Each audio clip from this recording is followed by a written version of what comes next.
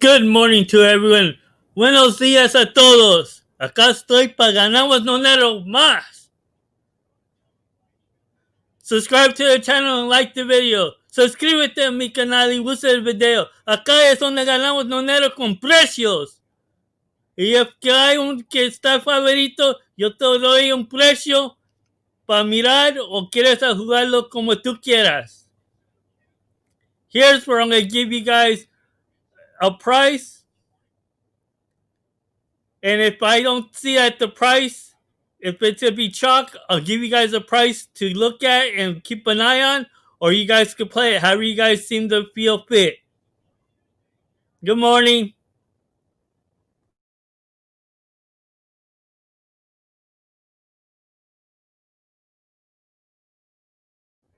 And I'm gonna try to be showing Parks, Aqueduct, and Fairgrounds. And then later on I'll show some Santa Anita and maybe even some Golden Gate Fields. We'll see how everything is.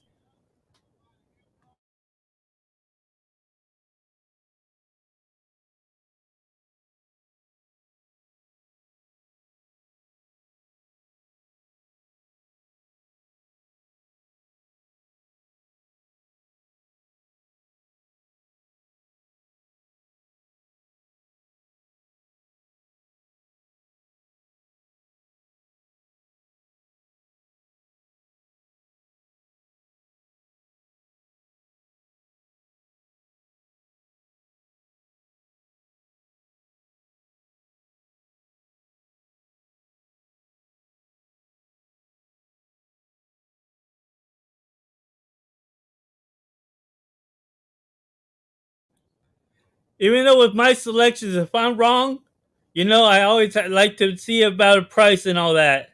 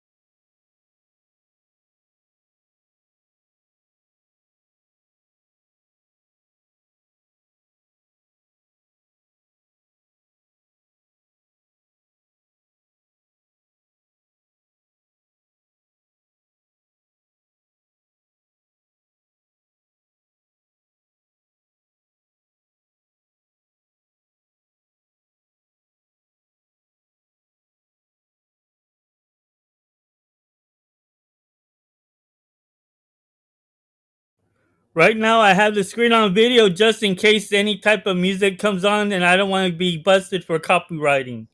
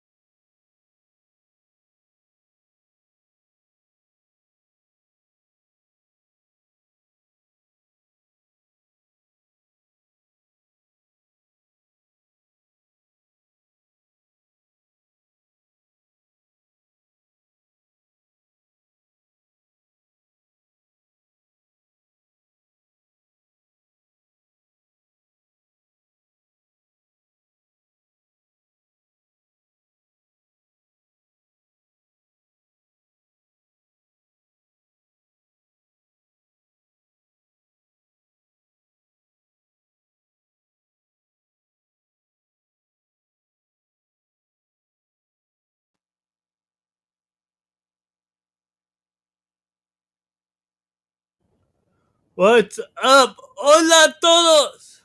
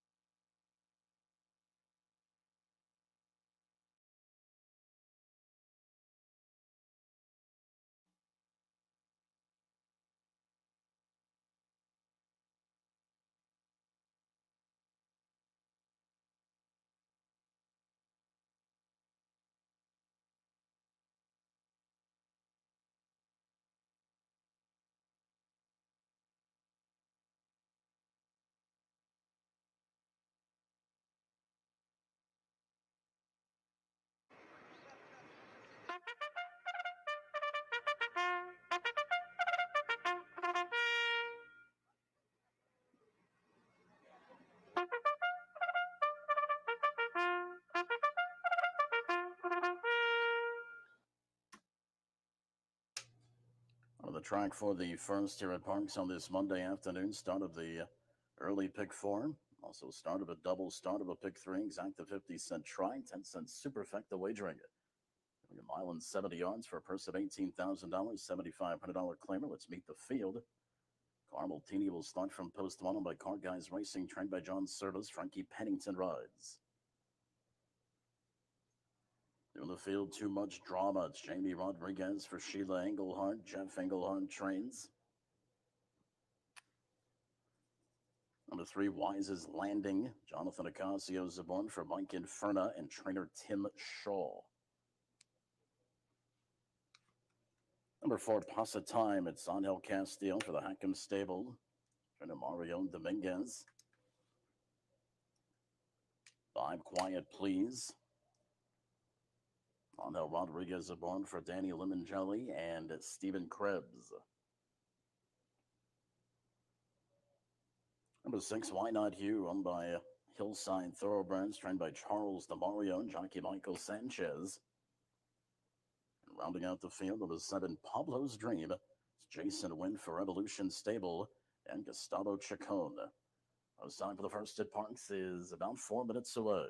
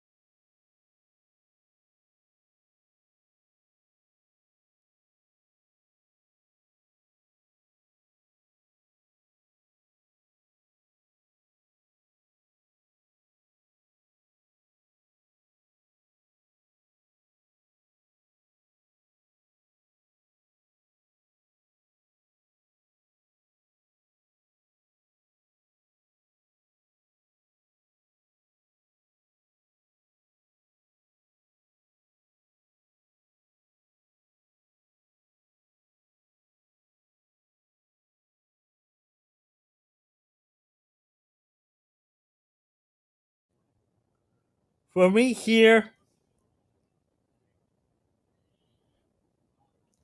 there's a couple horses that it seems like it's gonna be chalked out. They pay very little, but for me to look at one for a price that may have a good shot,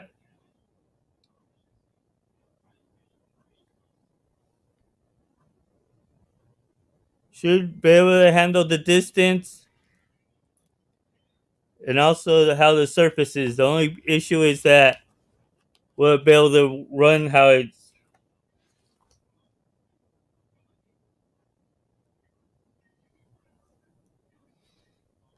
Hmm.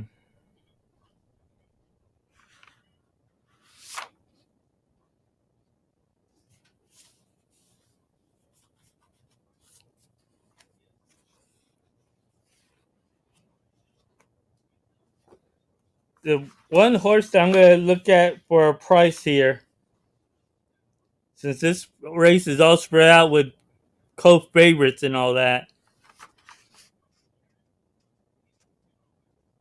you may even see that 3 horse going off at lower. The odds will be lowered.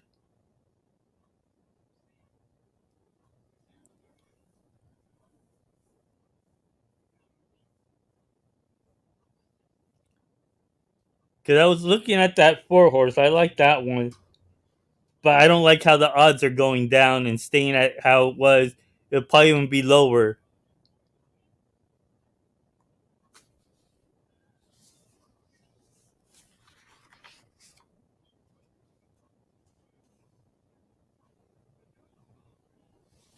The one that I'm looking at that may be able to do well for a price,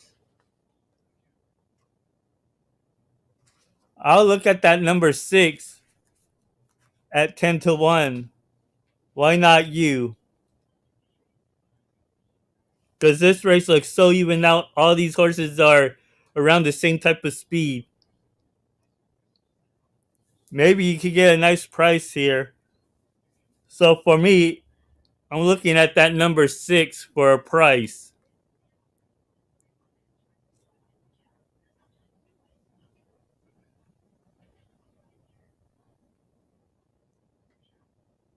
Up the bank stretch. And on top with the lead, it's I'm just Pablo's looking Dream, at this race, 24 and 2 though. for the opening quarter. And Pablo's Dream leads it by 2 lengths. Quiet plays at the inside second. Time moves up now wide third. Wise is landing fourth. He's 5 lengths off the lead. 3 lengths back to Too Much Drama fifth. And it's Carmeltini. And Why Not You trails the field. 10 front from back. Towards the far turn they go. And it's Pablo's Dream in front by a length and a quarter. Quiet plays is second. Time on the outside, third, racing in fourth. Wise is landing, still 4 lengths off the lane, 2 lengths better than Too Much Drama. Carmeltini now starting to show some ambition. Up a 49 and 3/2. Around the turn they go, and up on the outside here is Time. Time moves up now to join Quiet Please, who is countering. 2 lengths back, Pablo's Dream third. On the outside, Carmeltini's trying to sustain his bid wide of Wise is landing top of the stretch, and Quiet Please with something left as they straighten away for the stretch drive. It's Quiet Please leading it by 2 lengths. Time is second. On the outside, Carmeltini continues to rally well third, but the clock's running out on him. They're inside the 8th pole. It's Quiet Please. Outside, Carmeltini. Time in between rivals, but it's Quiet Please. Carmeltini down to the finish. Quiet Please is going to last on the lead. Quiet Please takes care of business in the opener. Carmeltini was second. Time third. Wise is landing finished fourth.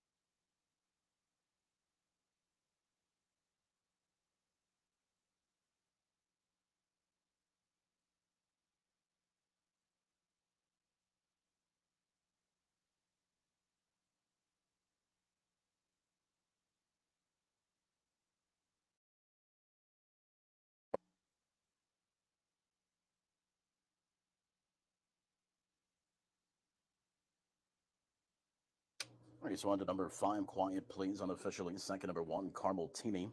Third goes to 4, Past the Time. Fourth, number 3, Wise's Landing. 5-1-4-3 in the first.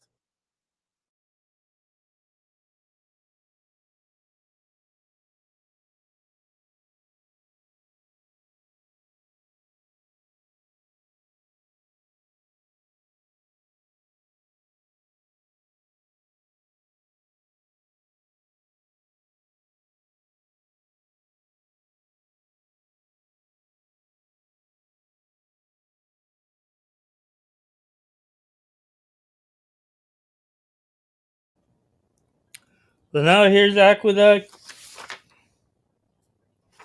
See if we can cash in some good tickets here.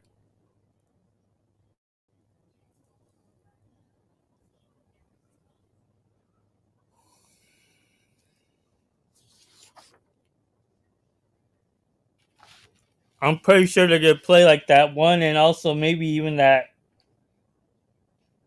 3 horse as the chalk here.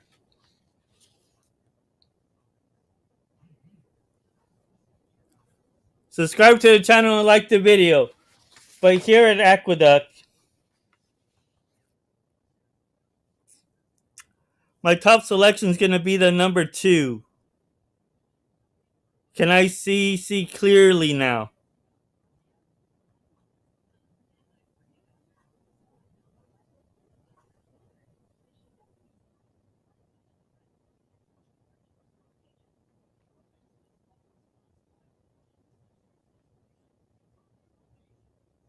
I'm not gonna be showing tons and tons of tracks. I'm gonna try to show as much as I can so the videos don't freeze so much.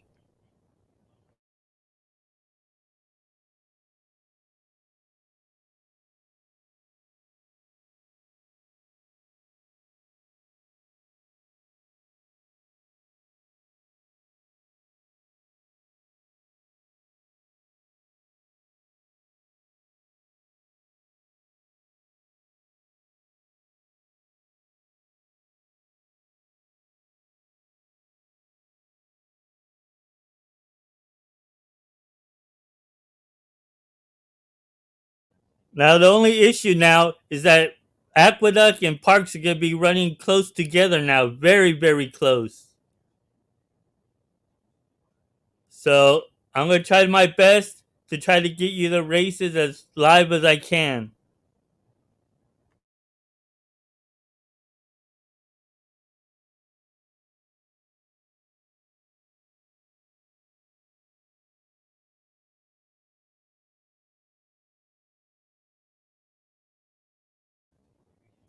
Again, my selection here at Aqueduct is the number 2. Acá en Nueva York me gusta el número 2. Y me voy a quedar porque va a correr el Parks y el Nueva York como el mismo tiempo. So me voy a estar, ¿cómo puedo ser? Agradecerte los carreras vivos.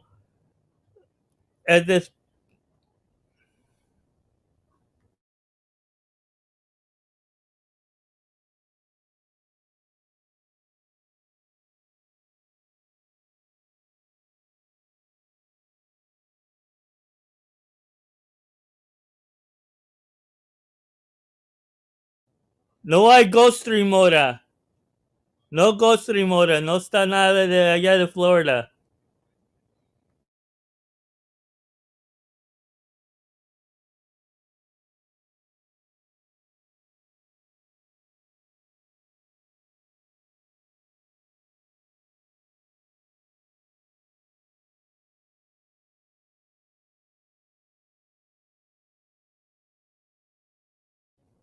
Me voy a estar enseñando Parks, Nueva York y también de los Fairgrounds. El que puedo. So subscribe and like the channel. Suscríbete a mi canal y usa el video. Acá es donde ganamos con precios. Y si hay una favorito que me gusta, yo te doy una caballo con precio que tiene un chance de meterse por una de las exactas o trifectas.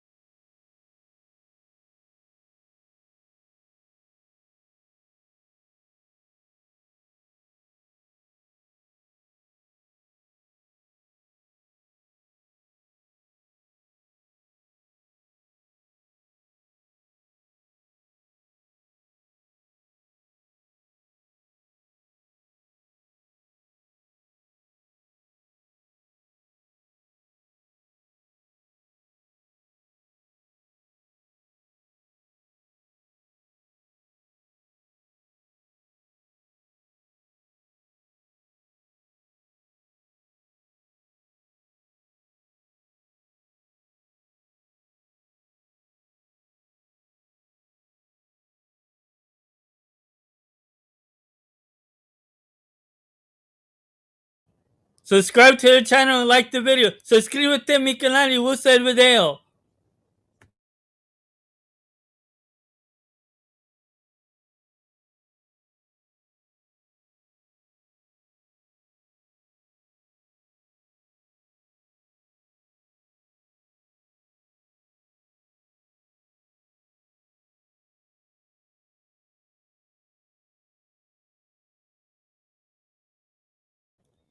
My selection here again at Aqueduct is the number 2. Acá en Nueva York me gusta el número 2.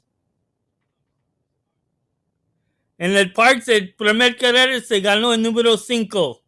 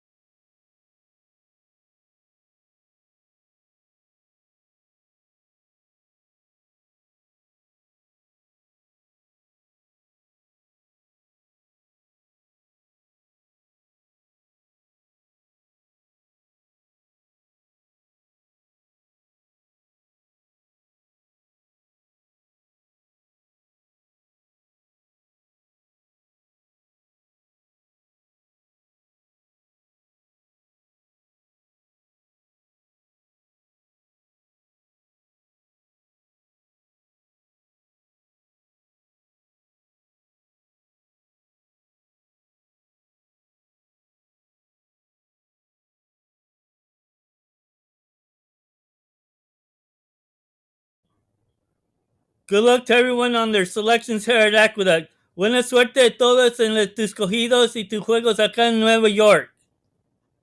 Subscribe to the channel and like the video. Suscríbete a mi canal y gusta el video. Acá es donde yo te doy precios, no el favorito. De que un favorito yo creo que va a ganar, yo no lo voy a jugar, pues te voy a dar un caballo con un precio que puede estar un chance para exacto de trifectas.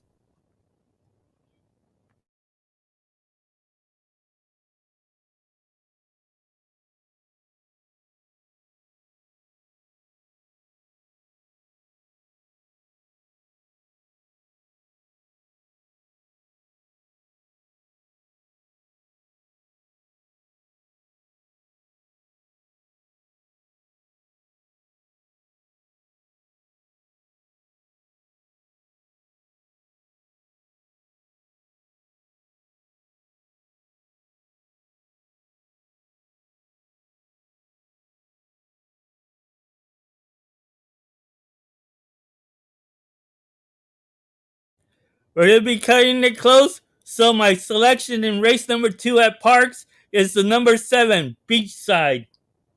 En la carrera de Parx, en carrera número 2, me gusta el número 7.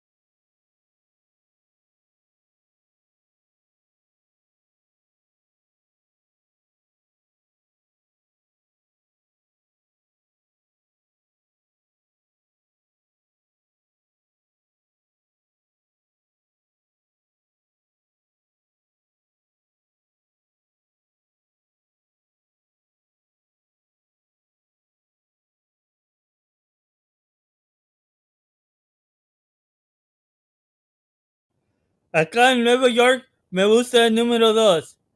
Again, my selection here in Aqueduct is the number 2. En el seguido en el Parx me voy a gustar el número 7. At Parx, since it's heavy cutting it close, my top selection in race number 2 at Parx is going to be the number 7, Beachside. Good luck to everyone and their selections in place. Buena suerte a todos en tus cogidas y tus juegos acá en el Nueva York y también en la Parx. Subscribe to the channel and like the video. Suscríbete a mi canal y gusta el video.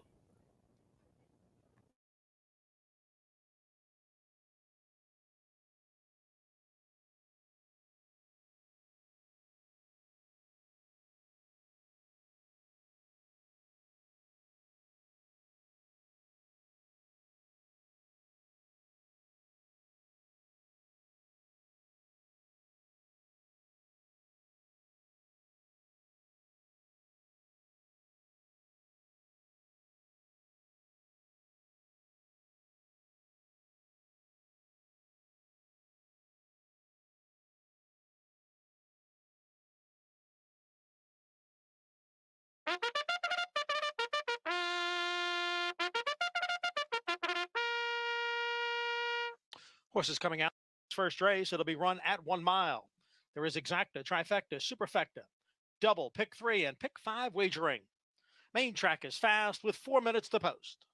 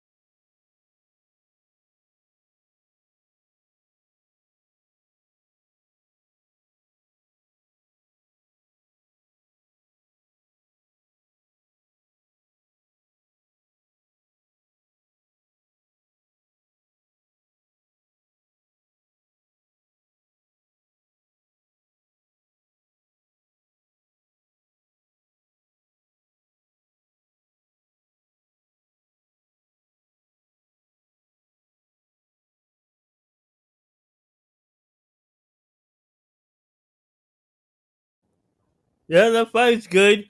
Should love the distance. Should has the pedigree for it. Has the class for it. 1 minute to post. 1 minute.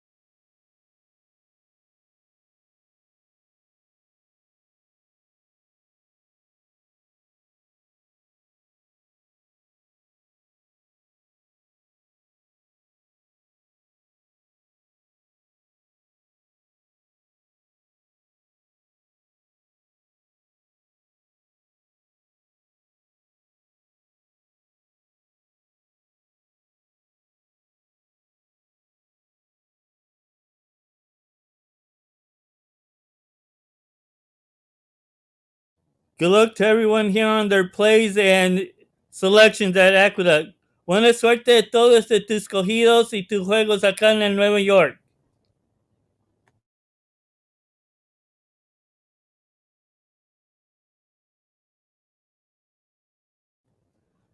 El seguido al del Parx, me gusta el número 7. Me voy a tener chance de que puedo, cuando este acaba, me voy a la Parx a ver cómo es que están cerquita de la puerta o están corriendo.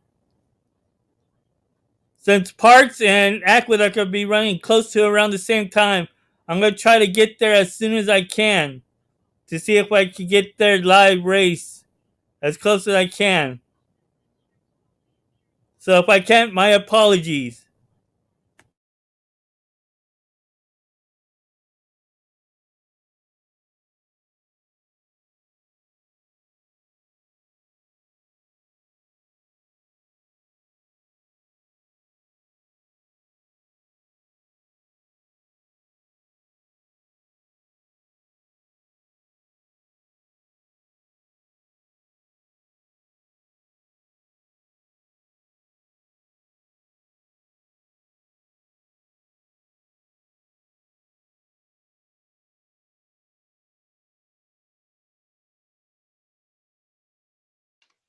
The horses are nearing the starting gate.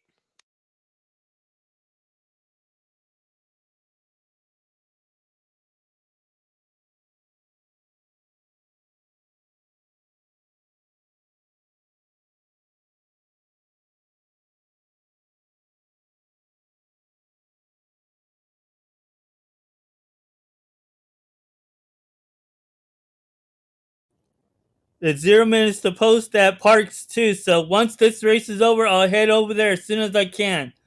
So again, my selection here at Aqueduct is the number 2. In the next race at Parks, my top selection is the number 7.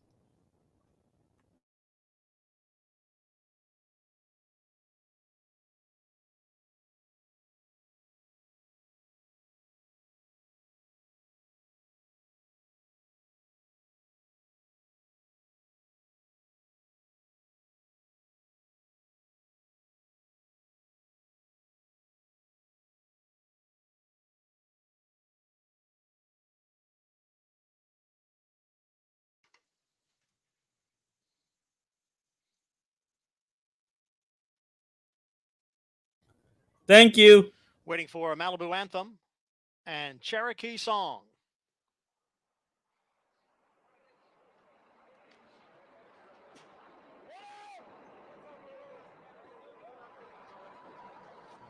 They're in the gate.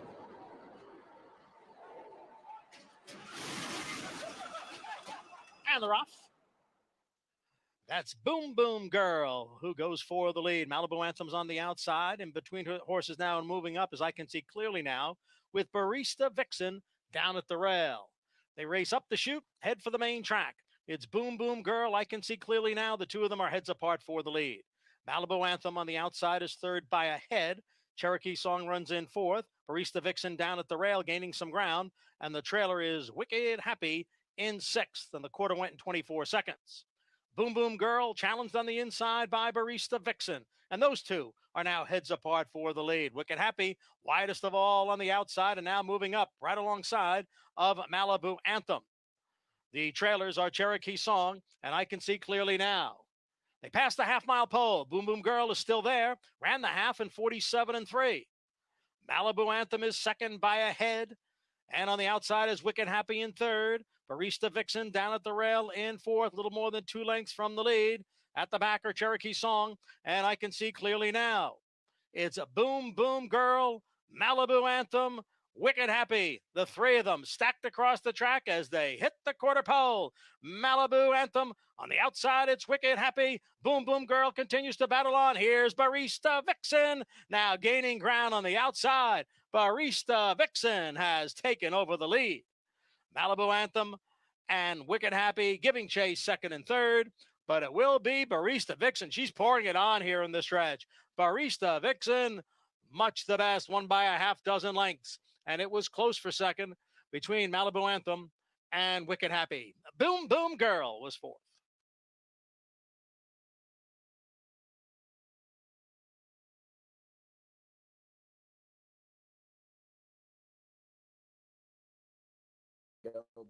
Bundy inside of Green Growth, who's up to the saddle pad. And here's a burst now from Behringer Spring, who's driving up 49 seconds for the half. They come to the top of the stretch. Inside Bundy. Up on the outside, here is Behringer Spring. Behringer Spring with a burst of ambition. Up the challenge, Bundy for the lead. 2 lengths back, third Green Growth. They straighten away for the stretch drive, and Behringer Spring has taken over now. Behringer Spring leads by 2. Bundy second. Back to third is Green Growth, but Behringer Spring is getting away inside the 8th pole. Behringer Spring is opening up. The lead is sizable. Bundy can only watch down to the finish. It's all Behringer Spring easily. Bundy was second. Green Growth third. Then Beachside. The one at the one at Aqueduct.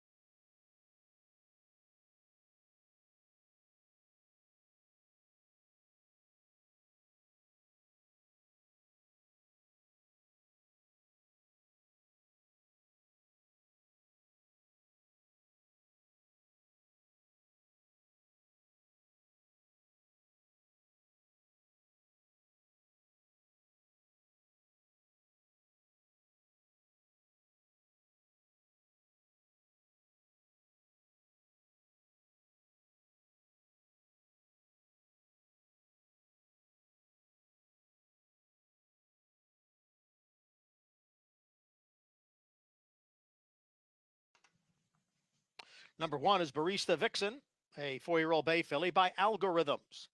Out of Proud Vixen by Proud Citizen. Barista Vixen, owned by Wachtel Stable, trained by Bill Mott. The rider, Jose Lucano. It's official.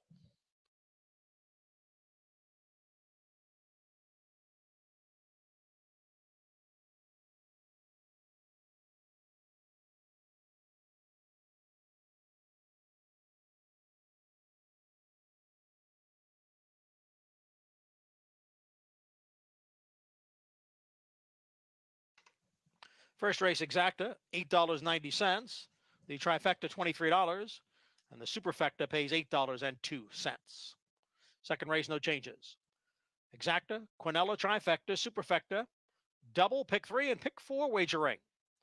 Post time for race 2 is at 1:20.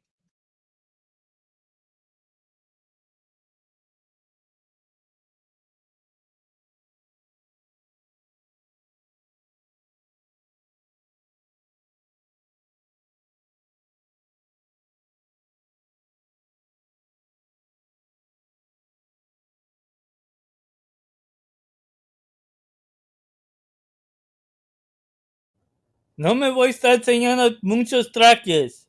Porque puede parar el video mucho, es que enseño un chingo de videos. So, más me voy a estar enseñando 3 o 4 videos de carreras a vez, el que puedo.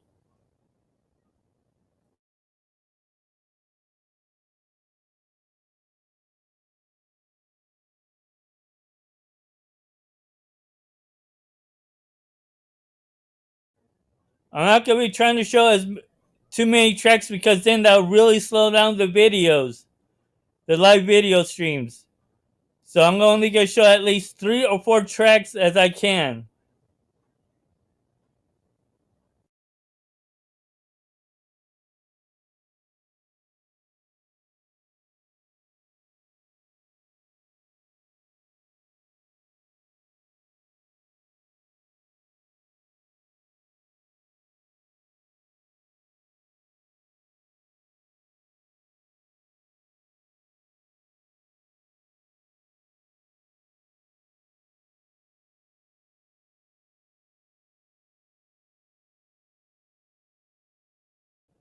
In this race in Aqueduct, I'm going to skip because I believe that Forza be the winner.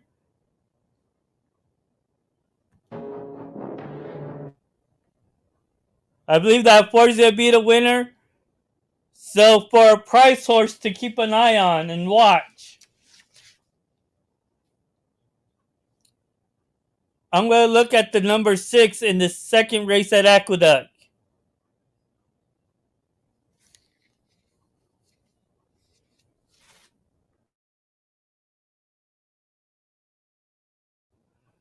En la carrera 2 en Nueva York, no lo voy a jugar porque va a ganar el 4 y eso no voy a jugar favorito. Por un precio que me voy sabiendo y chequeando es el número 6.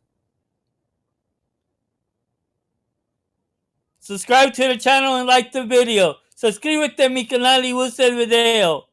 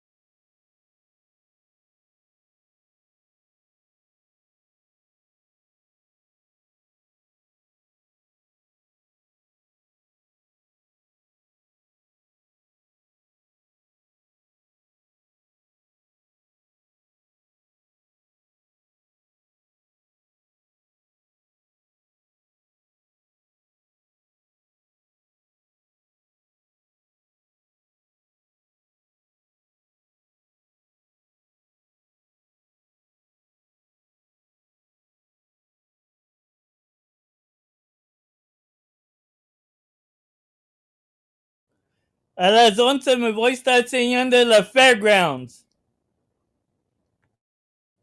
At 11 o'clock, I'm going to be showing the fairground races.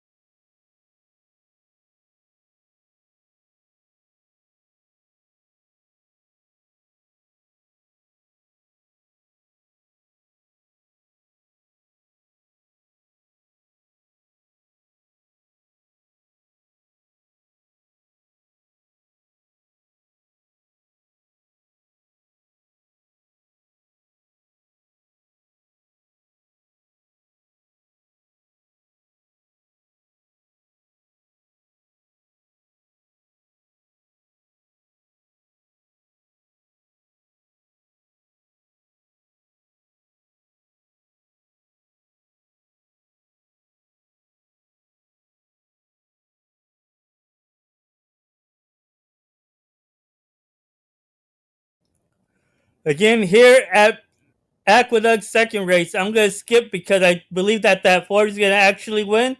But one for a small little price, I like the number 6 here at Aqueduct, second race.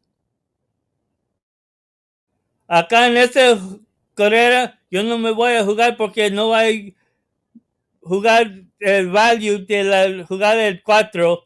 Me gusta el número 6 para un precisito.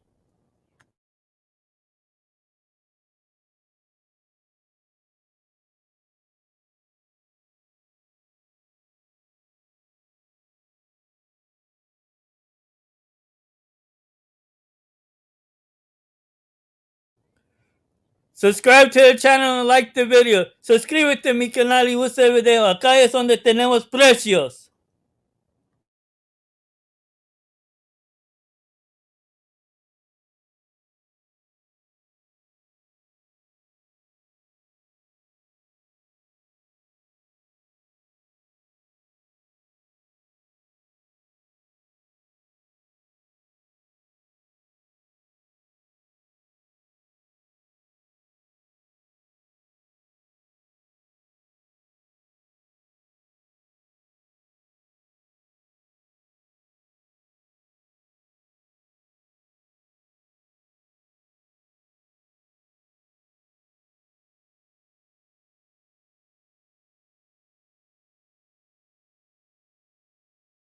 I'm also going to be on for some later races and harness racing later tonight.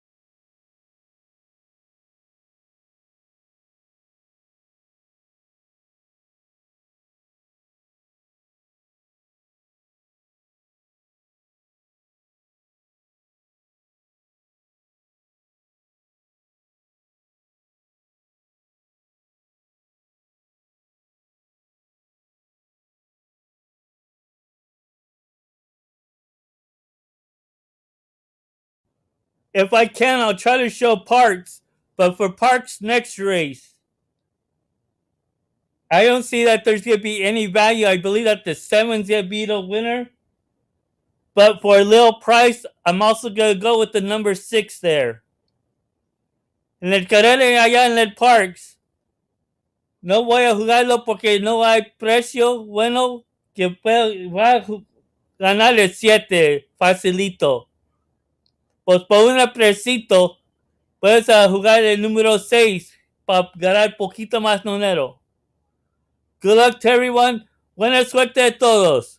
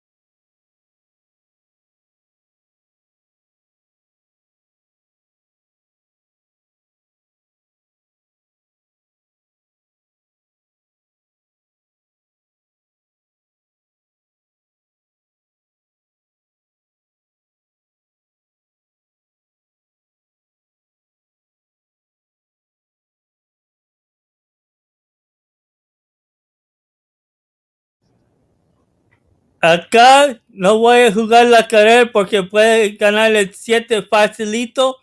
Pues me gusta el número 6, pero un poquito precisito.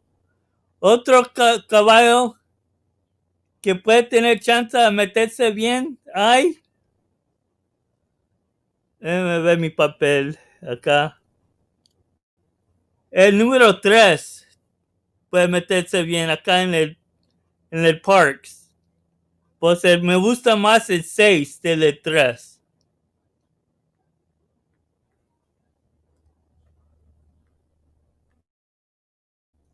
Y en el Nuevo York no tengo escogido porque va a ganar el favorito. El 4. Pues por un precio yo me gusta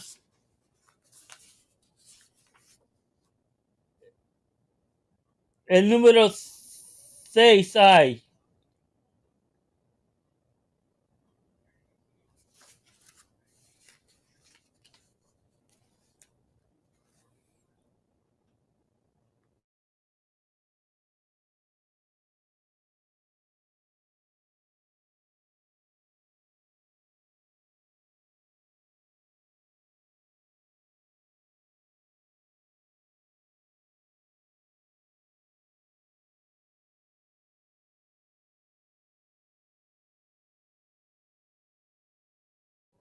You guys want to watch Parx or do you want to watch Aqueduct? You guys tell me. ¿Quieren ver de Nueva York o de la Parx? Tú dígame, porque van a correr como al mismo tiempo estos dos trajes.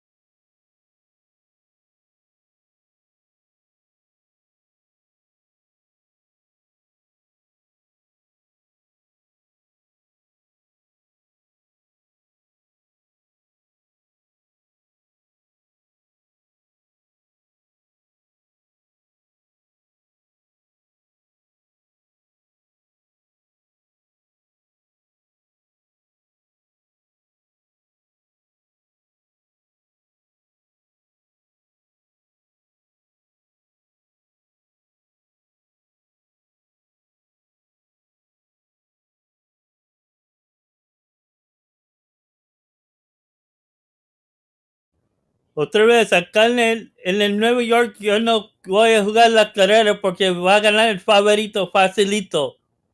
Pues por un precio me gusta el número 6. Y acá también va a ganar el 7 facilito. Pues me gusta el 6 también acá.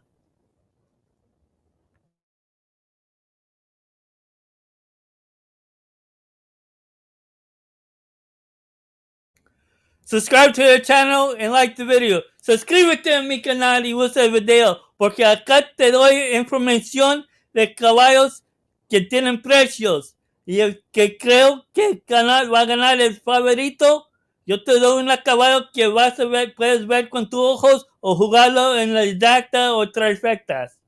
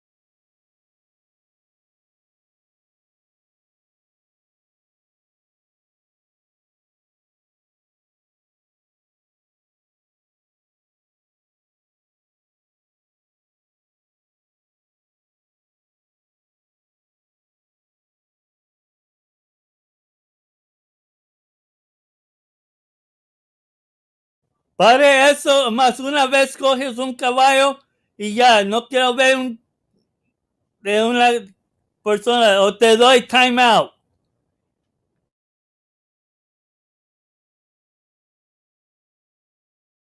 Stop the spanning or I'll give you guys a timeout.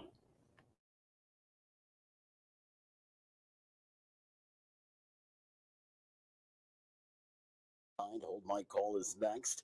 Alpha Tie is out widest and trailing the field is Spaceman 4 lengths off the lead. Onto the main course they go. And towards the inside, it's Danzified with a narrow advantage. Muji Moo Jr. is second.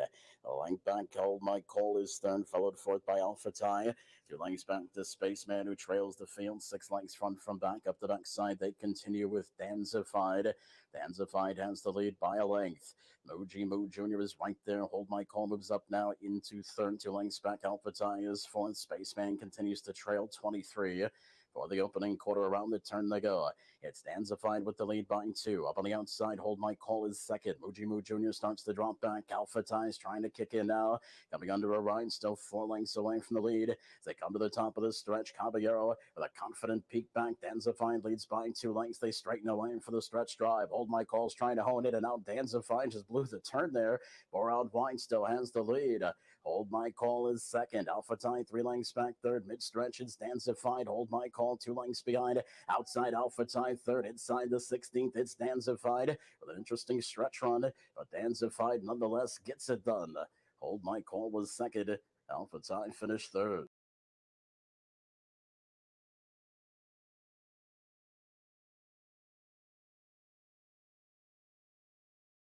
And then the two of them are now stride for stride for the lead. And there goes Dangerous Edge, making a move up into contention on the extreme outside. They're followed by Time to Testify, then Dust Devil, and Miami Mumbles. 3/4 in 1:12 and 4. And it is Dangerous Edge with the lead. Dust Devil drives up on the outside. Time to Testify is in third. And now there's an eighth of a mile to the finish. And now Dust Devil has taken over and is drawing away. It is Dust Devil with a last to first move. Dust Devil dusted the competition today. Time to Testify got second over Dangerous Edge.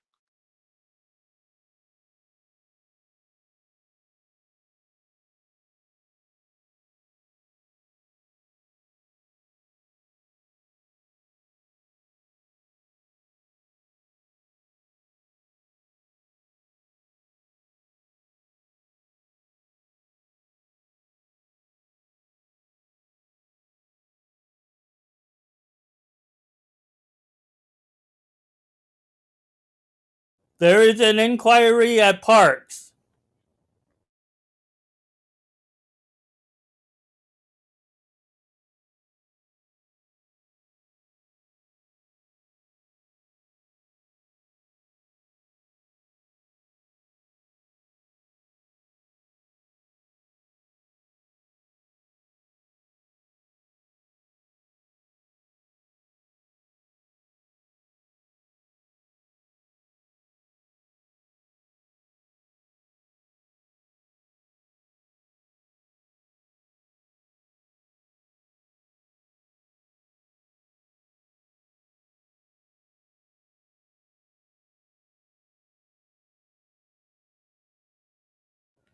Subscribe to the channel and like the video. Suscríbete a mi canal y gusta el video.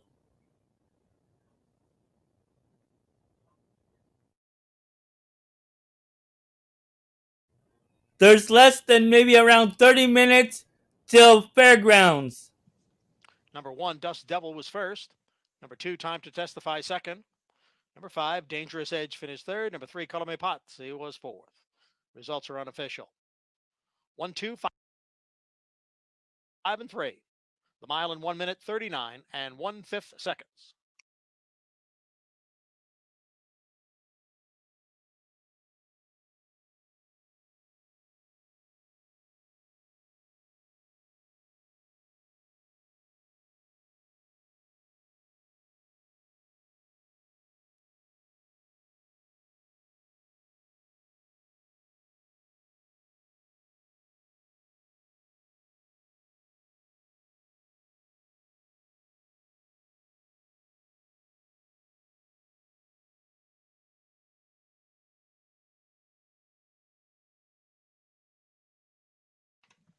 Second race official, the winner number 1, Dust Devil, a 4-year-old dark bear brown gelding by Tapachair.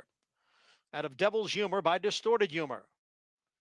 Dust Devil is owned by America's Pastime Stables and Krakow Racing, trained by Mertkan Kantrabasi, and the rider Kendrick Carmouche.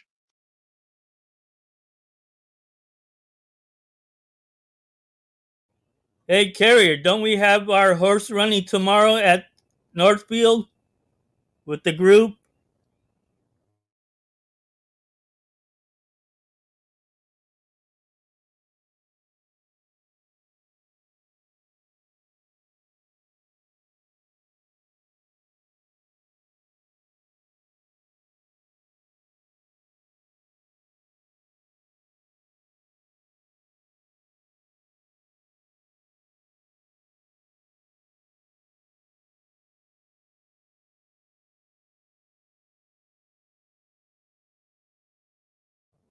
Hay una excepción allá en el Parx.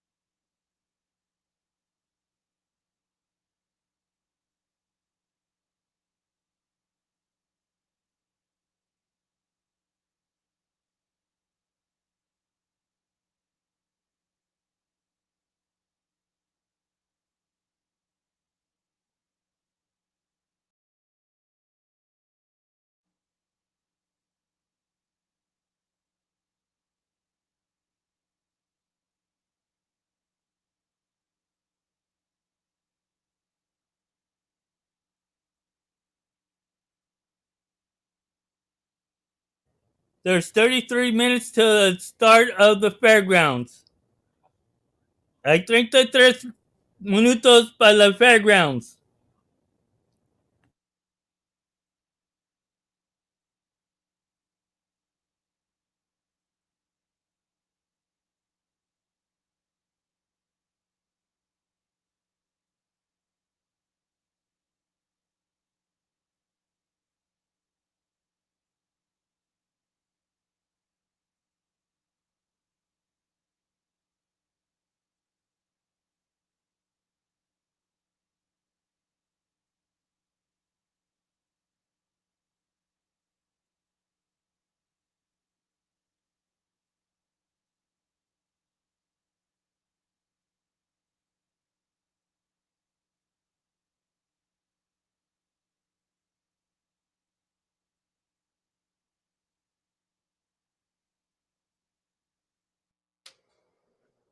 Attention, please. We have a disqualification here in race number 3. The 2 Danzified was the winner, disqualified and placed second for causing interference at the head of the stretch.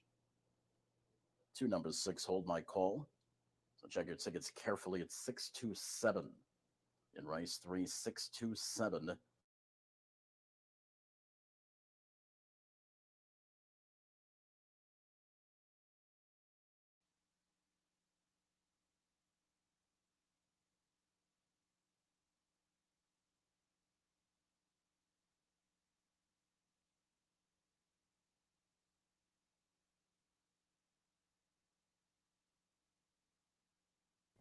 The change in the horse I was at watch came in. There you go. By disqualification. Not the way I like to have it, but But I didn't play the race. But that's the horse I told everyone you guys to watch.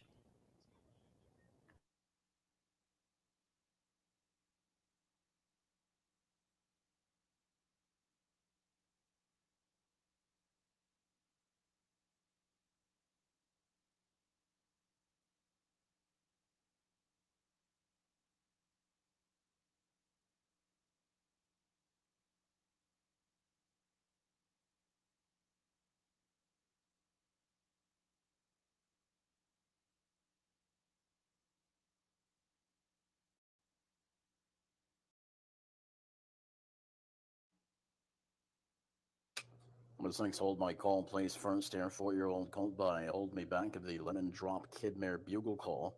Right in New York by Edward Chancellor on the Rich Shevardoni, trained by Bob Moscow. Edwin Rivera. Pilot of 6, Hold by Call. The race time was 1:19, and the third is now official.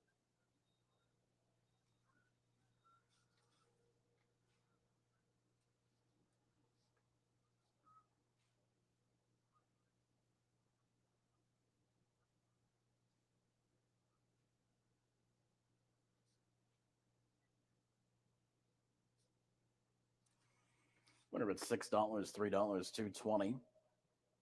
Two Danzapine, $3.20, $2.47. Alpha Tie, $2.10. Winning Exacta returns $8.60. Winning Trifecta, $18.20. Winning The next race at Parx. My top selection is going to be the number 2. returns $14.40. En esta otra carrera en la Parx, me gusta el número 2. $32.70. Race 1 is coming up next at Parx. Payoff leg of the early pick 4. Also the start of another double. Start of another pick 3. Exacta 50-cent try, 10-cent superfecta wagering. It's a maiden claiming affair. Going 5.5 furlongs. The sprint distance. Let's take a look at the changes for this upcoming pick 3. In the 4th race, number 5, Catch My Vibe, is a gelding. 4th race, the 5's a gelding. Right now, you have no changes in race 5. In the 6th race, number 1, Lightning Rob's now 2 pounds over, +2 on the 1. Scratch number 1A, Violet Impact. Also scratch number 3, Mongolian Hero. And 5, Bad Suedo. It's time for the 4th at Parx. It's about 19 minutes away.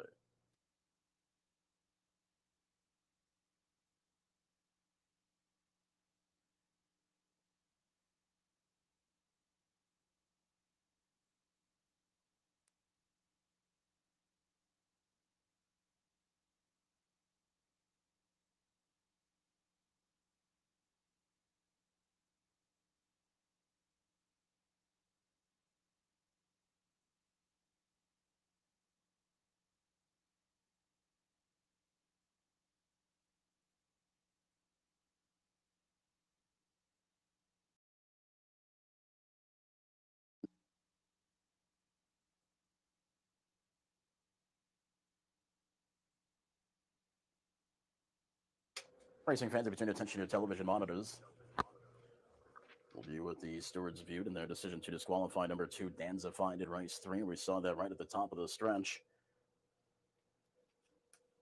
He certainly impeded the progress of number 6.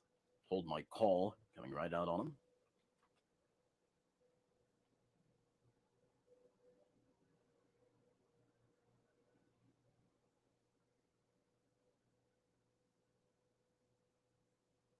There you see from the head-on shot. 4th race is coming up at Parx, and we're 17 minutes away.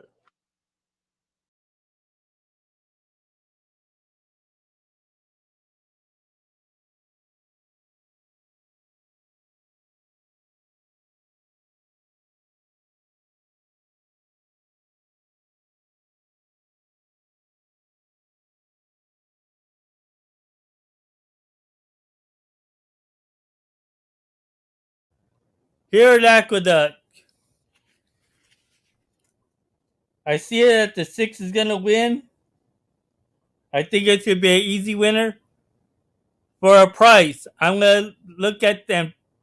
Do the number 9. Acá en Nueva York. El 6 es muy facilito, pues por un precio me gusta el número 9.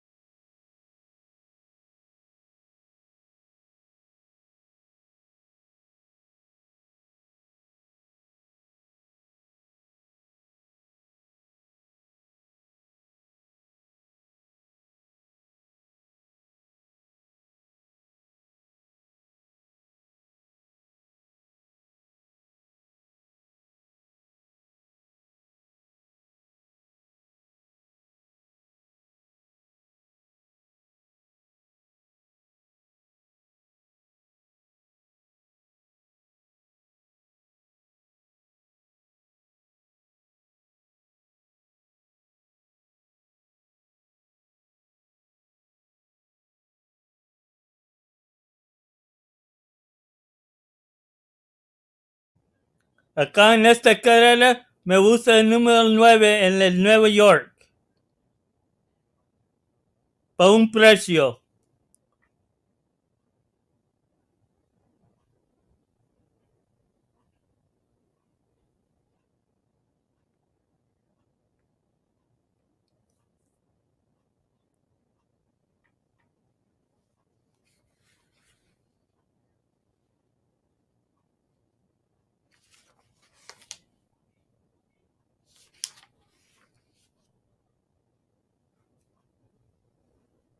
Y allá con el Parx, en la carrera que sigue me gusta el número 2. At Parx in the next race, I like the number 2.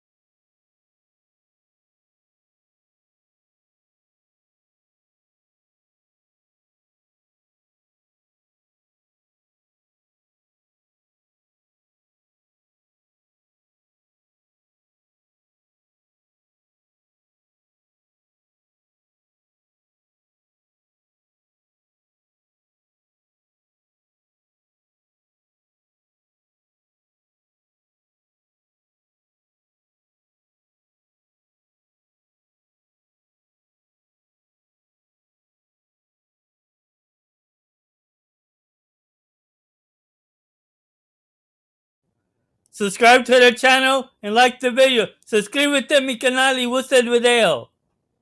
Acá yo no voy a estar jugando los favoritos. Te voy a dar precios.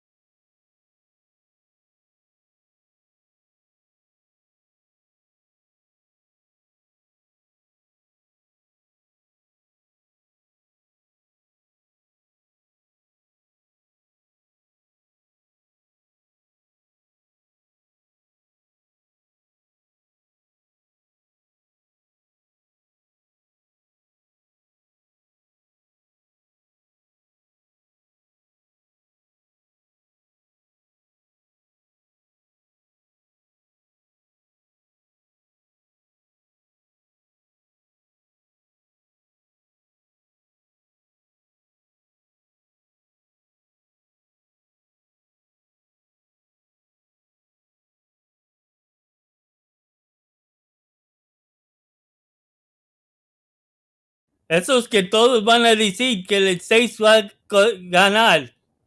Pues, eso es porque corren las carreras, porque puede meter otro caballo, no más el 6. Puede correr, ganar el 8, puede ganar el 7, es porque corren las carreras.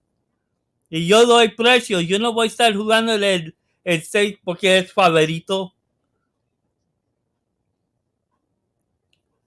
So here at Aqueduct, excuse me, I like the 9. Everyone's gonna be betting on that 6 because it's the favorite and it's to have this and it has Franco aboard and all that.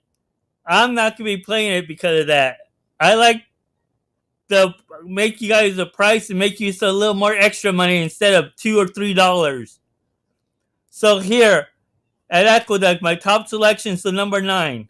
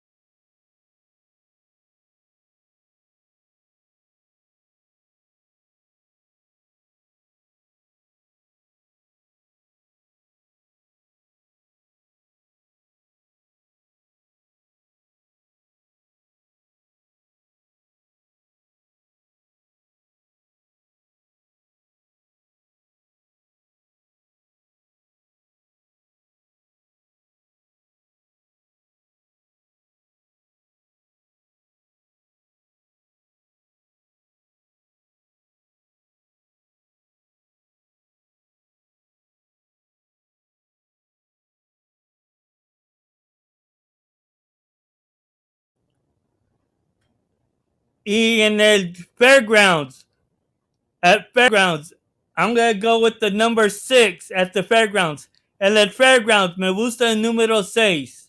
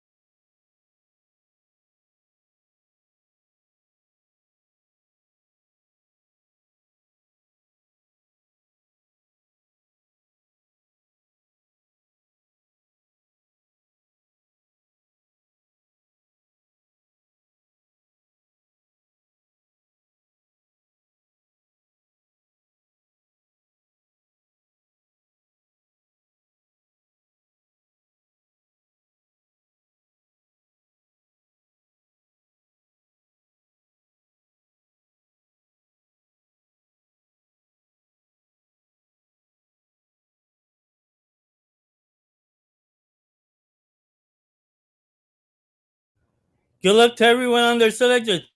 Buena suerte a todos tus escogidos acá en el Nueva York.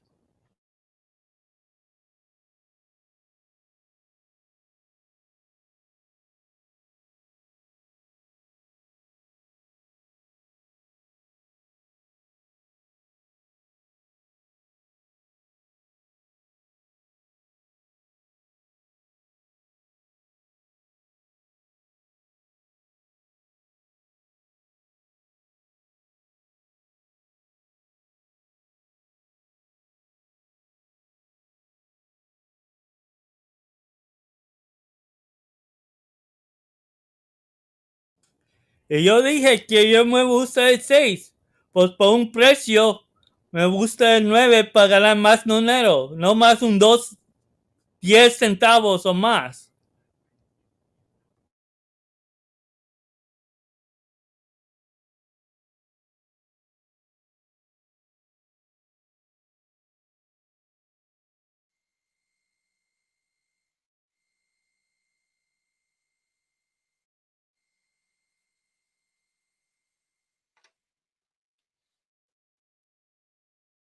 Waiting on Tappett's flashback, and awesome yet again.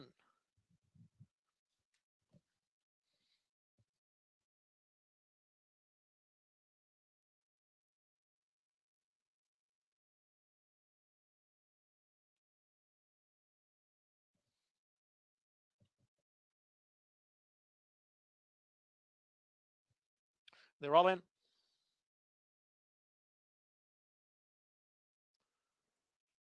And they're off. Dr. K right out for the early lead, and Magnificent Mags came away in second right alongside is Awesome Yet Again. Awesome Yet Again now moves to second.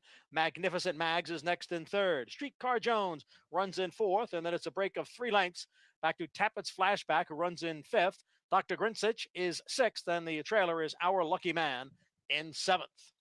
The odds-on favorite, Dr. K, steps away here to lead by 2 through a quarter in 23 and 2. Awesome Yet Again, second by a head. Magnificent Mags, the gray filly down on the inside, running in third. And then we come back to a Streetcar Jones, the other filly in the race, followed by Tappett's Flashback. And Dr. Grinsich way back is Our Lucky Man. And they're all chasing Dr. K, who now has a 4-length lead at the top of the stretch. The half went in 47 and 4. It is Dr. K. Dr. K now in front by 6. Then it's Awesome Yet Again, Magnificent Mags. Tappett's Flashback on the outside, along with Streetcar Jones. But no doubt about this winner. 3-5, Dr. K and Manny Franco. Tappett's Flashback completes the exacta. Streetcar Jones was third.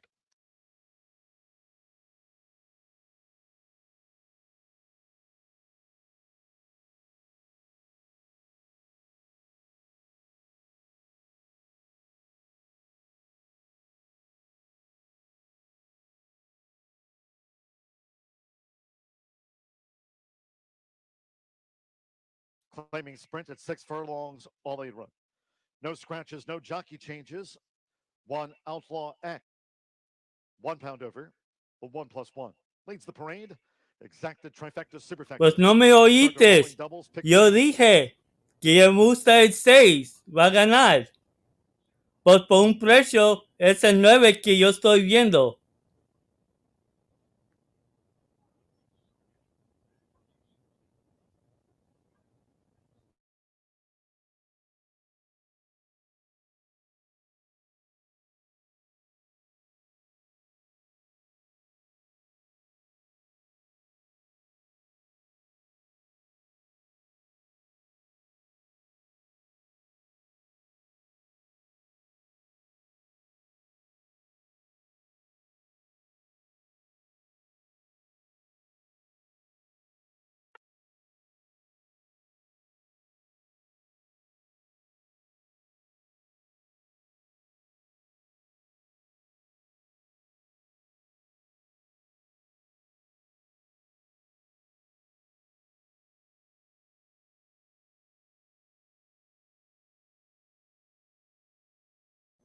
Over here at the fairgrounds, my selection's the number 6.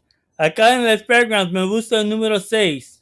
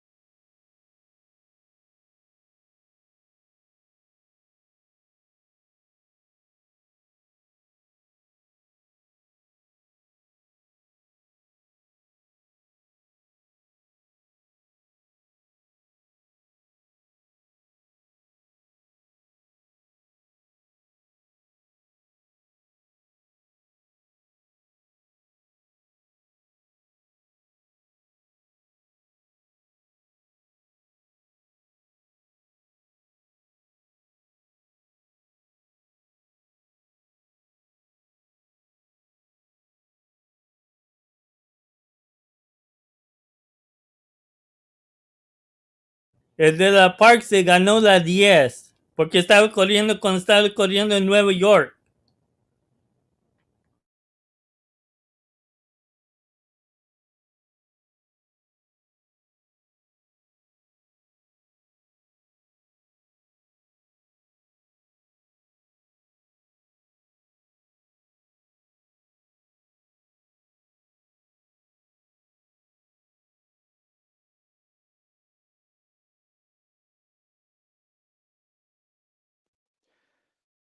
Now 3 minutes to post time for this opening sprint. No scratches, no junkie changes at the top of the card. Race 2, 1 of 4 today. Carded for the Stall Wilson Turf Course. Se Race metió 2, no sprint. 6, Scratch there, the 4. 7, Indian Navy. 8. Second race, scratch the 4. 7 Field Day, gelded. Fast and firm for the opening double. 3 minutes to post time.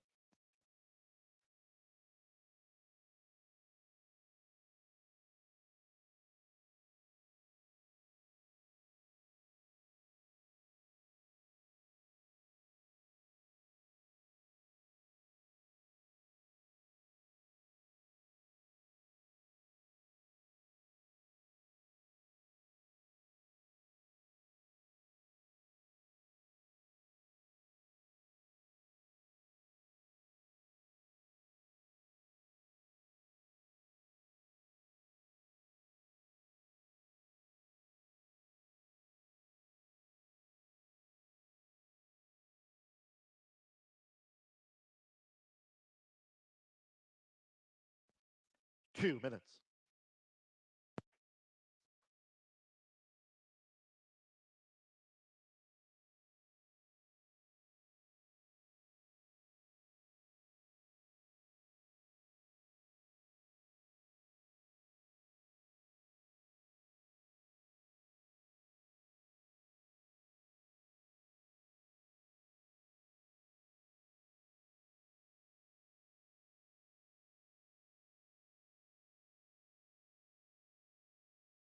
El 10 ganó en el Parx.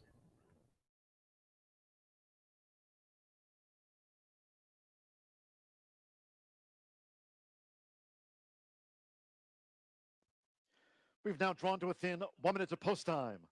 For this opening claiming sprint starts the early pick 5 off. 7 to 5 now on the 8 maintenance mat.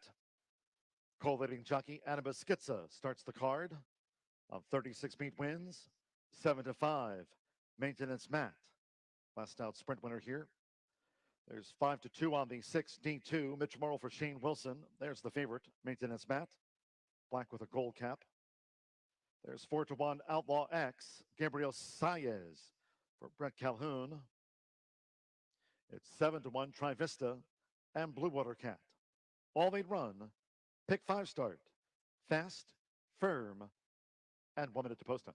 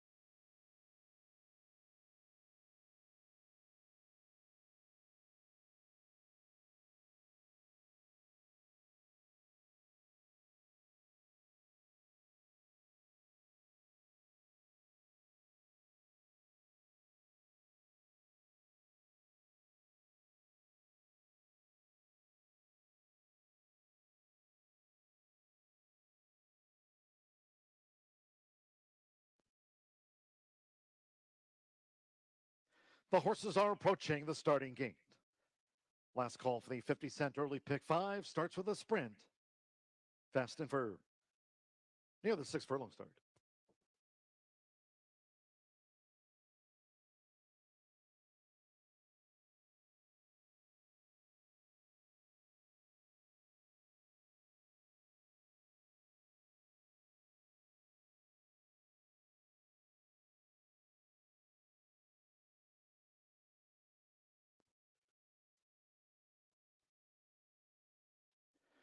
The horses have reached the starting gate. It is now post time. Gabriel Saez with Outlaw X up and in first. Carlos Marquez with Ice Peak has joined Outlaw X. Now Cody Kellenberger with Trivista drew 3.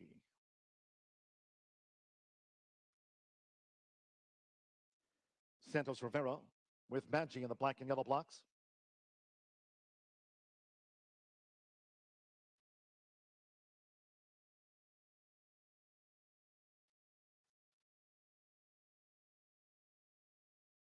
Maintenance Matt, a 7-5 favorite to take out this opening sprint. Long odds, Maggi loaded. Mitchell Merle with D2. Sean Bridgemahan, here's Sparky Surprise. 2 of them back. Mingameta with Blue Water Cat coming up.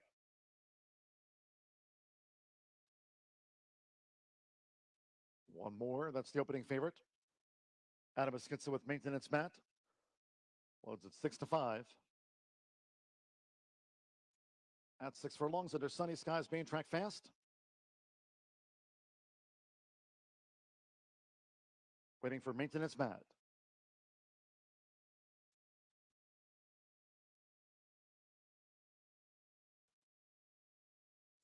It's the first of 9 races here on Martin Luther King Jr. Day 2021. In the gate. Away and running at the fairgrounds. D2 peels out of there. Maggi showing good speed between horses. And nearest the inside, Ice Peak with the white cap right there, forcing the issue. Short lead for long odds, Maggi. Maggi and Ice Peak. And these two drag race up the back of the track with Outlaw X now through into third. D2 broke sharp, fourth between horses, and joined out wide by Blue Water Cat, who's looking to gain. Maintenance Matt is posted wide, and we trail back to Sparky Surprise, beaten for pace. Trivista trails the claiming sprint here in the Monday opener. The quarter robust, 21.97 seconds. Inside 3 furlongs to go. A heated battle. It's Ice Peak ranging up D2, and right there between horses is a Maggi as they come toward the top of the stretch. Outlaw X up the rail. They come for home. Ice Peak D2, Maggi. Outlaw X nearest the inside. Far outside is Maintenance Matt. Half in 45.96 seconds. Ice Peak and D2. These two come down to the final 16th. It's Ice Peak, D2. And here's Outlaw X, who's charging hard on the outside. Close to home, Outlaw X and Gabriel Saez. Outlaw X scores by 2.5. Second photo, Sparky Surprise dived at the line with Ice Peak, and then next across Blue Water Cat.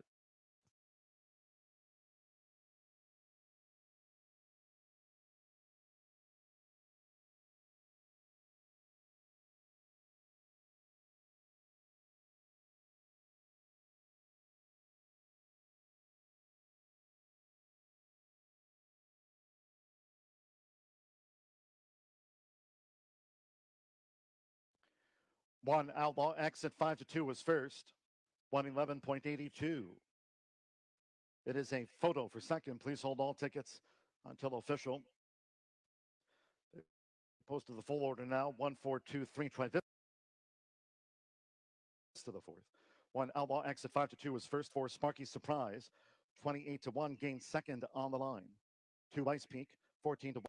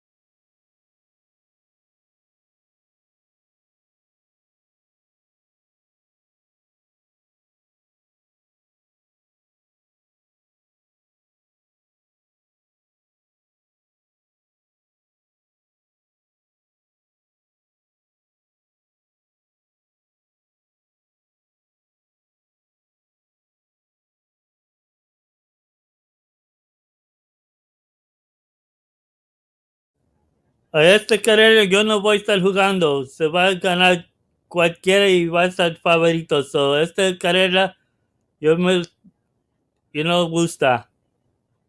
I'm not going to play this race because I see it to be spread out and it's not going to be that much money going to be made here.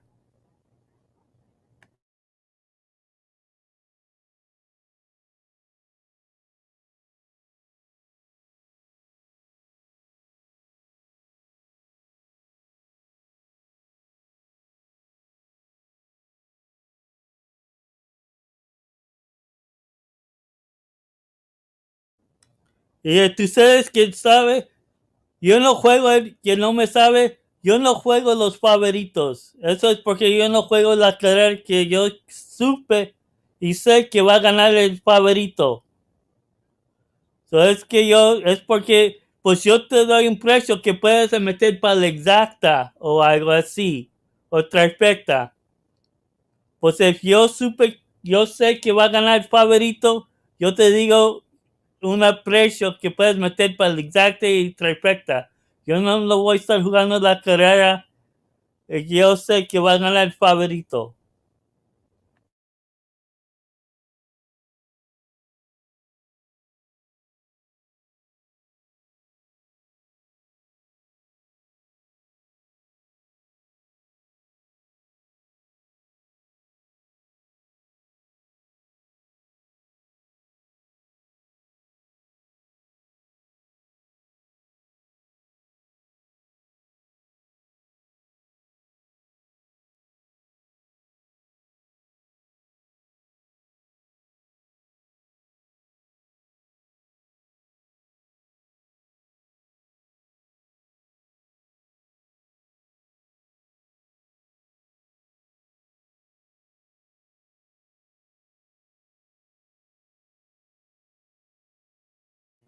Y tú sabes que gusta el 7, se va a necesitar más traque. Este carrera va a estar muy cortito para este caballo. Es que yo estoy pensando. Va a necesitar más traque para correrse bien. Pues por un precio, yo me estoy viendo el número 2. Porque yo sé que va a ganar el 6. Facilito. Vos por un precio, métese en el exacto o trifecta, métese 2 y puedes ganar un poco más dinero. I'm gonna skip this race because I think it's gonna be for the chalk and everyone has to be playing the 7 because of Manny Franco. In my opinion, I think that this race is gonna be a little too short. The 7 likes longer distance. So for in that case, for a bigger price, I'm gonna go with the number 2. If you guys like to add into your exactas or trifecta plays. Good luck to everyone. Buena suerte a todos tus cogidos y tus jugadas.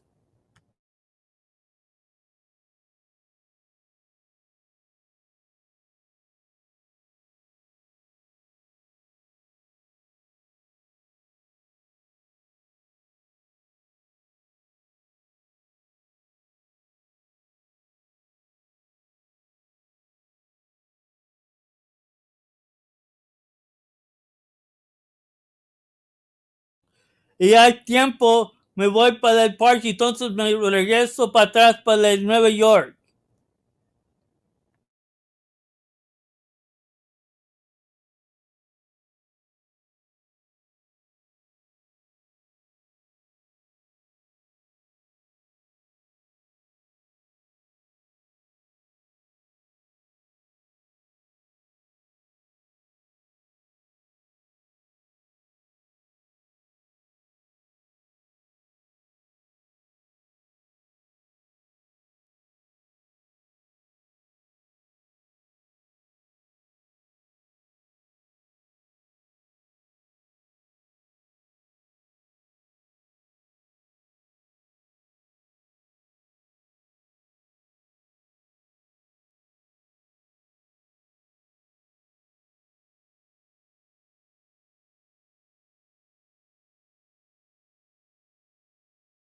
Y no te estás portando bien, te voy a patalear del cuarto. Porque yo no quiero peleas o nada acá. Yo estoy acá para enseñándote las carreras y que yo me gusta. Y otros te están dando de tus escogidos. El que no guste de mí, está bien. Pues es como yo lo juego. Yo no juego favoritos.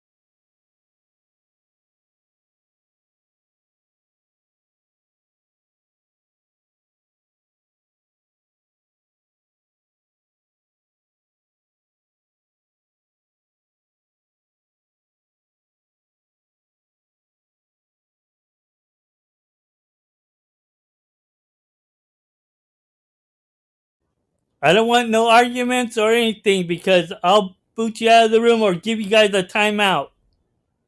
So please no arguing or fighting because I'm here giving you my selections, doing this so you guys can watch the races and have be here with your friends to make new friends on betting on the races or watching them.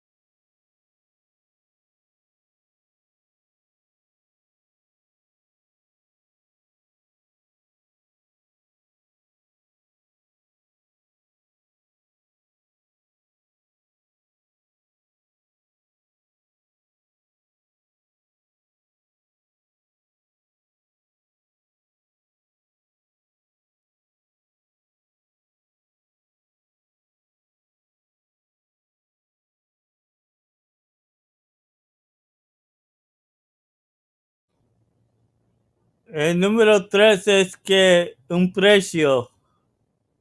No, el 2 era la 3. Puede ganar un precisísimo para el exacto y trifecta.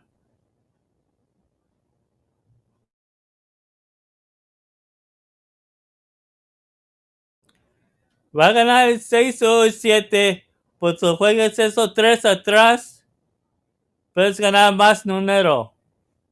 Es que yo estoy pensando.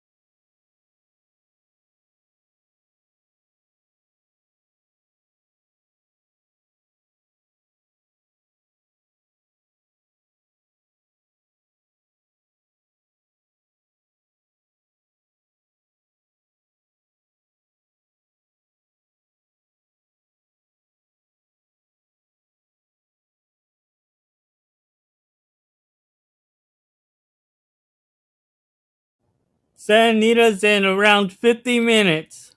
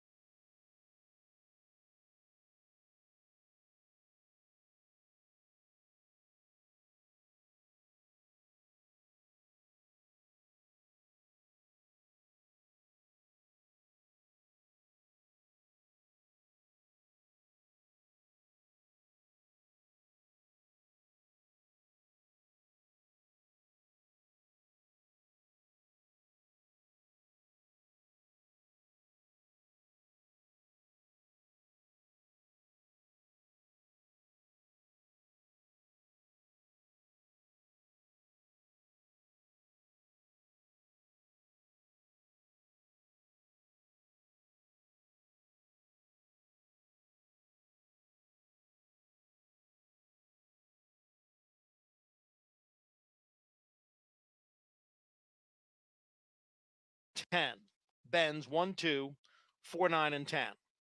There's exacta, trifecta, superfecta, double, pick 3, and pick 4 wagering. 6 minutes to the post.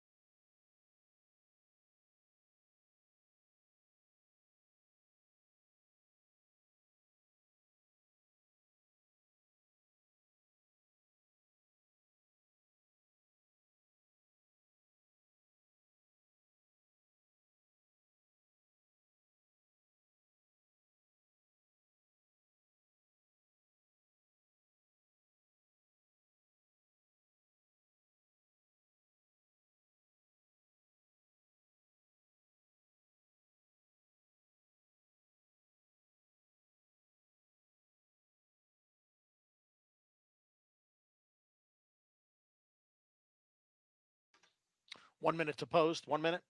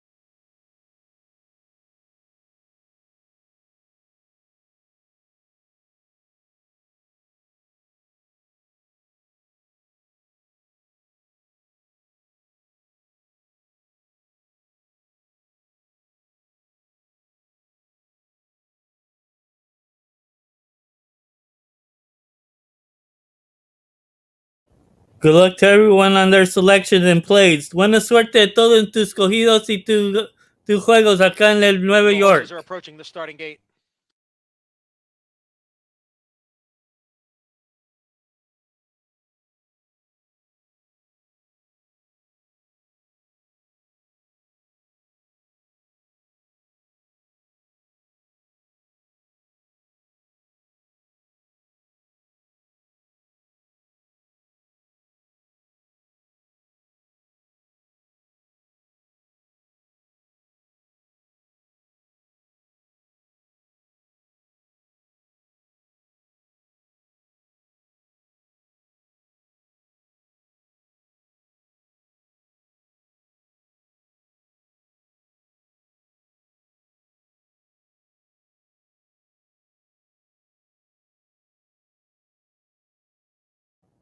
There's 39 minutes till Santa Anita.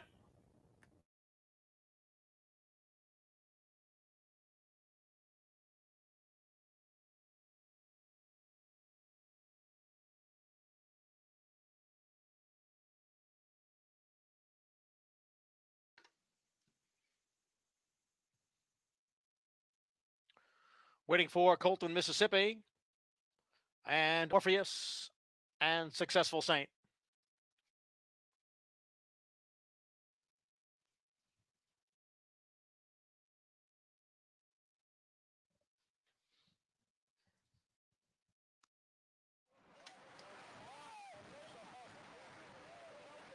They're in the gate.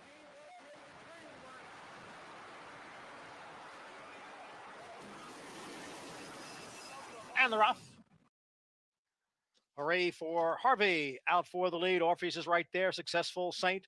Now Heroes Hope comes on through along with Colton, Mississippi, and a Playwright closest to the rail as they race up the chute and head for the backstretch. And it is Heroes Hope narrowly.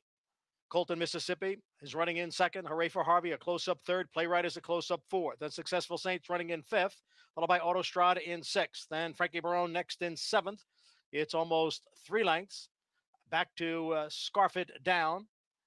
And on the outside is Real Dan. Then another 5 or 6 to the 2 trailers.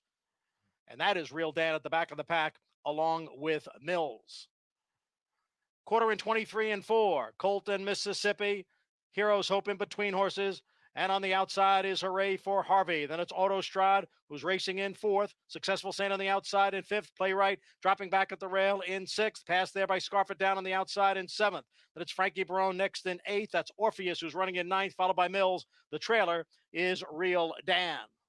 The half went in 47 and 4/5 seconds as the field comes for the top of the stretch. It is Hooray for Harvey. And on the outside, gaining ground is a Scarf It Down. Heroes Hope is there. Mills is out in the middle of the track as they move for the 8th pole. Here comes Scarf It Down right alongside of Hooray for Harvey. Mills continues to gain. Playwright is resurgent down at the rail inside the 16th pole. Here is Mills now to grab the lead, and Mills is the winner. And it was a photo for second between Scarf It Down and Hooray for Harvey. Playwright will complete the. There we go! Party time!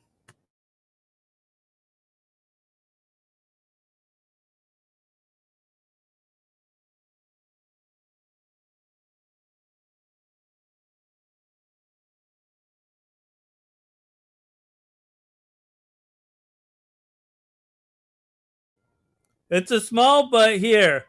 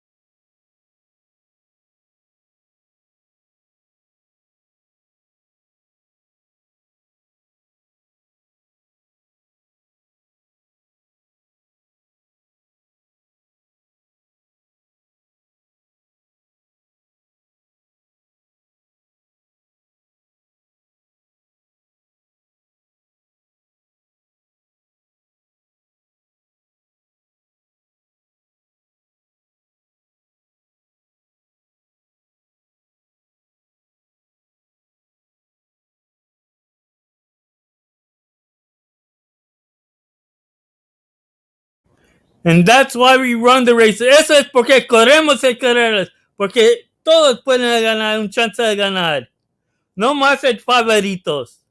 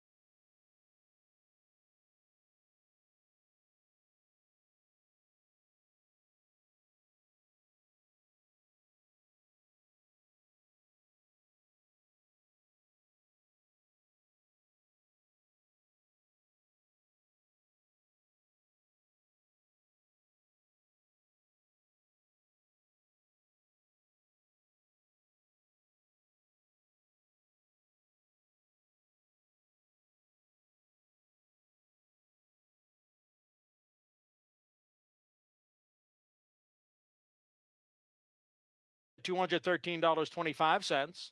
The superfecta, $139.15. The pick three, $28.75. Pick four, $58.87. And the pick five, $188.50.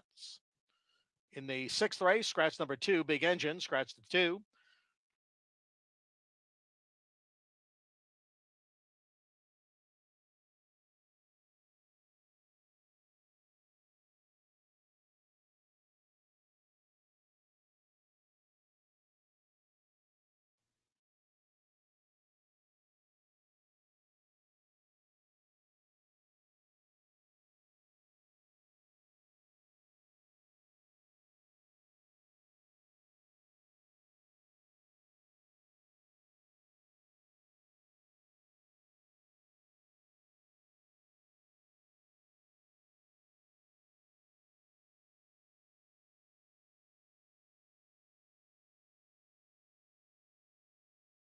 This race is wide open, but I think that there might be a. The horses are approaching the starting gate.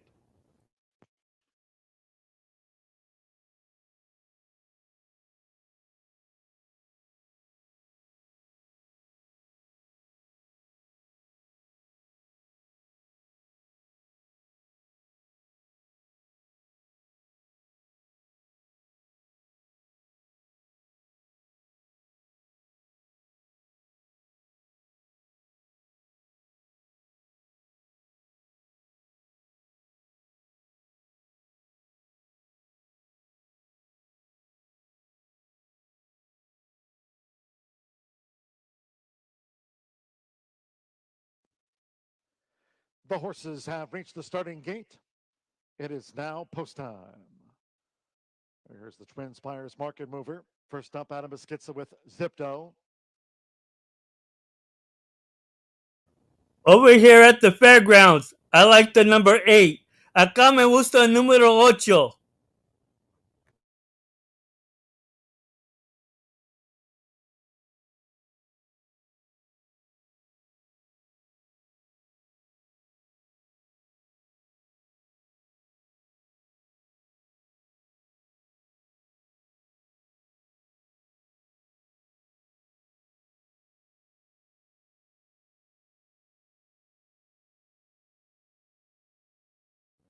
And there's 30 minutes till Santa Anita. Hay 30 minutos para carreras at Santa Anita. Cow Silks.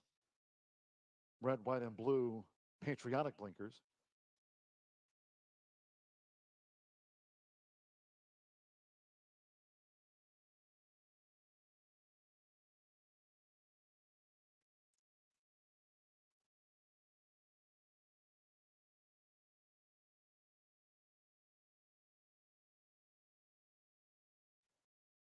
Fairground starter. Roberto Ramirez's crew still working with Blue Wings.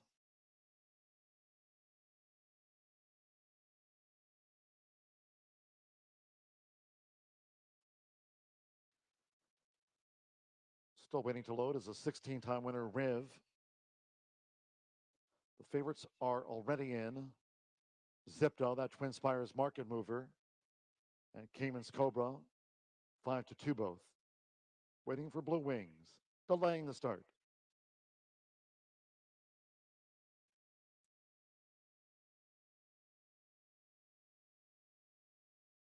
Now they've muscled Blue Wings into line. Aubrey Green in the black house silks. Ready for Riv with Park Ridge Benny. Here's Riv. Santos Rivera claims the 5 pounds, black and yellow blocks. James Graham with Park Ridge Benny drew 4 in the gold. Miguel Mena with Nice Work at 6 furlongs. Here's media maker Gabriel Saez, won the first of the day. Jose Rocalme with Familiar Rhythm. Stand by for a start.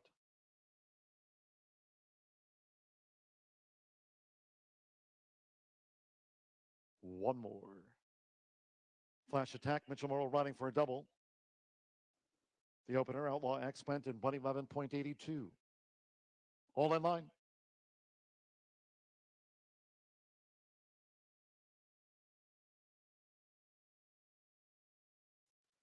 And they're off. And a fast start between horses by Nice Work, who's going out toward the lead, tackled by Zipto, who comes running up the rail and reluctant to load. Blue Wings right there for an early battle with Zipto, who's narrowly in front of Blue Wings pressing. Nice Work is just off them in third. Then it's a break of 4 more to Flash Attack, who's looking to gain from 4th. Park Ridge Benny 5th with the rail, Riv in 6th.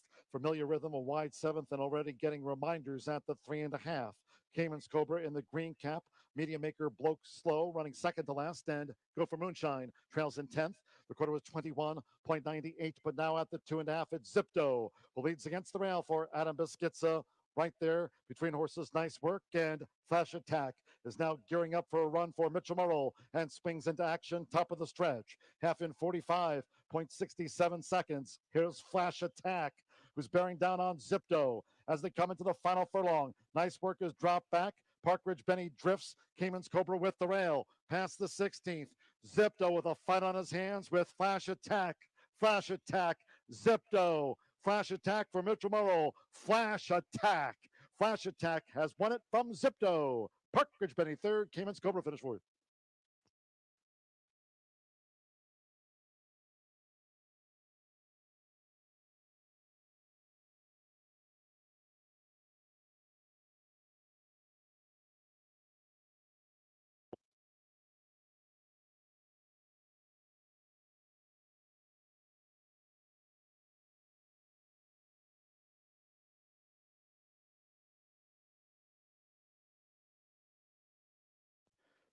Photo 110.79 was 9-2 at the off on Flash Attack. 10-1-4-3. They posted the full running order. 10 Flash Attack. 9-2 first. 1 Zipto. 5-2 favorite was the place horse. 4 Park Ridge Benny. 7-2 third, and 3 Cayman's Cobra. 5-2 on the fourth. Quick double for Mitchell Morrow. Now with 38 wins at the race meet. On our second of the day for Chris Hartman. Mitchell's been a winning team here with Joey Foster, and they team up. Philip Cleek owns Flash Attack, 7-year-old, now 7-time winner. 9-2 at the off, 110.79 after race 3.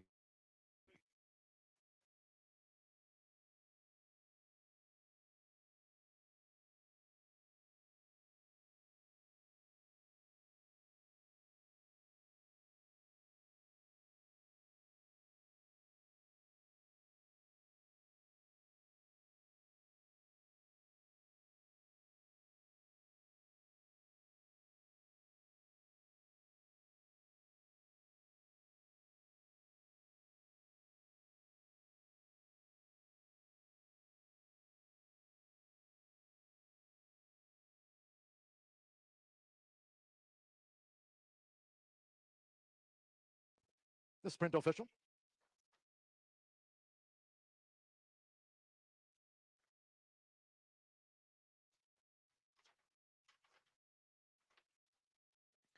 Rain turning to the winner, circle the 10, Flash Attack.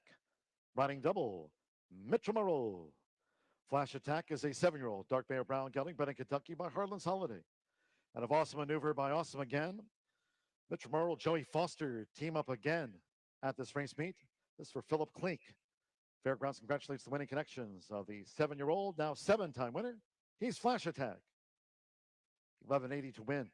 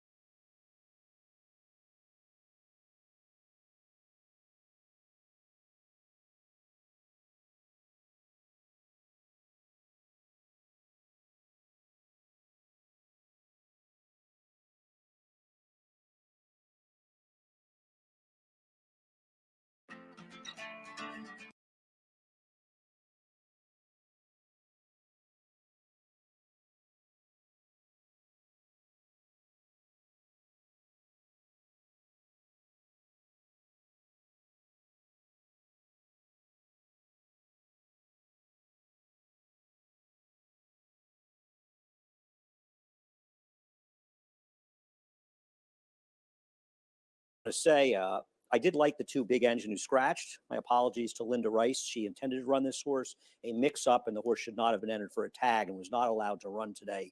Should not have been for a tag. Linda wanted to run. I wanted her to run. But I think it's the great benefit to the others that he won't be running in here. The number 6, Mitre Porciento, who likely will be favored based on doubles. To me, this is a classic. Last time was the time horse. I can't bet horses back, but I bet the time before and got $20 on. He also got a great trip. The rail was the best place to be that day. He came up the rail. He was in contention. The race was dominated towards the front end. It was a crazy race. I mean, there's part of me that says, hey, the horse that ran well in there, maybe you're supposed to love him, because we saw 2 deep also rans come back and 1 win at a huge price and 1 run second at 7-1. So it feels like those horses have run well. I feel it's a race where a lot of horses just didn't show up. And Mitre Porciento had the right trip, did show up in a big way. And obviously his last race would probably win this. The question is, do you want to take a much shorter price today to hope that he runs back to his last? If he does, the others are in trouble. The 8 Chateau is going to do what he always does. Unless he doesn't get out of the gate, he's going to be way in front. He has a lot of speed. He's really one of the fastest horses on the grounds. We'll see. In theory, you say, well, he went 6.5 last time. He's supposed to be better at 6. We'll see. He's actually got a win at 6.5 furlongs, his last win. So I don't know. He's a horse that seems to get big leads, but he has trouble holding them. He is tough, though. It just feels to me like he just finds horses that run him down the stretch. And the horse that I think may run him down is one that couldn't do it last time, and that's the one Cost Basis. Cost Basis is one of those horses that kind of lost a little contact, a little off the inside that day. And I thought he ran a little bit late in there. I'm not giving up. It was his second start off the layoff. I actually think less distance is good for him. I think he's a horse that's going to flourish these shorter distances. And to me, Cost Basis, maybe it's a more even, fairer race today. And I like his chances. And he figures to be the 3rd or 4th choice looking at the doubles. He will vie for 3rd choice with a 9. Secret Rules, it does not come out of that race. Secret Rules, one of these horses that dramatically improved as he went from early in his 3-year-old season towards the very end of his 3-year-old season, a layoff. And no shame running second to Pete's Play Call, who switched hands but came back and won a stake in the next start, finished ahead of Chateau. He has the speed to stalk that one. He should be in good position. And there are a lot of things to like about Secret Rules. We'll see if he can repeat his last race. I don't want to short his price on a 1-number horse, but maybe he's significantly improved off of his 2-year-old and early 3-year-old form. The 7, T Loves a Fight. Well, I don't know. At one time, he would win this race. Do you think he can get revitalized again? I mean, he still got a decent enough fig last time, but I did not think he ran well in that race. Really never picked up his feet. And I have some question whether or not I'd want to trust his 85 figure going forward, coming off his poor performance in his prior race. His race before that, where he finished 3rd, 3/4 of length behind Big Engine, and even the 3rd to Stand the Man. In the Big Engine race, he was wide against a strong rail, and in the prior race, he went down the rail late, and it was an outside track. So he has some excuses, but can you excuse his recent efforts? I'm afraid this horse has taken the wrong turn. And finally, Fed Funds, who's coming off a win. Well, he's an admirable horse who's improved for ratio to pause, but this is a significant class jump for him, and he would have to take, in my opinion, Over here at Aqueduct, my top selection's the number 1. But for a small little price, I like that number 5. Acá en Nueva York, me gusta el número 1, es mi escogido. Pues por un precio poquito más grandecito, me gusta el número 5. Good luck to everyone on their selections. Buena suerte a todos tus escogidos acá en Nueva York.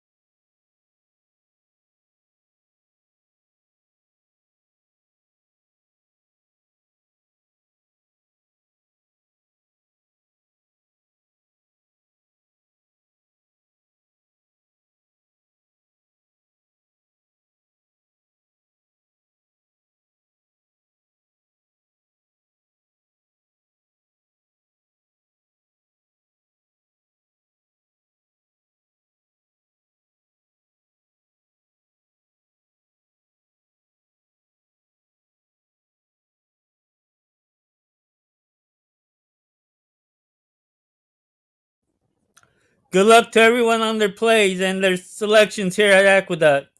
Buena suerte a todos tus escogidos acá en Nueva York.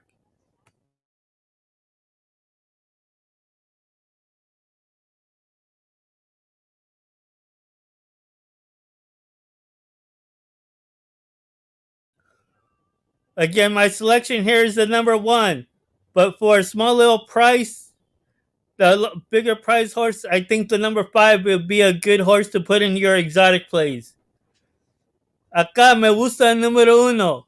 Pues por un precio poquitecito más grandecito, me gusta el número 5. Para exactas y trifectas, adentro de sus carreras.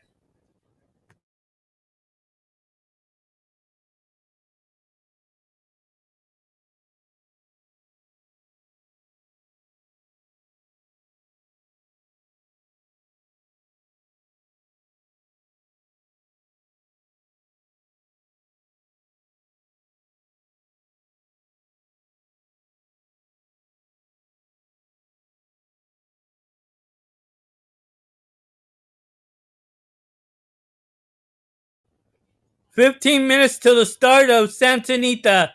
15 minutos para empezar las carreras allá en Santa Anita."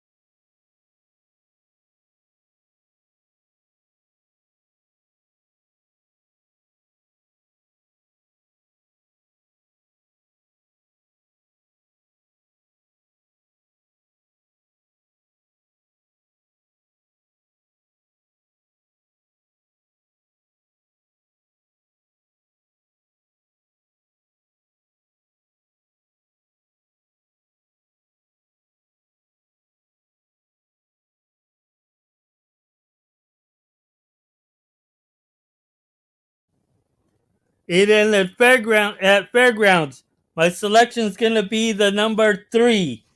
En el fairgrounds, en el que siguiendo, me gusta el número 3.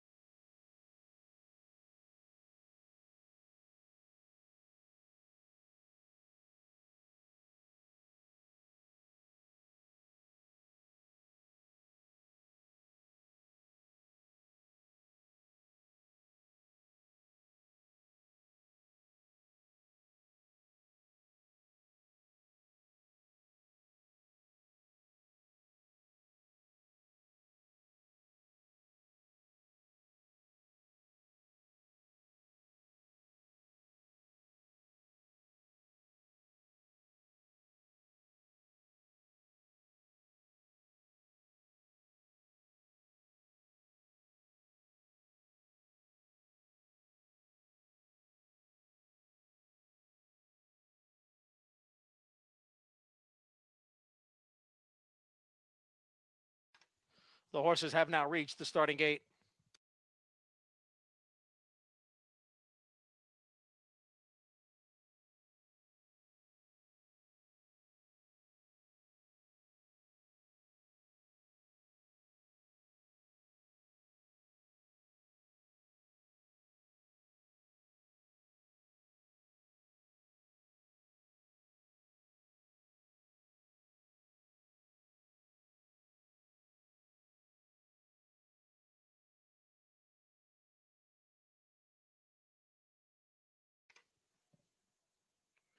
Waiting for Fed Funds and Secret Rules.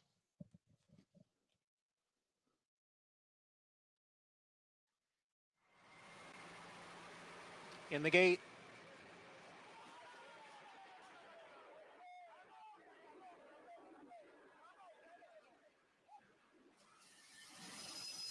And they're off.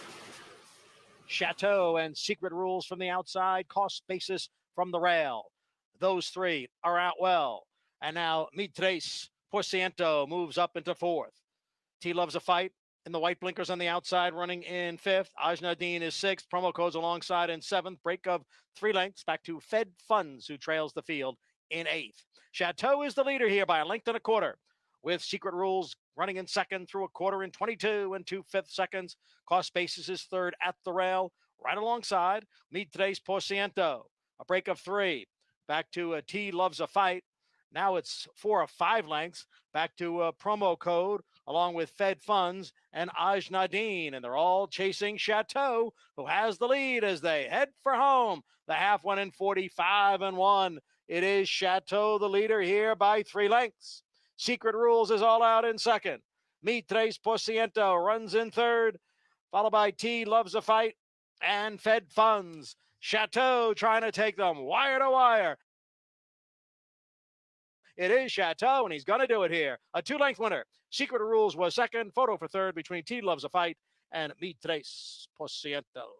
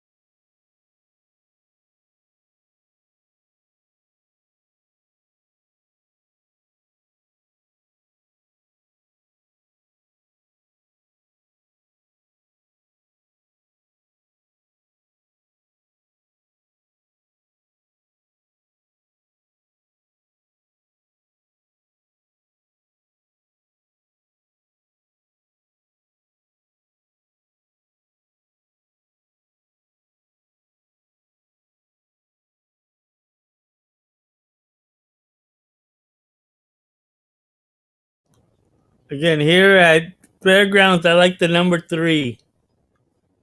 Acá en el Fairgrounds me gusta el 3 por un presito.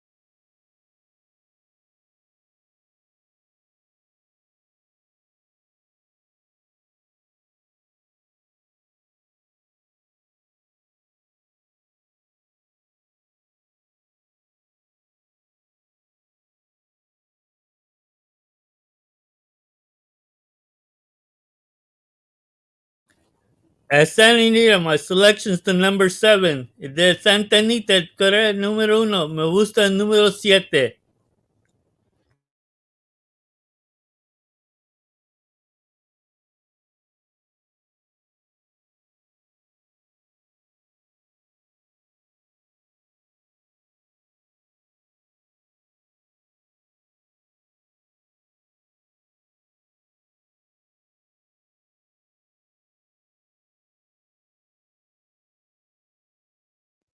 Now 3 minutes to post time. 3 minutes.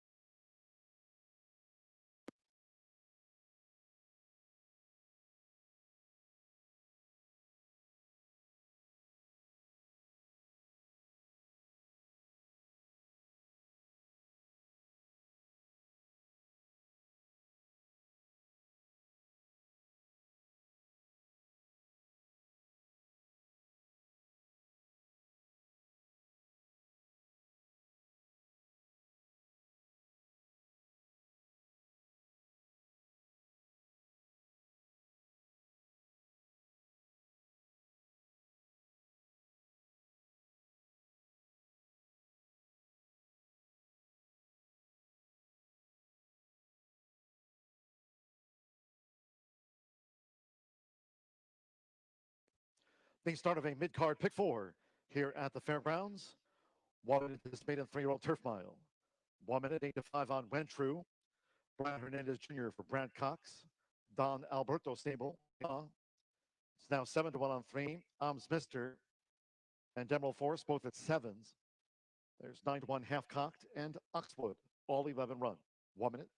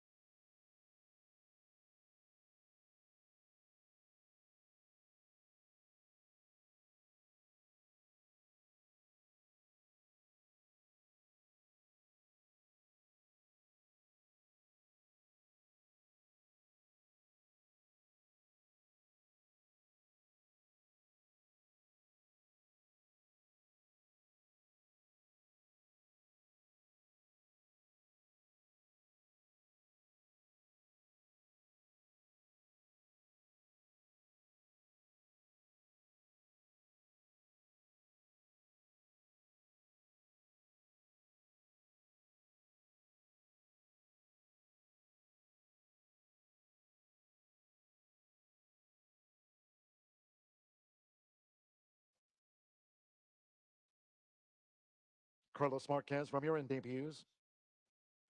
Brian Hernandez Jr. with Went True. Well, it's 6-2-5 favorite.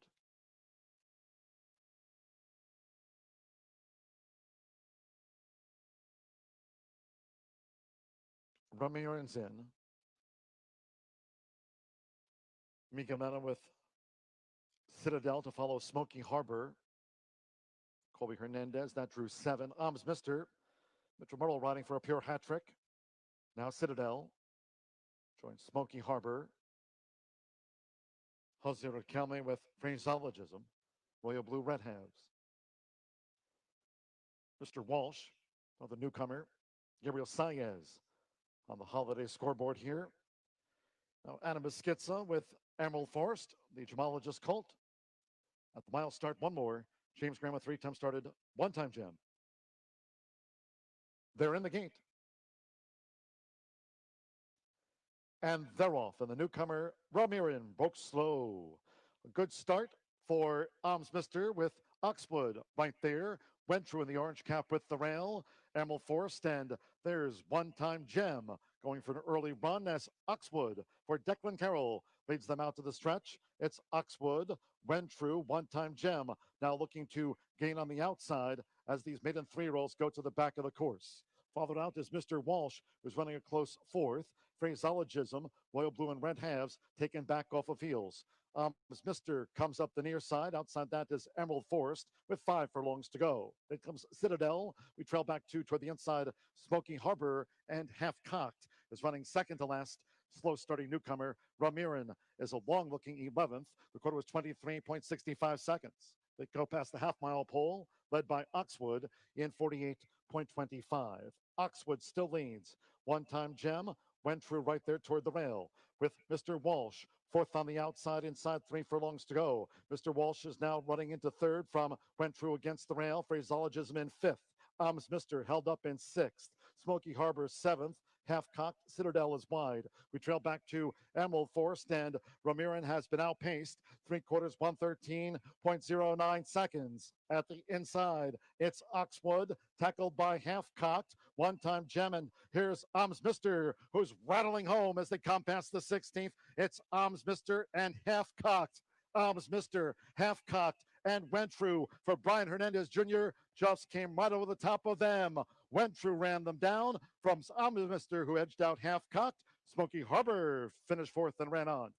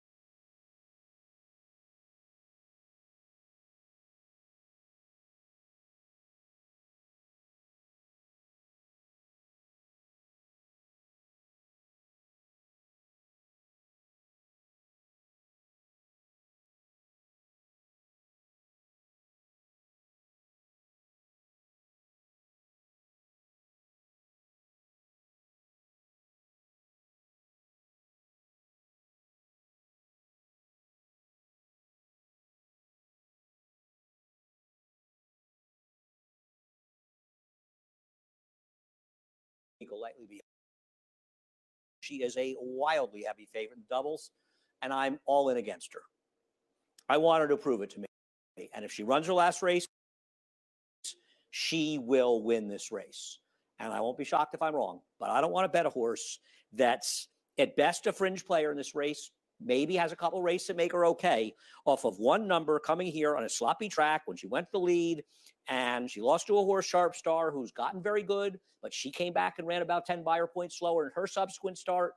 I'm going to guess that's a bit of an aberrational race. I'm not going to be shocked when I turn out to be wrong playing against her, but I think it shorter than even money, given all the other circumstances, this is a horse who can win, but is a bad gamble. The 2 Seguro Row.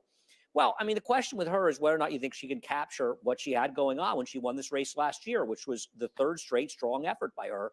Won a win and won a second to a heavy, heavy favorite in Spice Perfection. She didn't run well in the Barbara Fritchie, and something went wrong, so she was off for about 10 months. Well, she didn't run well last time, but she didn't run that badly. It's her first race back off a layoff. So I think you could give her that race and hope she runs better, and I think she will run better. But it's not easy. You know, she got very good last year. Can she do it again now as a 6-year-old? We'll see. I like the one Needs Supervision. I love the name, but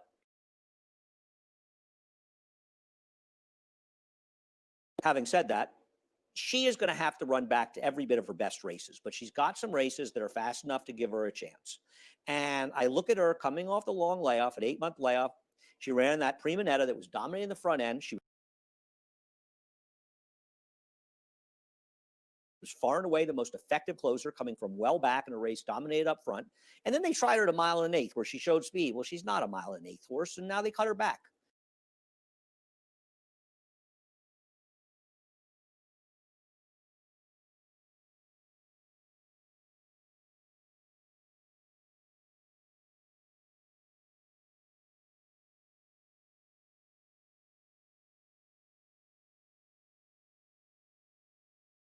This race. The rest of them are sort of like my horse. So if I like my horse, I think the Call and Mischief is the kind of horse that also has a chance in here. And I think if you're looking for alternatives, you don't trust the 6, you don't think the 2 is going to come back, then the 1 and 5 are the right alternatives, not Alicio. When I saw David Argona had Alicio a relatively short price, I thought he had left his senses, but obviously he's right. This horse is taking money, and I have no idea why. She just won ridiculous fig on a sloppy track over a year ago. Other than that, she's barely, I mean, I guess she's somewhat as competitive as my horse, but then she comes back off a year layoff and doesn't run a step at 3-1. And she lost badly to my horse, by the way, in the process of doing that.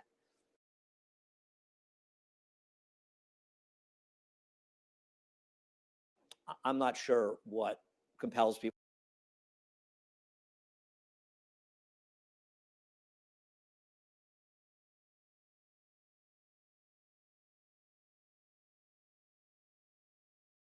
to want her. She's 2 Seguro Row. Well, I mean, it's an argument that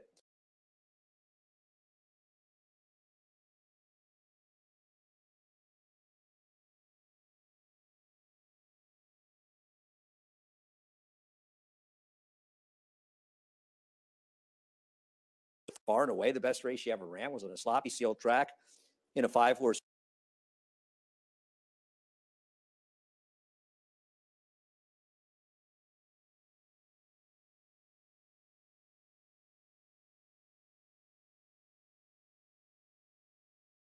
field where she was 2-5. Let's get more for Maggie.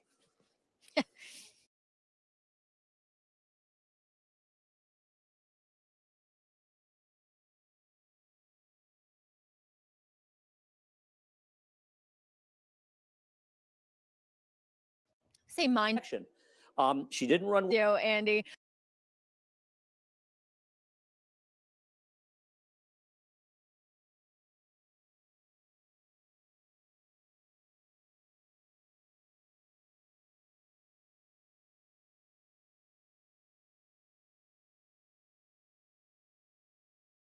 With this Interborough. Let's check in though with the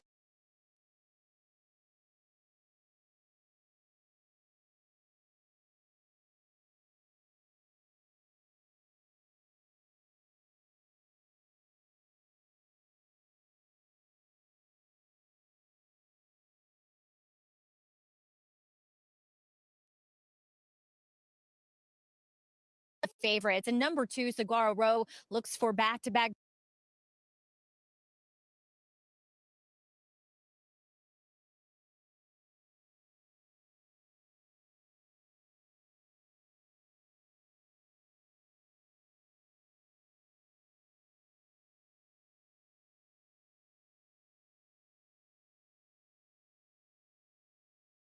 the second time in a row. And like I mentioned, I I don't know why people are taking Alessio. Love Bill Mott, absolutely. But I this think the 2 is going to come back. prior to that, before he retired. And I, in a way, almost hold them around, that same type of bracket. And I was never a fan of her for Kieran. She is very calm now, which comes with age and maturity. She looks fit here, but has she gone on? Does she look like a better horse than what she did when she was with Kieran? No, there's much better alternatives to her, at least. Taking her at a short price, I don't know. Maybe the money's going to be right with Alessio. We'll find out more, though. See if Saguaro Row can have repeat victories in this Interborough with 7 minutes to post.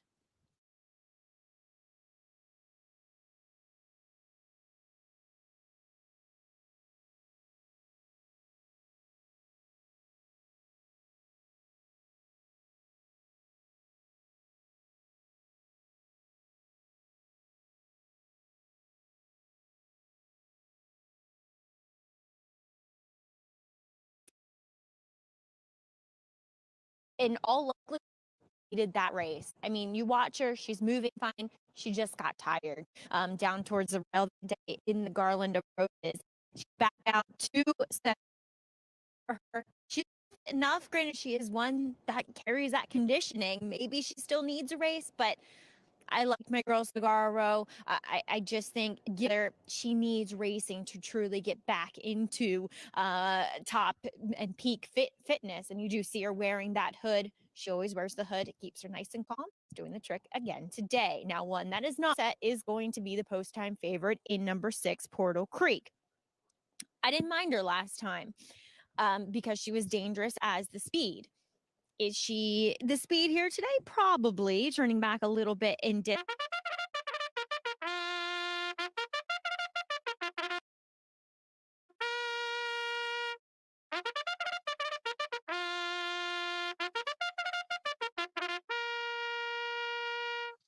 Horses coming out for today's 7th race, the 100th running of the Interborough Stakes. It'll be run at 7 furlongs.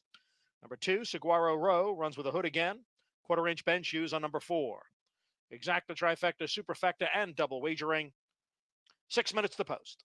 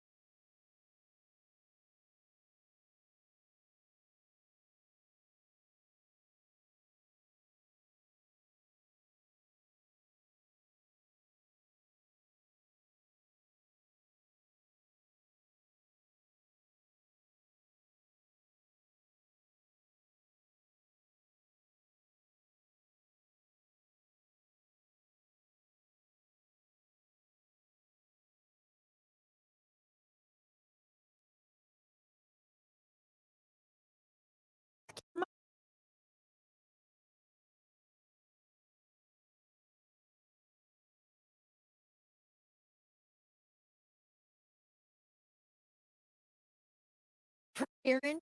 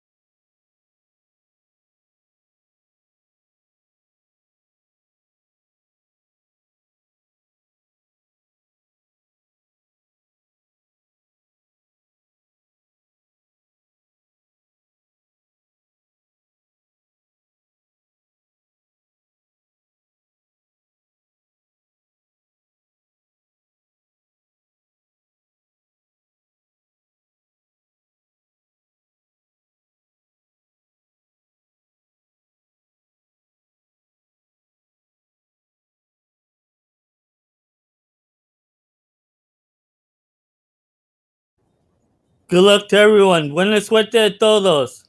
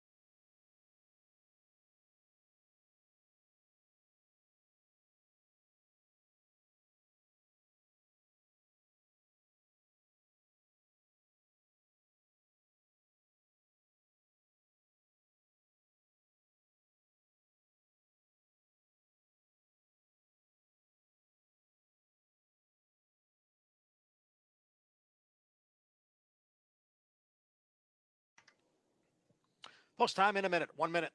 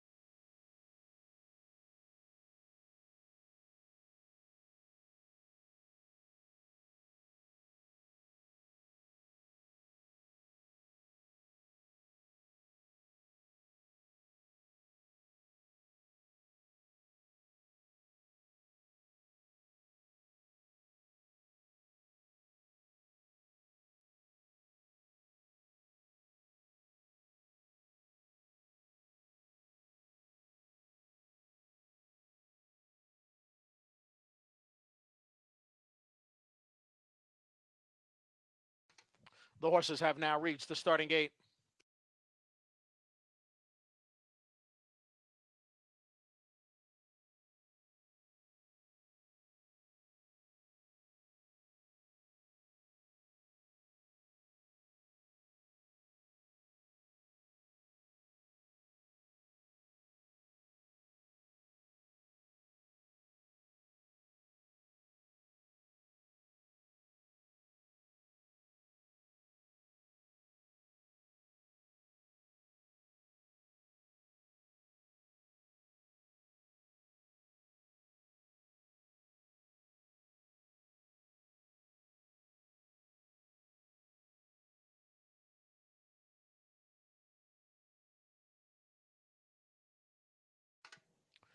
Waiting for Call on Mischief and Portal Creek.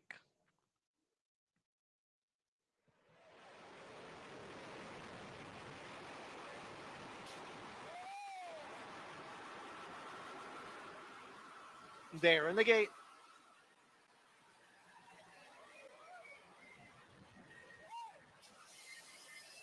And they're off in the 100th running of the Interborough.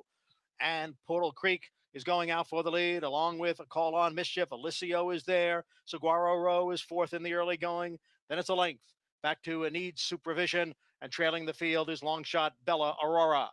They race up the backstretch, and it is a battle up front. Portal Creek on the outside, and Alicio down at the rail. Alicio pokes ahead in front.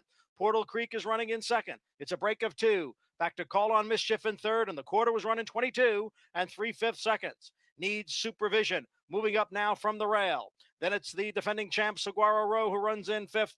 Bella Aurora is the trailer as the field goes around the far turn. It's Alicio. The favorite, Portal Creek, now once again moves right alongside. The half was sharp, 46-2. Call on Mischief, just in behind the front two and third. Needs supervision. Down towards the rail. Needs supervision. Will need some racing room as the field passes the quarter pole. It is Portal Creek.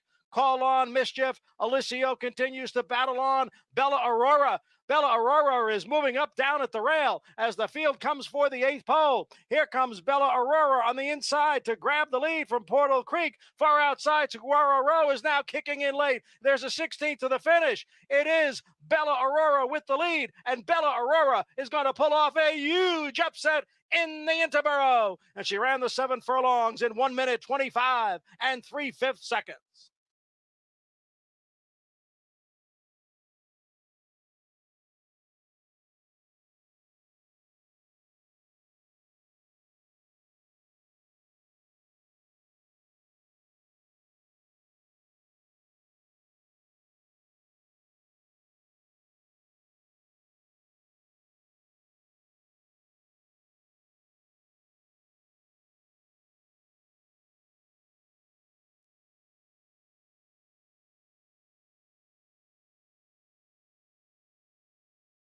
Now 3 minutes to post time.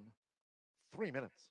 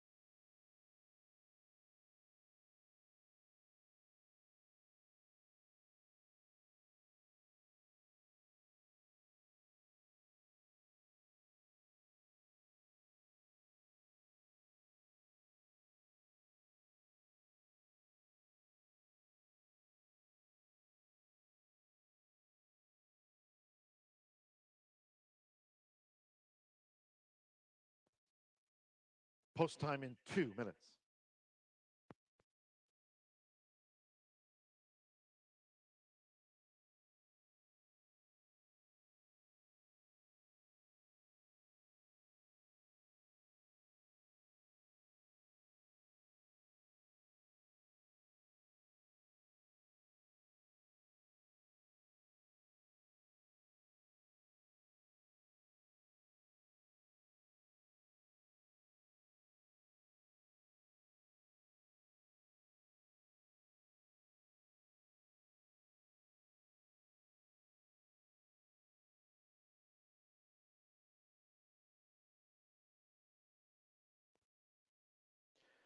Start to the 50-cent late pick 5 here on the holiday at hand.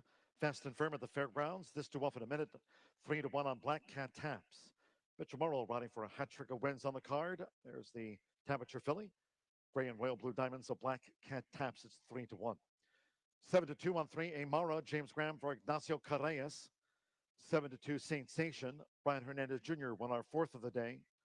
4-1 Microcap. Adam Skitzer for Grand Forster. Scratch the 9. We're fast and firm. And race 5. Due off in a minute.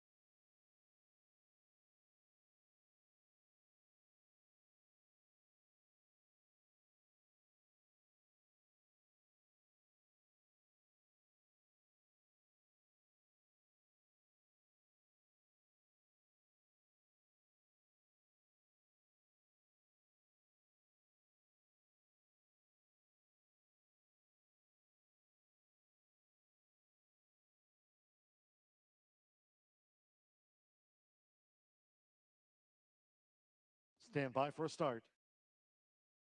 One more. Anna Mesquitza with micro cap. Fairground starter, Roberto Ramirez looks across the line, all in.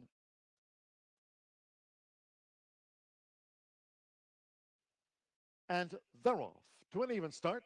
Princesa Blanca strides out. Right there, Silver take charge. Sensation with the red cap is up and after the lead, and Micro Cap is right there too, a forward factor as they round the clubhouse turn. Sensation joined by Micro Cap to vie for the front. Princesa Blanca and Silver take charge has just poked her gray nose into third, with at the inside Black Cat Taps taken back by Mitchell Morrow, kept in by Lemon Chill. So just inside 6 furlongs to go. Following that quartet, it's a Mara who's running toward the inside, and outside that, Actress on Board has dropped back to last. The quarter in 23.90 seconds past the 5/8 pole. Sensation leads. Micro Cap, who's looking to keep the heat up on Sensation, will lead to Brian Hernandez Jr. Black Cat Taps looking to draw in. Lemon Chill is now overall in 4th. From Silver Take Charge, who's put the pressure in 5th. Princesa Blanca 6th. Amara and Actress on Board had only a cameo roll, half mile in 47.46 seconds. 3 furlongs to go. Sensation. Micro Cap's been right there for Adam Biscuitza. Black Cat Taps looking to pick them up while in the 3 path.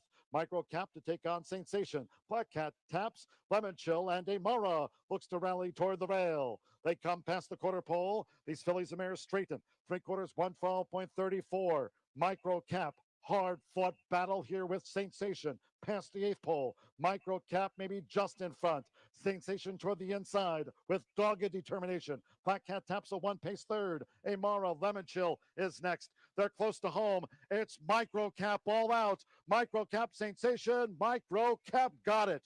Gritty win for Micro Cap over Sensation. Black Cat Taps 30. Amara.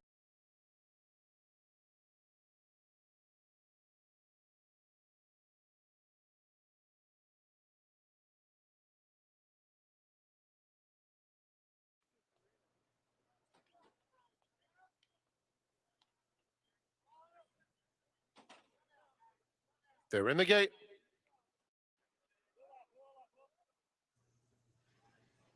And they're off. Canadian Pride is hustled out for the lead. Charlito comes away in second. Nolo Contesto, Mastering, and Motown Music at the back of the compact group. It's Canadian Pride who will set the pace, leads by about a half length. Nolo Contesto 3 wide, Charlito in between them, and then comes Mastering with 2 lengths to make up. Motown Music is just outside of him. Moving on to the backstretch with Canadian Pride leading it by a neck.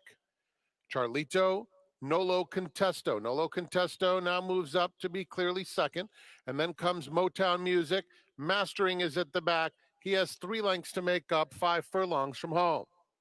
It's Canadian Pride who's been there every step of the way.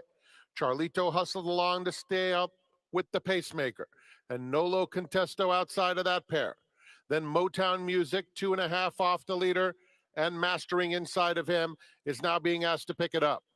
3 furlongs remain. Canadian Pride to catch. He's in front by a neck to Charlito. Nolo Contesto now a length back 3rd. Motown Music and then Mastering. Approaching the quarter pole, Canadian Pride on even terms is Charlito, and Charlito puts his head in front now. Nolo Contesto is 2.5 off them. Mastering on the inside. Motown Music widest of all. Top of the stretch. Canadian Pride fights back. Charlito's kept him company throughout. Middle of the track, Motown Music and Mastering. Nolo Contesto last, a 16th to run. Canadian Pride. Mastering is now finding his best stride, and here he comes. And Mastering took a while to get going, but Mastering will get the job done. Motown Music second. Close photo for 3rd between Canadian Pride and Charlito.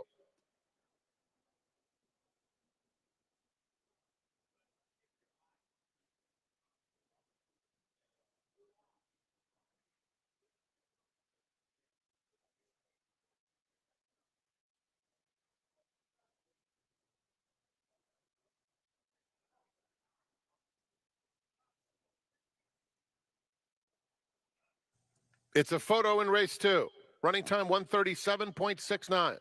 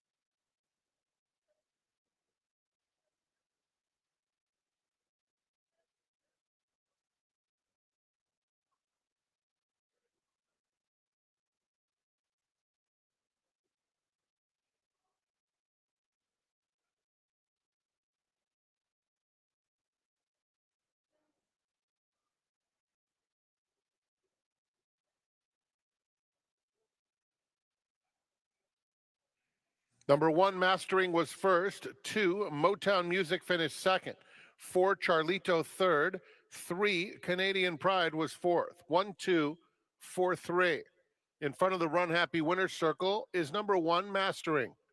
He's a 4-year-old dark bay or brown colt by Street Sense out of Shimmer, owned by Pegram, Watson, and Whiteman. Trained by Bob Baffert. Ridden by Juan Hernandez. Mastering was bred in Kentucky by Forging Oaks Farm, LLC. The running time, 1:37.69 seconds.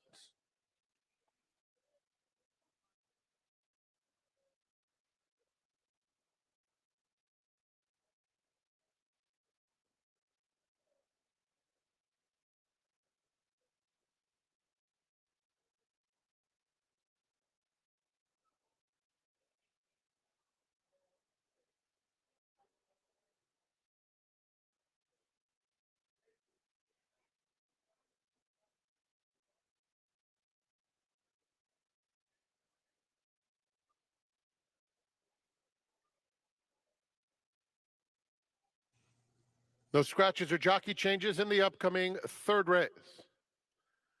Post time in 24 minutes.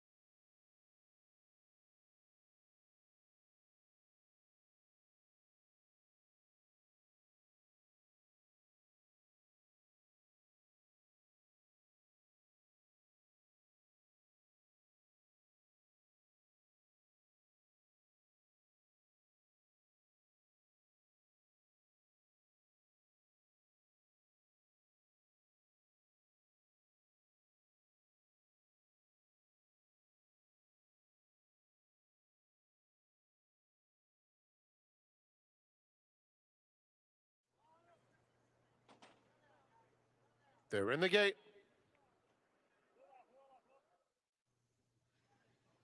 And they're off. Canadian Pride is hustled out for the lead. Charlito comes away in second. Nolo Contesto, Mastering, and Motown Music at the back of the compact group. It's Canadian Pride who will set the pace, leads by about a half length. Nolo Contesto 3 wide, Charlito in between them, and then comes Mastering with 2 lengths to make up. Motown Music is just outside of him. Moving on to the backstretch with Canadian Pride leading it by a neck. Charlito, Nolo Contesto. Nolo Contesto now moves up to be clearly second, and then comes Motown Music. Mastering is at the back. He has 3 lengths to make up, 5 furlongs from home. It's Canadian Pride who's been there every step of the way. Charlito hustled along to stay up with the pacemaker, and Nolo Contesto outside of that pair. Then Motown Music, 2.5 off the leader, and Mastering inside of him is now being asked to pick it up. 3 furlongs remain. Canadian.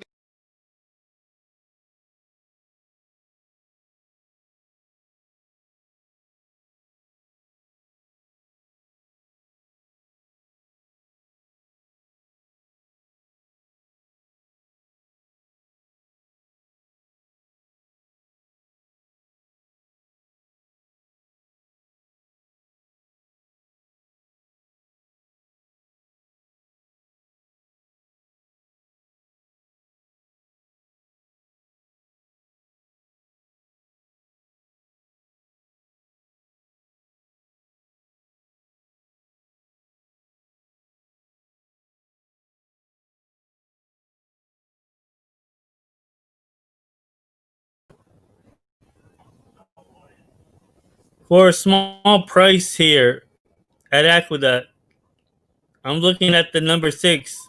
Although it seems like that 8 and the 1s are going to be the possible heavy favorites. But for a little price to add to an exotic play, I'm going to add that number 6 to my plays.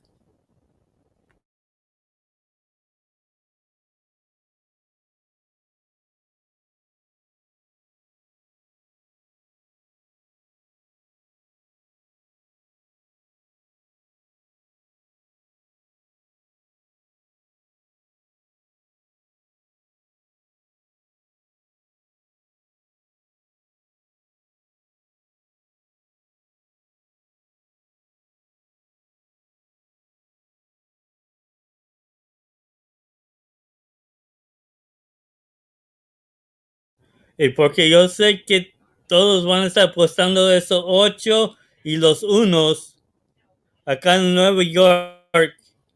Para una chiquito precito, yo me gusta el número 6. Good luck to everyone. Buena suerte a todos.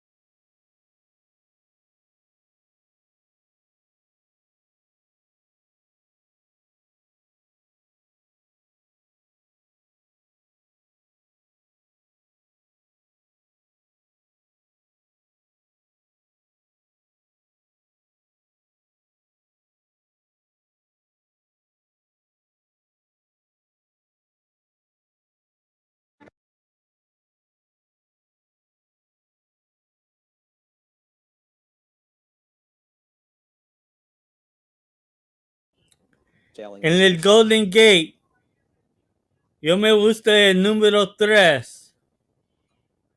At Golden Gate, I like the number 3. actions.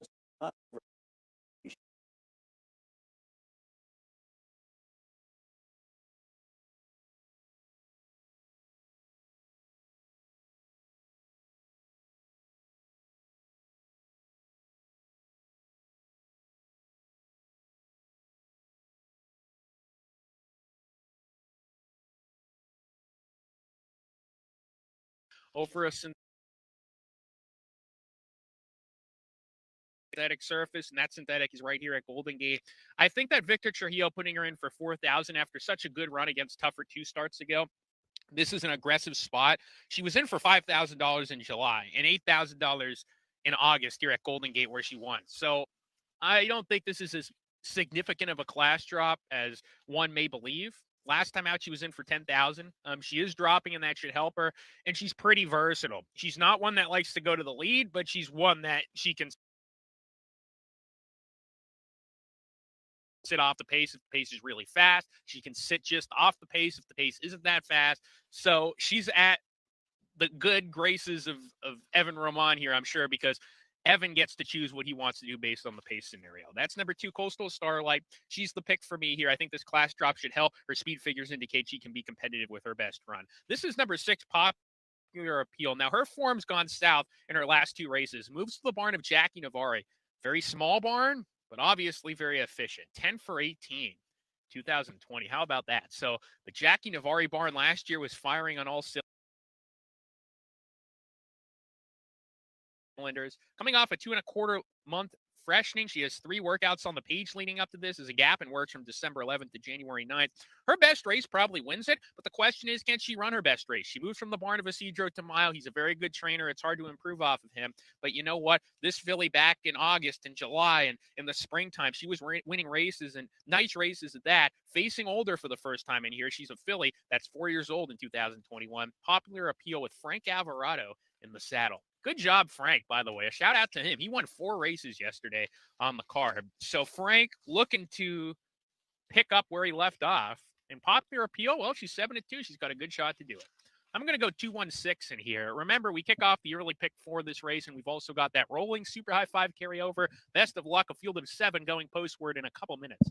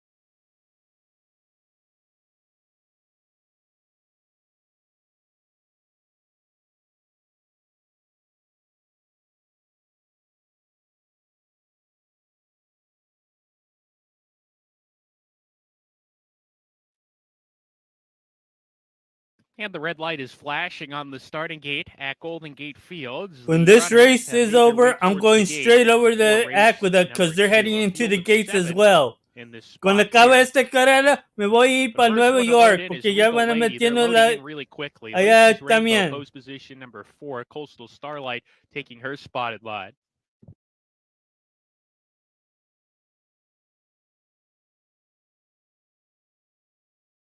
G Street, post position number 5. Then Meritocracy. 2 back. Popular Appeal coming up. And to the outside post, Samara will be the last one. Working with Popular Appeal.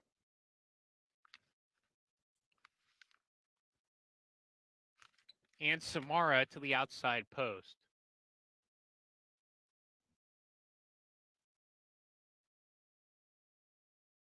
We're ready to go.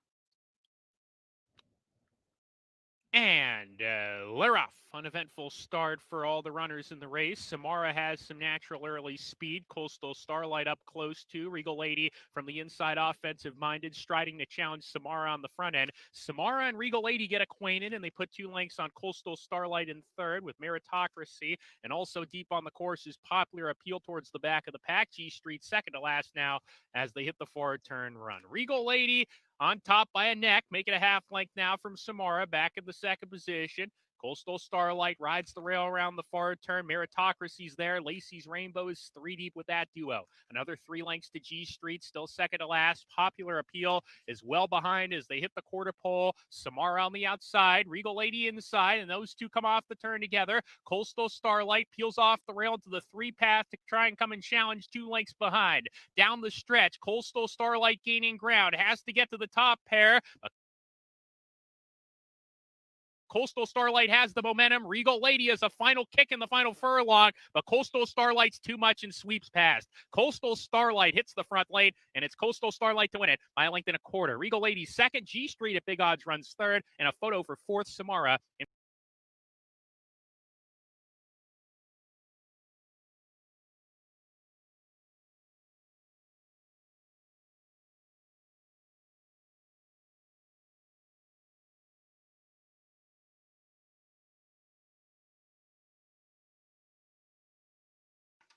The horses have reached the starting gate.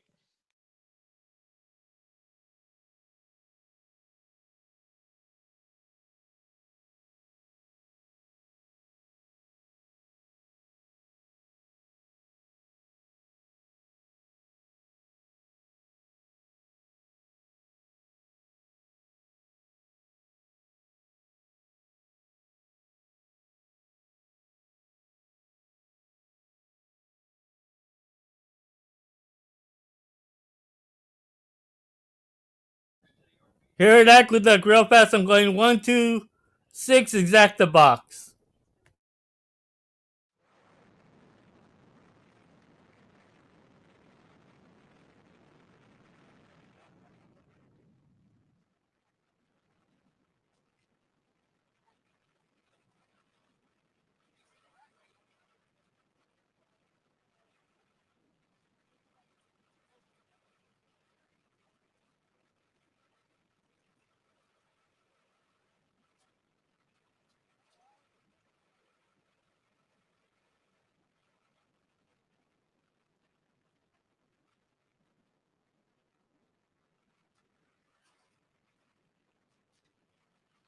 Waiting for Men's Amends and Big Red Girl.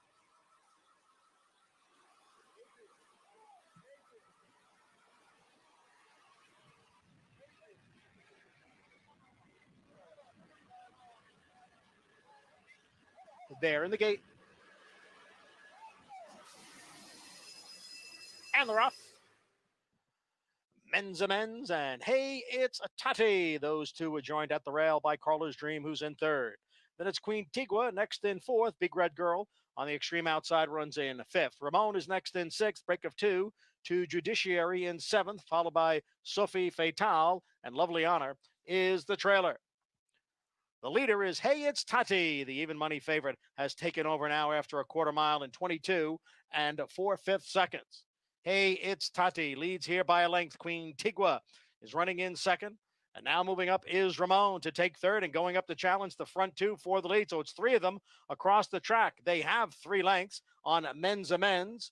And then on the outside is a Big Red Girl. Down towards the rail is Carla's Dream, followed by Judiciary. The half went in 47-2. Here comes Ramon now. Ramon has taken over. In tight there was Quintigua. Hey, it's Toddy continues to battle on. Hey, it's Toddy and Ramon. Men's amends on the outside as they move for the 16th pole. Hey, it's Toddy with a head in front. Ramon on the outside. Hey, it's Toddy. Wins the finale as the even money favorite. Ramon was second, close for third. Men's amends or Quintigua.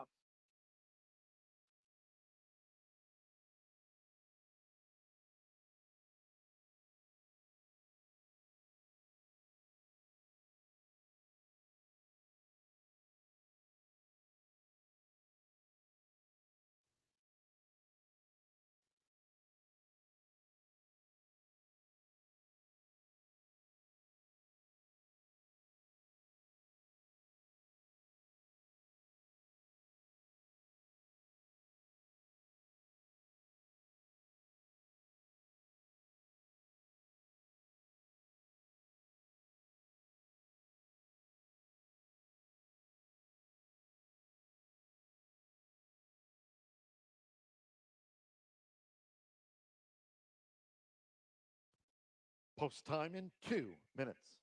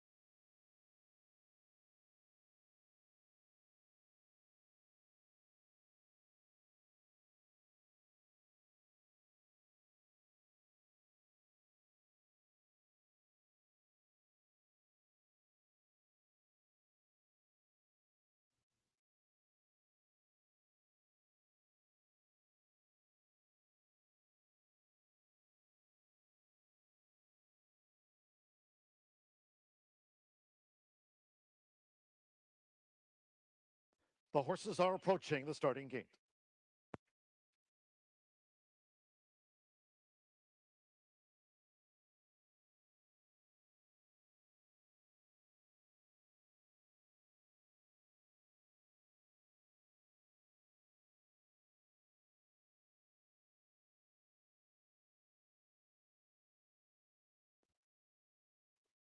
At the gate, it's post time. They're going in. Santos Sanjor with Mila's Gold. 6-year-old four-time winner. First of 10 to face the starter here. Shawbridge Mahan, money well spent, drew 2. Air Guitar Star.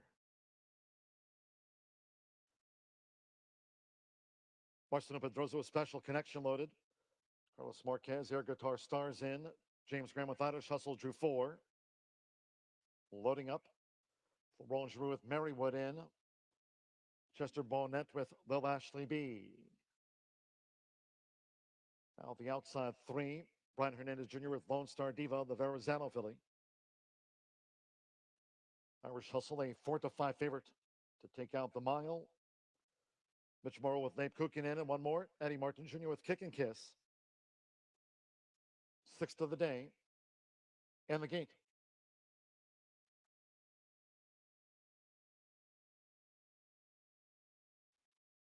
They're off. Money well spent. For the inside, Mila's Gold. There goes between horses Marywood, and right with that is Labe Kukin, who's forwardly placed. It's Marywood, the Patio Prado mare. Marywood in front here for Florent Giroux. Leads Money Well Spent and Labe Kukin out to the stretch with Irish Hustle in the green cap.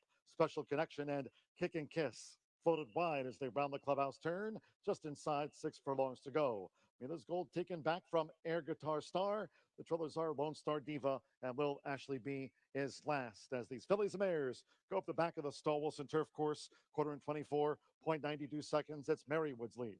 Marywood in front by half to 3/4 as Mitchell Morrill has Dave Cookin right there with the front runner and the grade 2. In front to Money Well Spent, who holds the rail. Outside that is Irish Hustle.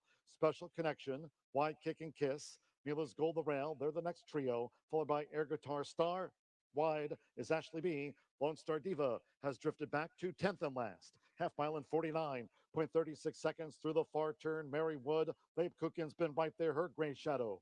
Marywood, Babe Cookin continue to battle for it, coming toward the top of the stretch. Money well spent up the rail for Sean Bridge Mahan. Irish Hustle needs to lift for James Graham. Mila's Gold pulled out. 3/4 went in 1 minute 13.48 seconds. Labe Cookin taking on Marywood here in the furlong grounds. Advantage Labe Cookin from Marywood against the rail. Money well spent. Mila's Gold and Lone Star Diva, but well inside the final half furlong. Here's Labe Cookin. Mitchell Merle with a holiday hat trick. Labe Cookin gets the result. Marywood just held. Money well spent. Lone Star Diva finished 4th. Then Mila's Gold and Air Guitar Star, Irish Hustle, and Special Connection after that.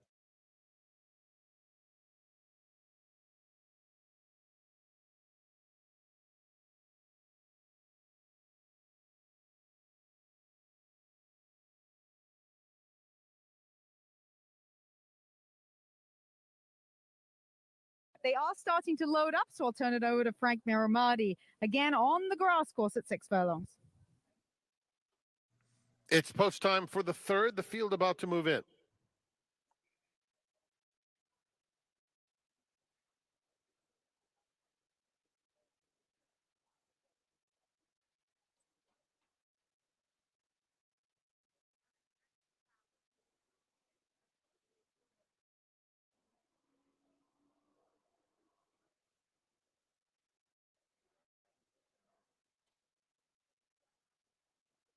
Secret Square coming up.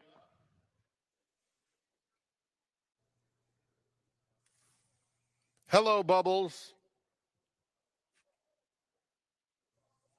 Capital Heat.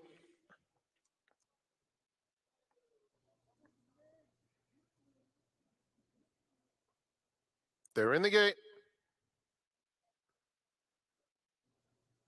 And they're off. Nice and clean beginning. Queen Stormborn, Secret Square on the outside with Capital Heat. They're joined by Acai, who's flashing some early gas too. Olay Silver is the gray, just a length and a half off the lead. Now Secret Square settles in mid-pack.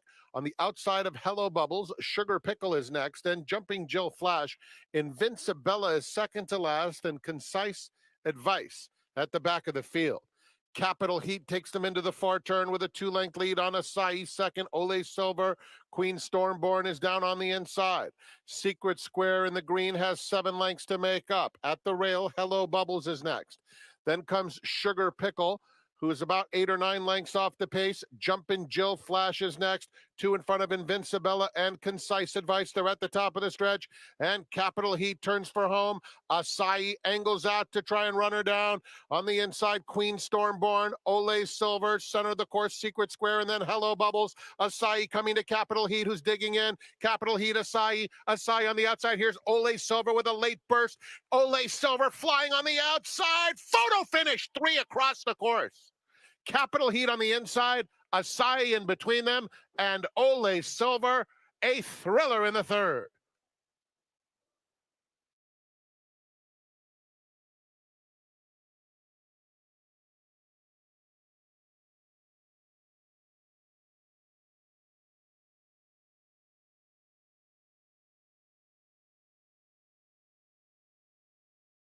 Photo finish.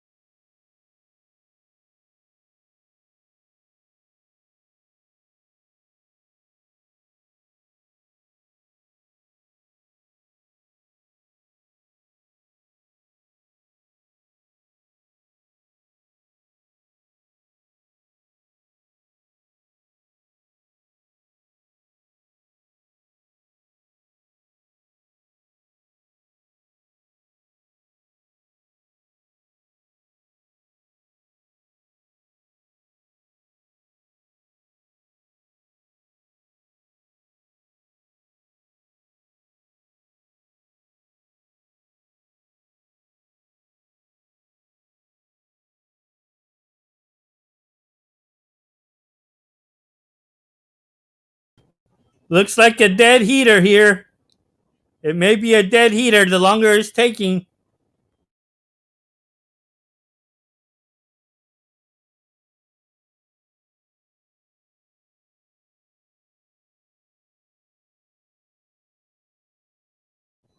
Or even that 3, but man, that was a great race there.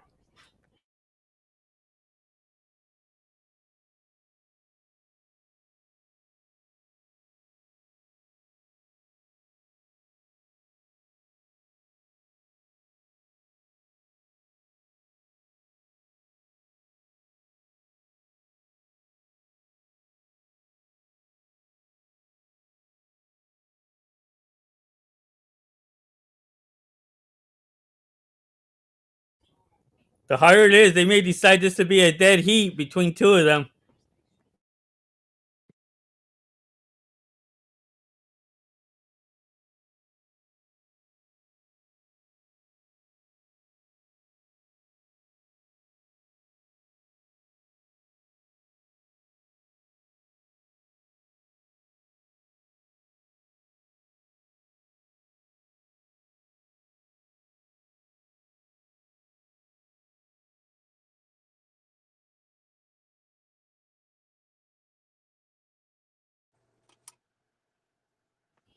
No, but look at the Number 10, Capital Heat. Yeah, baby! First. Woo! 7, Ole Silver finished second. 3 Acai third, 1 Invincibella fourth, 5 Hello Bubbles fifth. That's 10, right, X. 7, 3, 1, 5. In front of the Run Happy Winners Circle, number 10, Capital Heat, a 4-year-old chestnut filly by Capital Account out of Miami Heat, owned by BG Stable, trained by Van Belvoir, and ridden by Jessica Pfeiffer. That's a riding double for Jessica Pfeiffer. Capital Heat was bred in California by her owner, BG Stables. Running time 109 flat.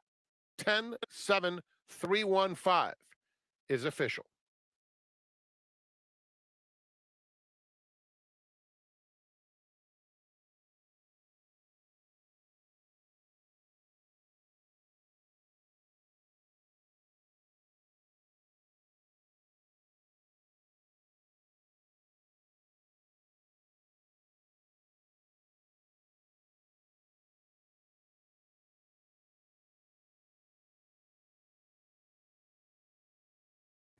Hey, but that was a great race.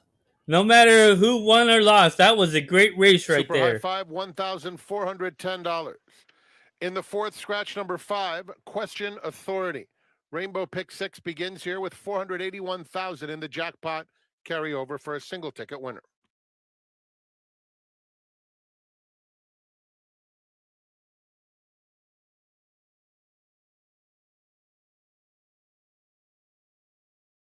Play along from home on First Bet, the official wagering app of Santa Anita. Download First Bet today and receive a free $10 wager.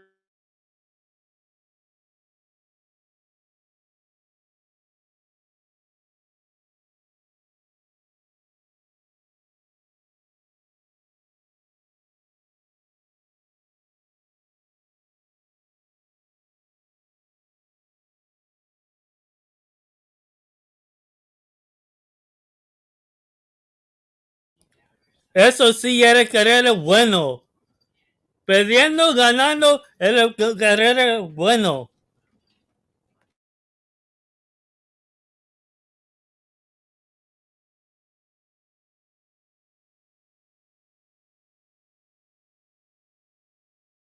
Sí, ella está poniendo muy buena, metiendo los caballos donde puede y corriéndolos para ganar. Así lo estaba empezando cuando estaba en los Alamitos, lo estaban metiéndolo a ganar mucho.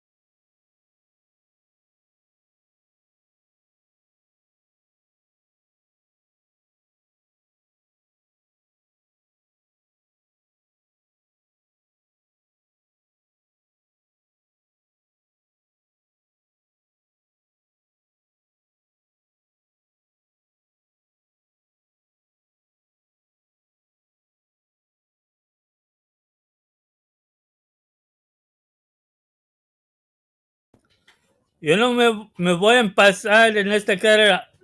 No voy a jugarlo. No está muy bueno. I'm going to pass this race at Golden Gate Fields. I don't think there's going to be any value here. But one for a price that you might want to look at. I'm looking at that number 4.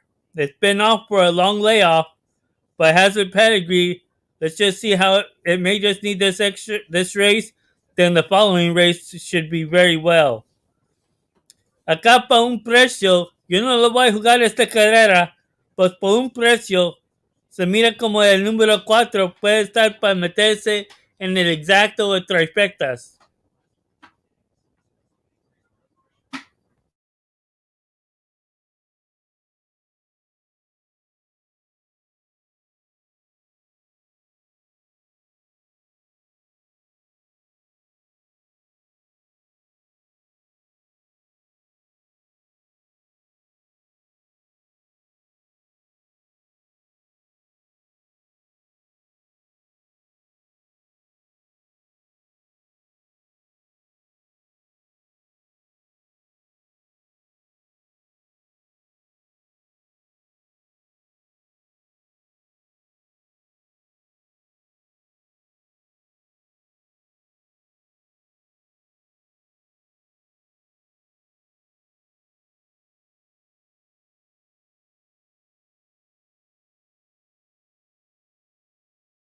Good luck to everyone. Buena suerte a todos acá en el Golden Gate.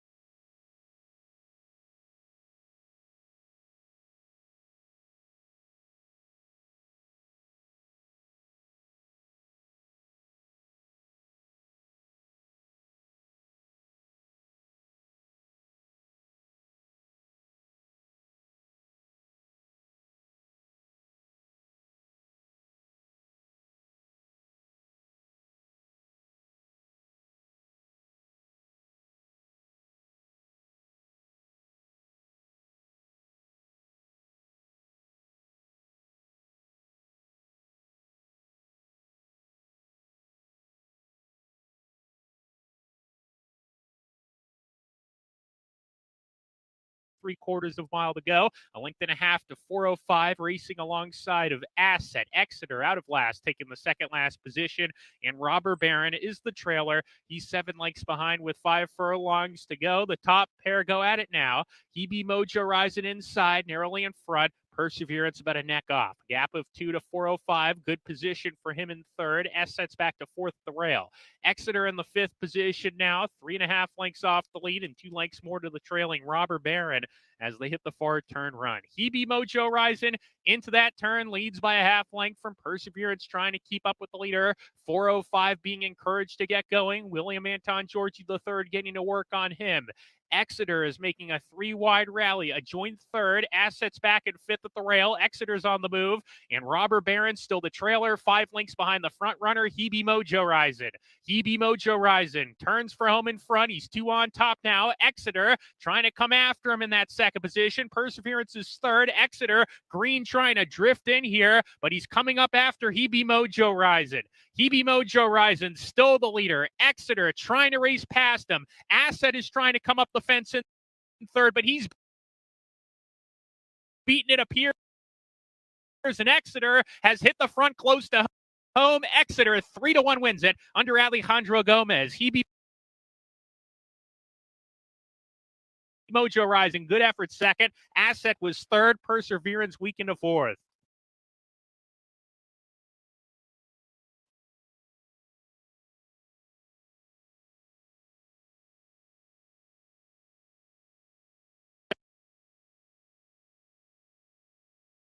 I lost in that race, but that 4 ran a great race coming on late.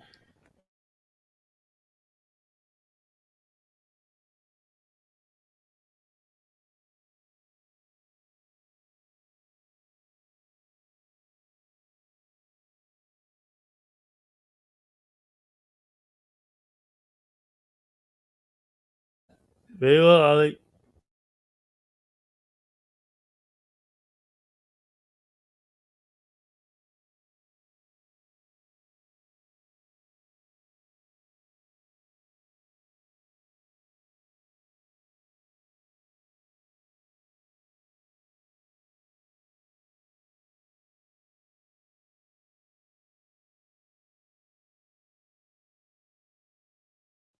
Three minutes to post time. 3 minutes now.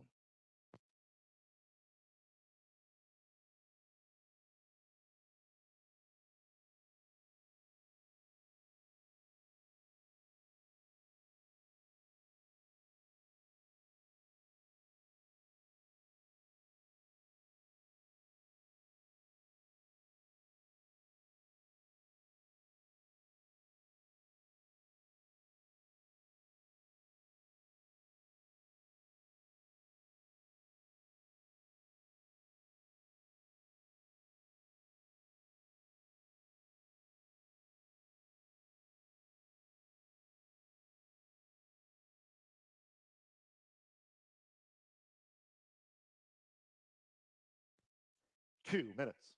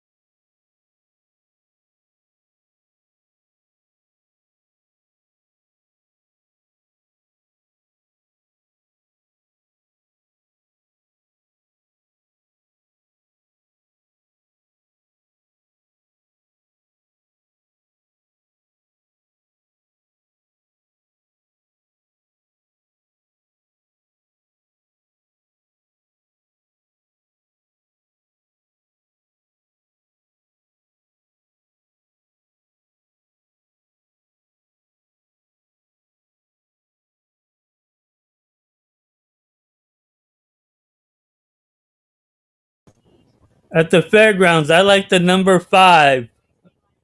Acá en el fairgrounds, me gusta el número 5. And then I'm going to get off for a little bit, close to 4 o'clock, and then I'm going to come back on so I could be on for the harness racing.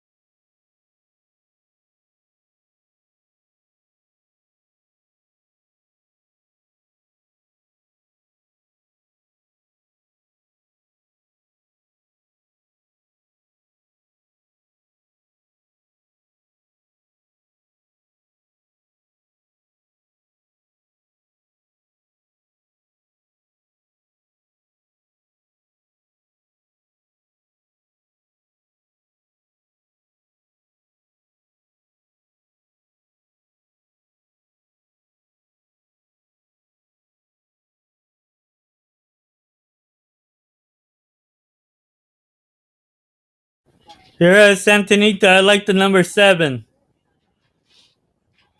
Yo también, Hernández, me gusta el número 7.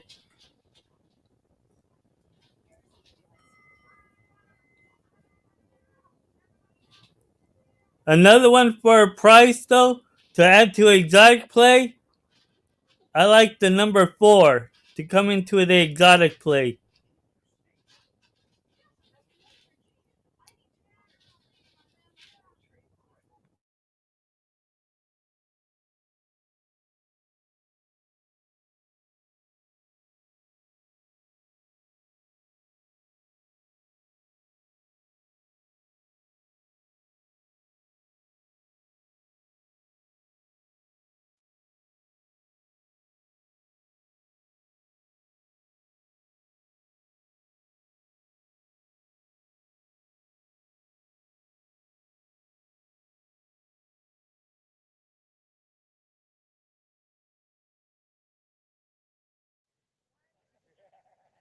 Getting close to the 4th race here at Santa Anita, 6.5 furlong maiden claimers. Alexis Barber has the 3, Flying Charlie. He's just run the 1 time, and he was not bet at all that day. Gets the blinkers put on and takes that drop from maiden special weight into the claiming ranks for the first time. Alexis Barber, very good horsewoman. She worked for years for the late Eddie Gregson. She galloped horses for him, was his assistant, and has been training on her own for quite some time now. As the 6 is coming up here, that is Landa, who just pulled a wheelie. Saw the gate and thought, yeah, maybe not today, but very good handling there from the pony rider. And that's one of the reasons why these thoroughbreds get to have the babysitter, as we call it, you know, just to get them down here to the gate safely, relaxed, and to avoid any misfortunes like that could have taken place just now. Wanted to mention the number 1, Jungle Roar, for Jeff Mullins. He's had 1 or 2 races that I could see this gelding would be effective in here. I don't like the rail for him. That's a real negative. He's a horse that comes from far off the pace. And when you look at his best races, they seem to have been on the turf and the all-weather. So Again, I like the 7 here. perhaps this was just the And my price play to add to it, if I was doing exotic play, he's in this I would add the spot. 4 as the Some of price these play to horses make a are little quite extra warm on the dough. neck, and that's to be expected with the warmer weather today. They haven't been used to seeing temperatures in the 80s for quite some time. So this weekend, we've noticed seeing quite a few more horses getting warm. The 8 carrying a lot of condition on the outside. That's Derby War, a lightly raced gelding for Ruben Gomez. All of them behaving themselves, though. They will start to load momentarily.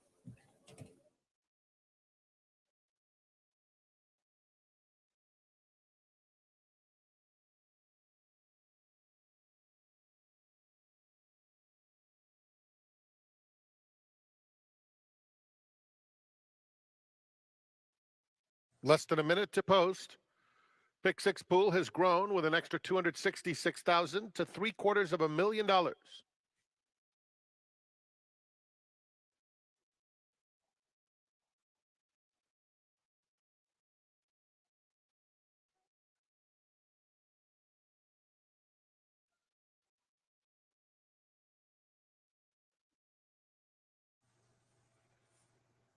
It's post time.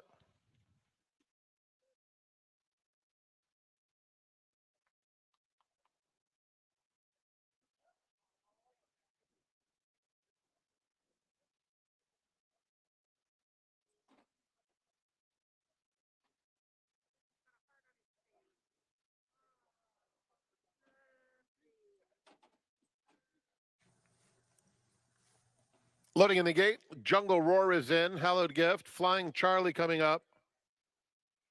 Landa. Golden Victory. Tiger Song. And Derby War.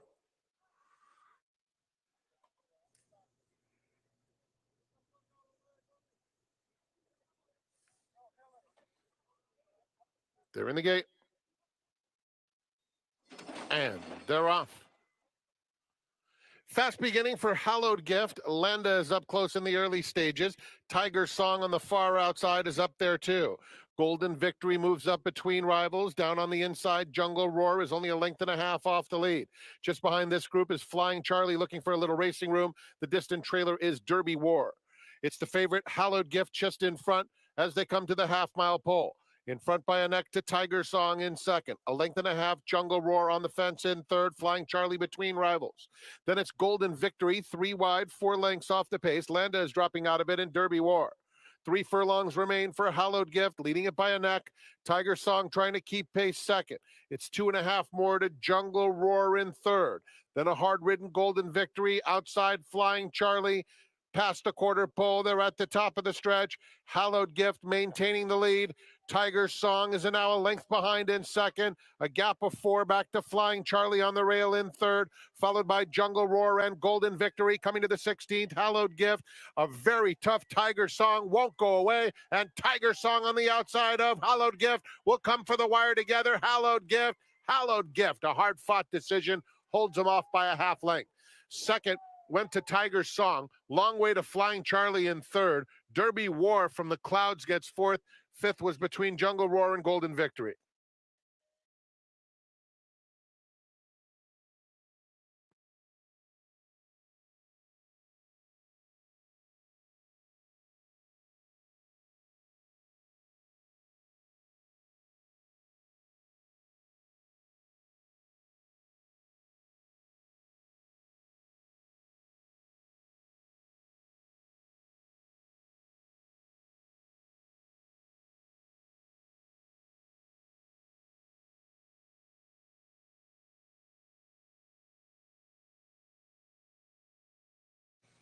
Number 2, Hallowed Gift was first. 7, Tiger Song second. 3, Flying Charlie third. 8, Derby War fourth. 1, Jungle Roar finished fifth. 2-7.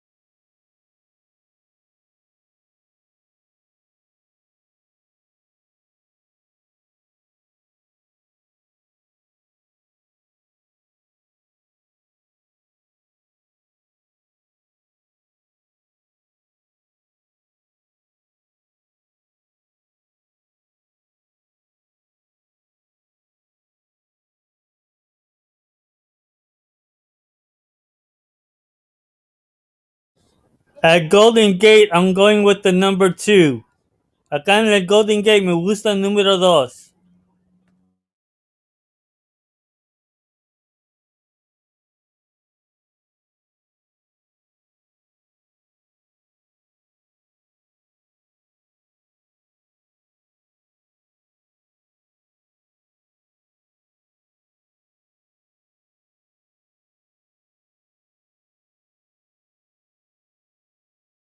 And the runners are now on the track for race number 4, a $5,000 claimer for fillies and mares 4 years old and upward, going 5.5 furlongs. Scratch number 3, Amba in this race. No rolling super high 5 wagering with this scratch. We do however, begin the golden pick 6 jackpot wager with a $4,000 carryover in that jackpot pool. We also offer Win Play Show, Exacta Trifecta, Superfecta Daily Double, and Pick 3 wagering. On the wagering menu this race, 8 minutes to post race 4.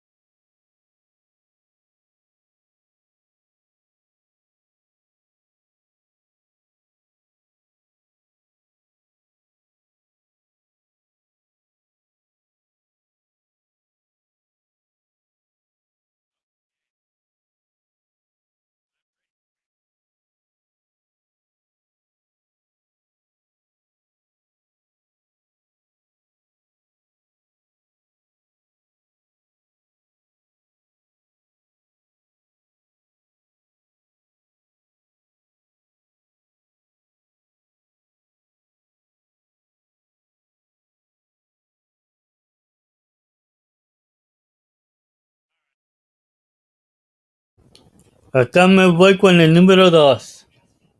Buena suerte a todos. Good luck to everyone.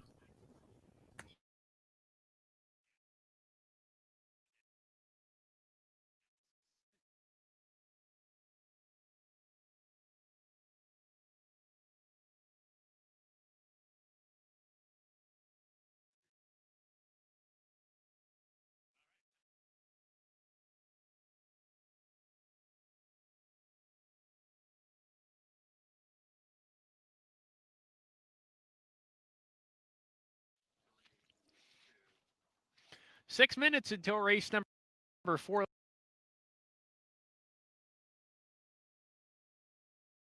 Ladies and gentlemen, a field of 6 in this race here. They are sprinting on the Tapeta, and this is a good race. We have the all button here in race number 4 in the early pick 5. So we're guaranteed to move along to the last leg of our ticket. I hope you're still alive too. We've got a single in race number 5. So we got to get past this first leg here. This is not an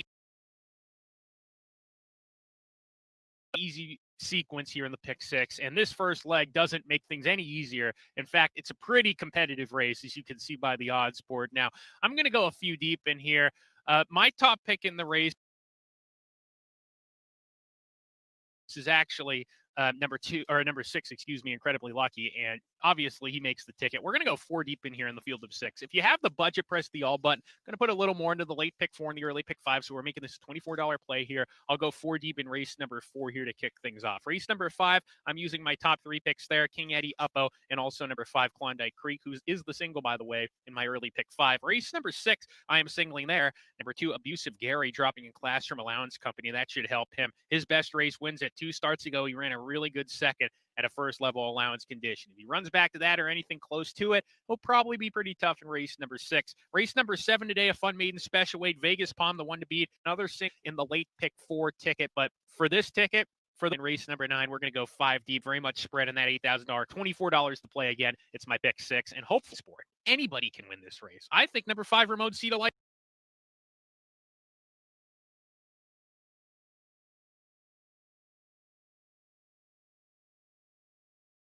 A perfect spot for her to be competitive against a group like this. Tis the Standard, number 2. Well, it took her 18 tries to break her main. She finally did it, though. And she won nicely for main 5 and came right back to defeat next out winner Tibby G for a 4-9-2 lifetime condition. She ran at Los Alamitos most recently, lost by 4 lengths that day on the dirt. I think she's a little bit better on synthetic. She gets back to her preferred surface. And trainer Bill McLean, he's off to a good start this meet. He conditions this daughter of Idiot Proof. She's the second pick. Tis the Standard. I know she's 2 for 21 and she's hit the board a number of times, but her last 2 starts over this Tapeta surface, both times she won, and she merits respect. Ramon Cita Light, longest shot in the field. She's the 3rd pick for me. I mean, take a look at this. Last time out, she ran for 3,200 N2X and almost won. Stalked the pace, lost by a head. You look at some other past races on the Tapeta. She ran at this condition and ran 2nd behind Genpire Strikes Back. And she ran 3rd over this track in March behind next out winner Hopscotch, who's been very competitive at this type of level here. So this filly, you look at her and you say, you know what? Even though she's 11-1, her best races put her in the hunt. She's the 3rd pick for me. Should stalk the pace. And I give her a shot in here. She's ignored a bit in the wagering. And I think she has the same type of form where their best run is every single runner in this race. I'm going to go 6-5 in this spot here. And we're going to end things there because I want you guys to start thinking they're going to the gate. Got to get your bets in here. It's not an easy sequence in the pick 6, but it can be very rewarding if you can hit that jackpot. Even if you get 6 of 6 and you don't get the jackpot, you're still going to take home a good amount of money today, I think. This is 6 runners in this race here to kick off the pick 6. They're sprinting 5.5 furlongs. Best of luck.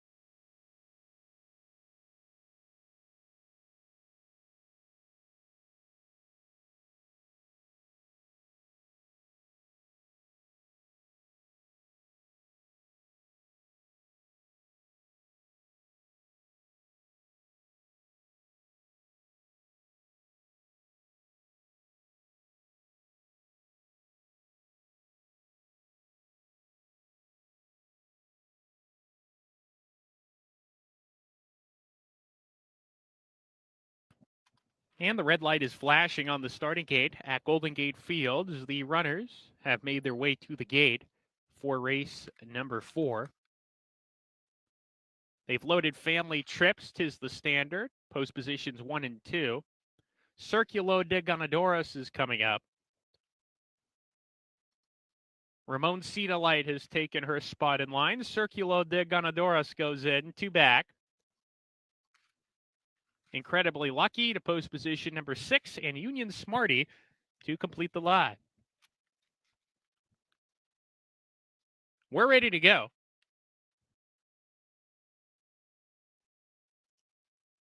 And we're off.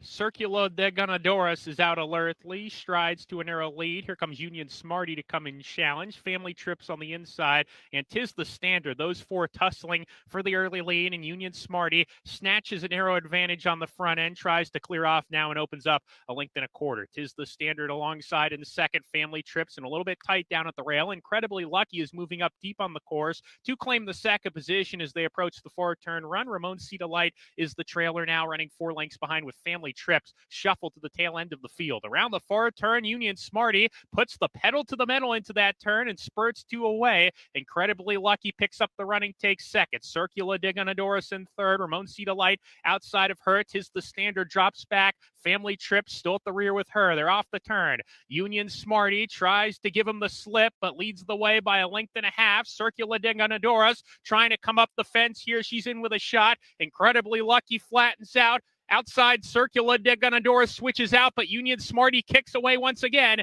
and Union Smarty at 4-1 will take him gate to wire and wins it by a length. Family Trip second. Third was Ramon Cita Light. Circula de Ganadores was fourth ahead of Incredibly Lucky.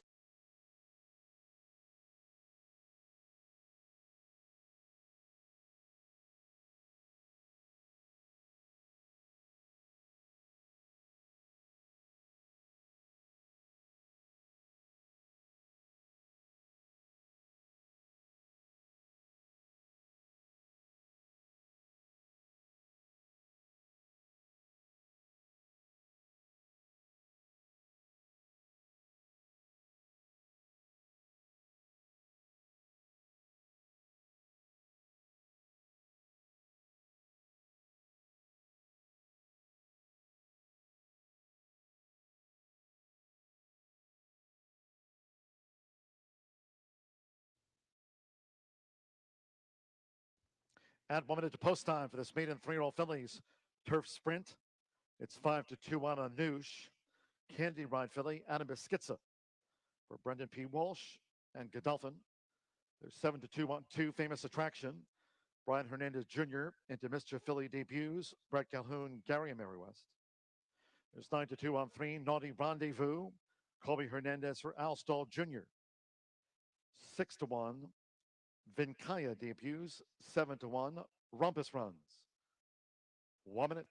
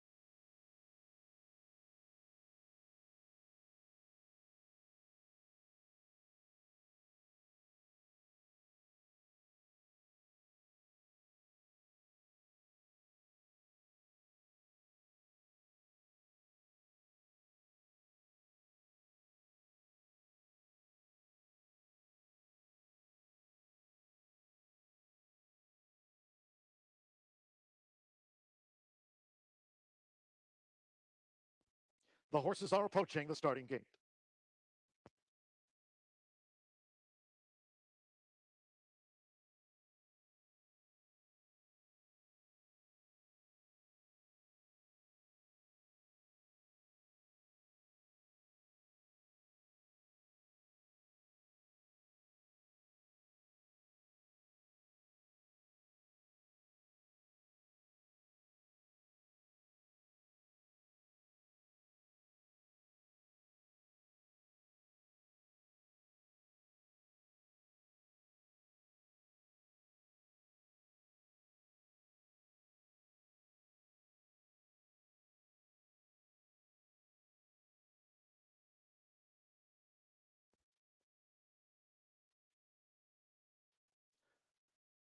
Crossing over to the Stahl Wilson Turf Course, arriving at the sprint start.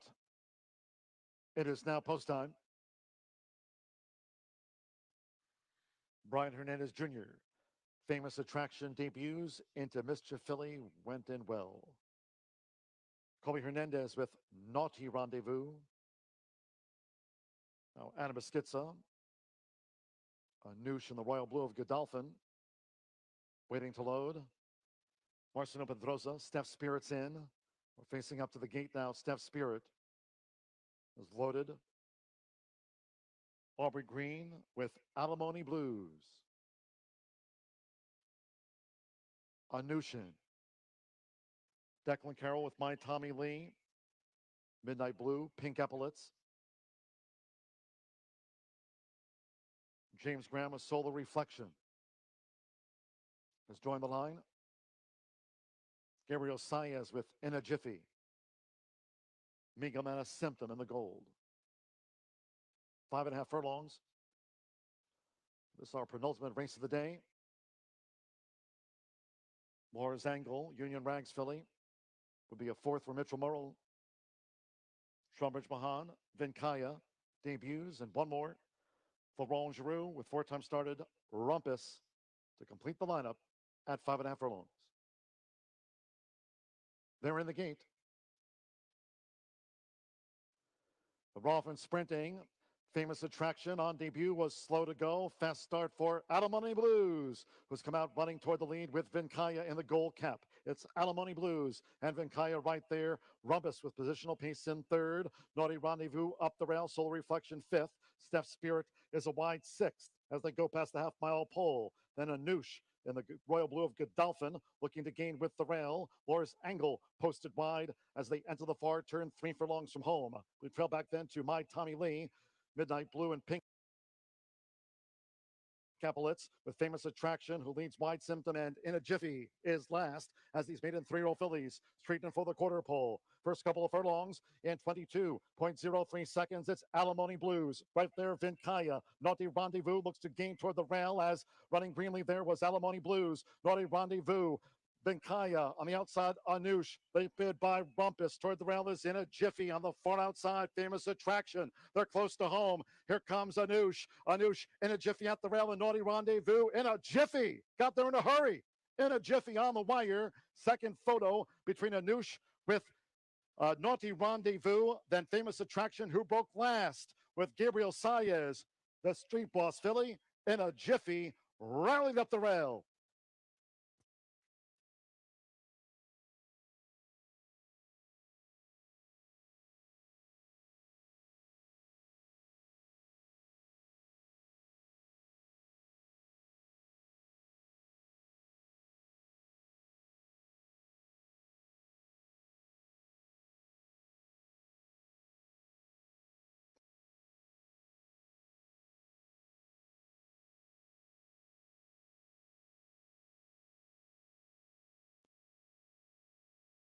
Ken In a Jiffy. 31-1 upset debut win comes up the rail with Gabriel Saez for Joe Sharp. Street Boss filly first. Second photo. Maiden 3-year-old fillies turf sprint 104.62. 104.62. She's In a Jiffy. 31-1. 3 Naughty Rendezvous. 3-1 second. Edged 6. Anoush. 2-1 favorite third and 2 Famous Attraction. She broke real slow. Famous Attraction 5-1 on the fourth. In a Jiffy. Couple wins on the card here Gabriel Saez. This is 31-1, has beaten Naughty Rendezvous. Anoush third, Famous Attraction fourth.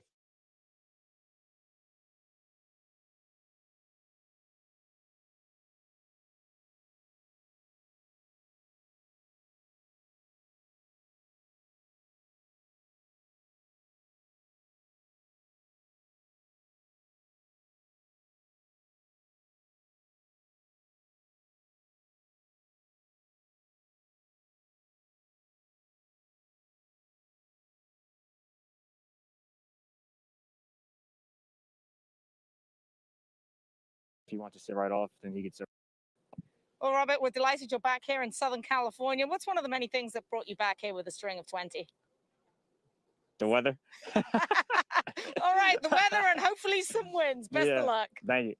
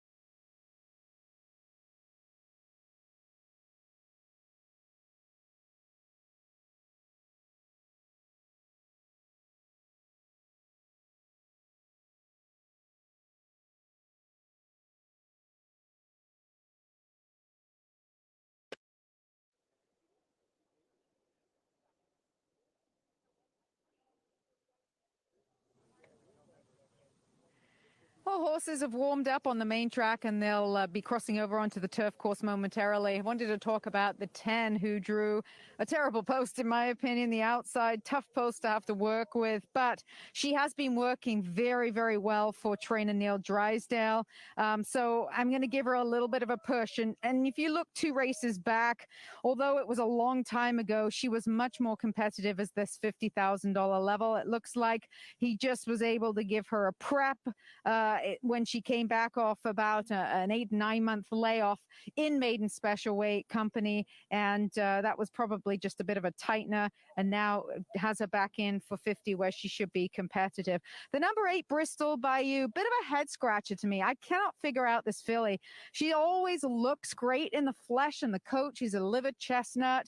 Love watching her train in the mornings, but she just never really kicks it in. You never see that real grit about her. The cutback in distance might help her out, although she does come from off the pace, and that's not necessarily conducive to the way the turf course has been playing here at the moment.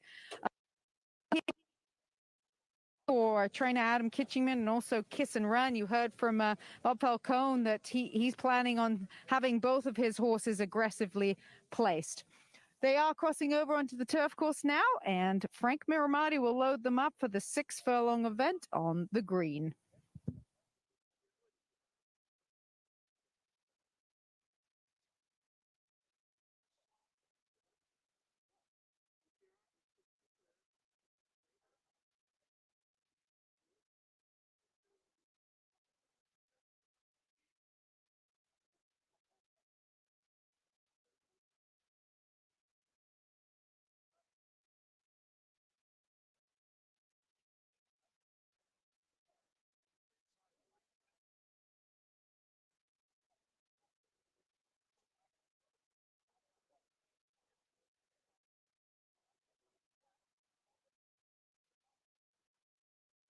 Field has reached the starting gate. It's post time. I Give Up and Cosmic Cowgirl, the first 2 to load. They'll be joined by Wild Arch and Kiss and Run.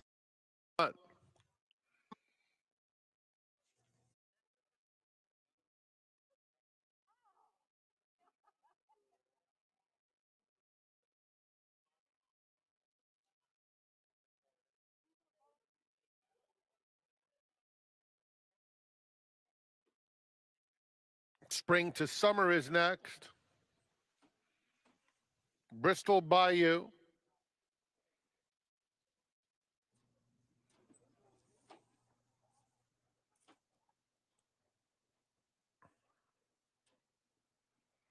Last two to load will be I'm the Hero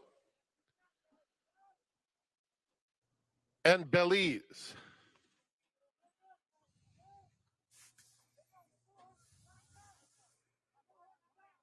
They're in the gate. Now they're in the gate.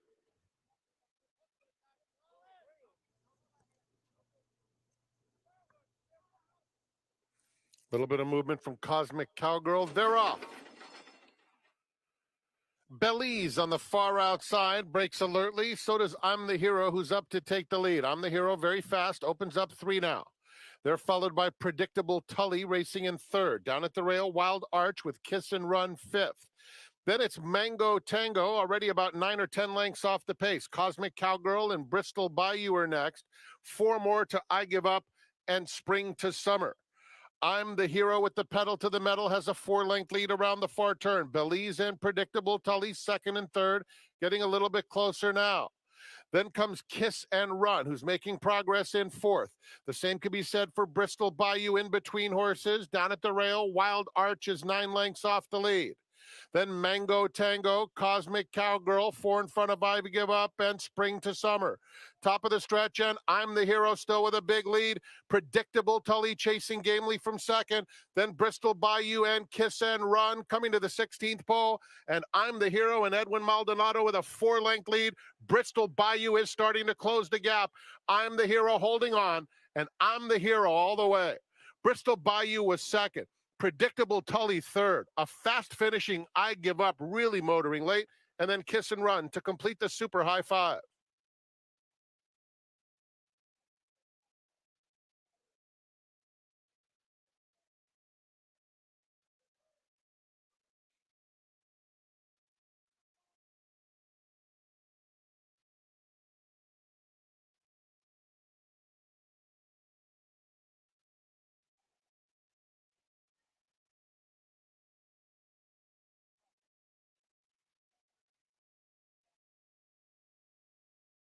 Number 5, I'm the Hero was first.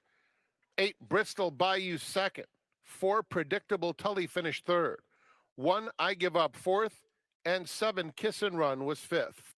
5, 8, 4, 1, 7. Running time 108.90.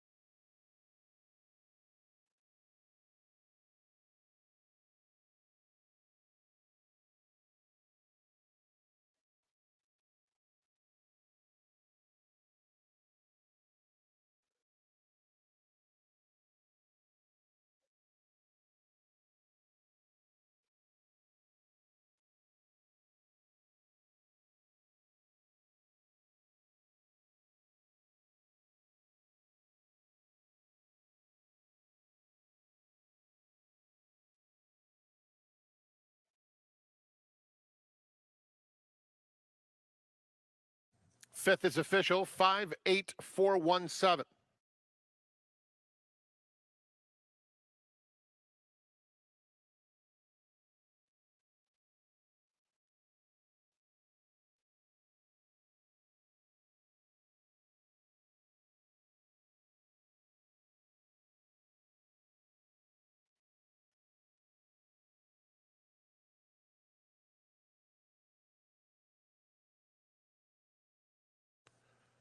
In front of the Run Happy Winner Circle, number 5, I'm the Hero, a 4-year-old dark bay or brown filly by Bayern out of Underground, owned by Kitchyman and Ford. Adam Kitchyman is the winning trainer. Edwin Maldonado aboard for the victory. I'm the Hero was bred in Maryland by Maryland Mare Venture LLC. Running time 108.90 seconds.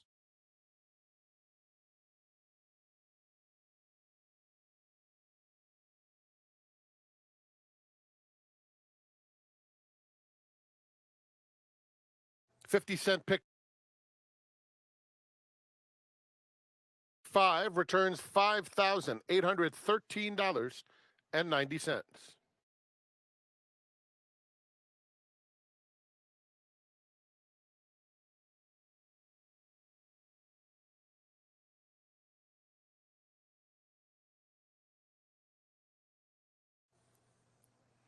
Up next, the 6th. It's the start of the late pick 4. Post time in 26 minutes.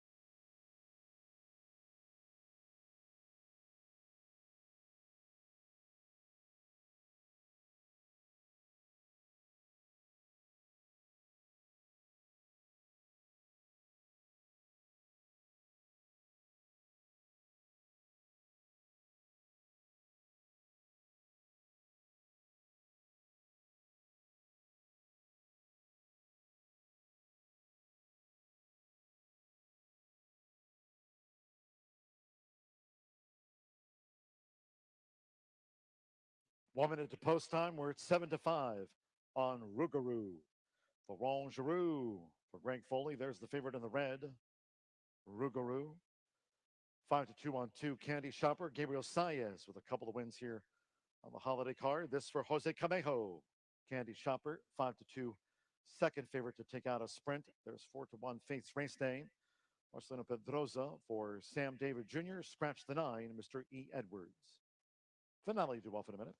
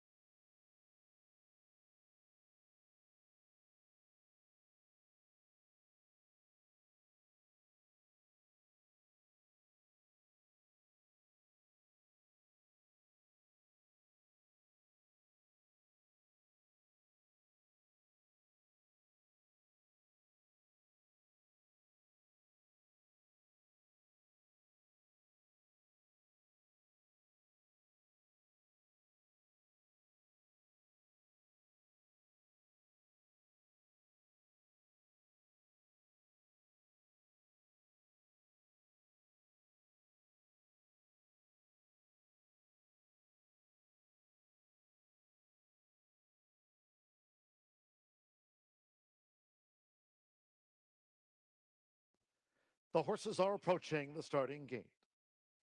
Going to the 5.5 furlong. Main track start for the finale.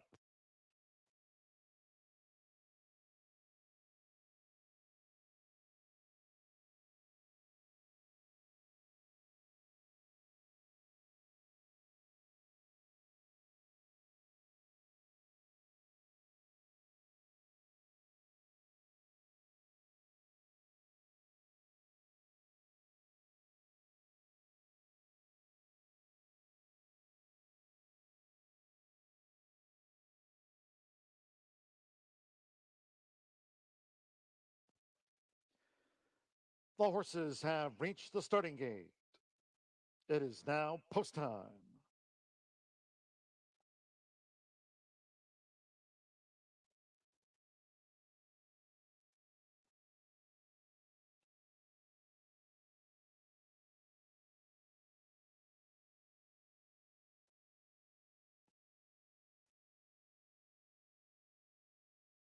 Seven to 5 on the final favorite. Here's Rougarou, the rail draw.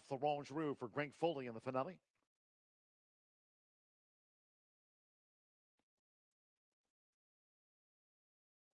Candy Shower being led up. Gabriel Saez, a couple of wins on the holiday card.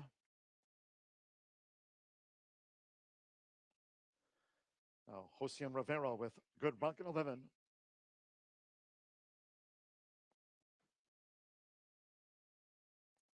Santo Sanjor, Rare Strange drew 3 in the black.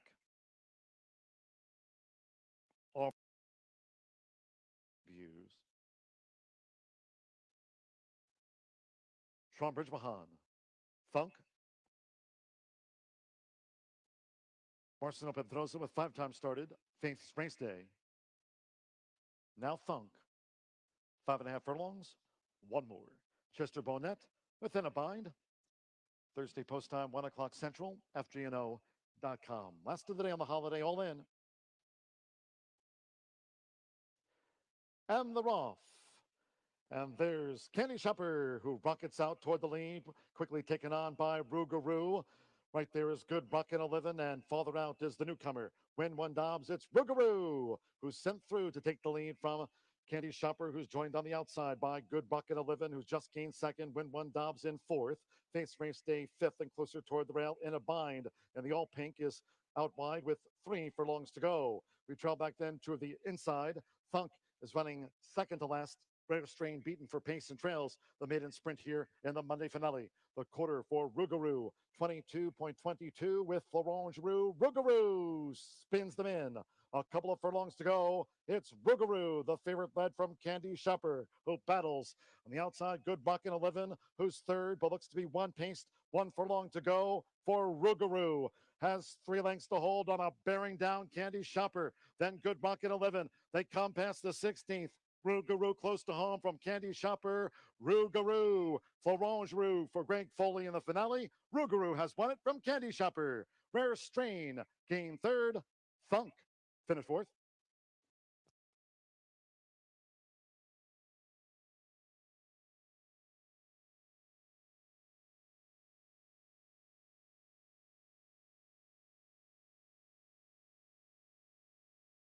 Klondike Creek was first. Second, number 1, Uppo. Photo finish for third and fourth. Please hold all tickets until the photos are down and the result is posted official.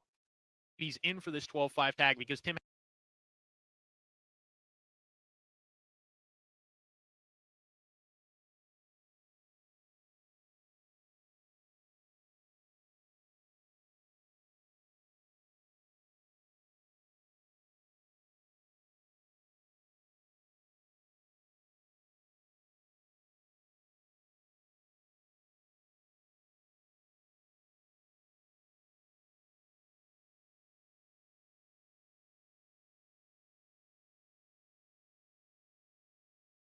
sometimes it takes him a little while to get back in the groove, a race or two to get top shape again. So I'm going to say maybe he needs the race and try to beat him in this spot. Now, this is a good horse nonetheless. He's the class of the field. But Klondike Creek, number 5, he's a good horse. An 8-year-old by Giopani who comes off a real nice win for $10,000. He finished ahead of Spanish Hombre, who came right back to win. That last run was on October 31st. We haven't seen him in 2.5 months or so. He's back here with a series of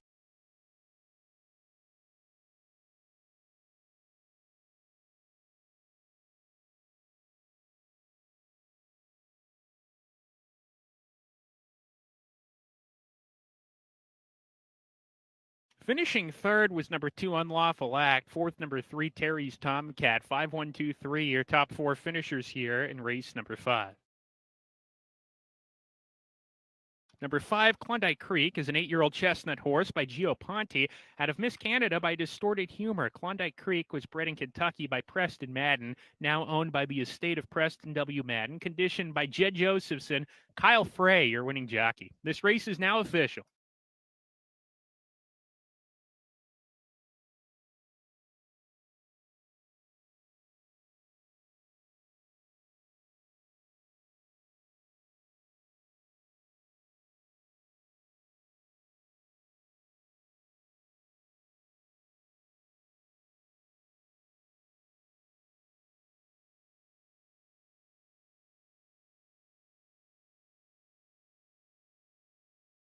Number 5, Klondike Creek, pays $5.20 to win, $1 exact to 5-1, $8.50. 50-cent trifecta, $17 and a dime. $2 double, $27.80.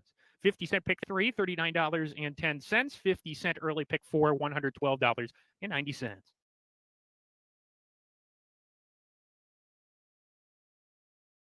50-cent early pick 5, $459.30. 10-cent superfecta, $12.29. Up next is race number 6, ladies and gentlemen. In the 6th race, a field of 7 goes 6 furlongs, no changes in race number 6. Late pick 4 time coming up here at where the Bay comes to play. 23 minutes until race 6.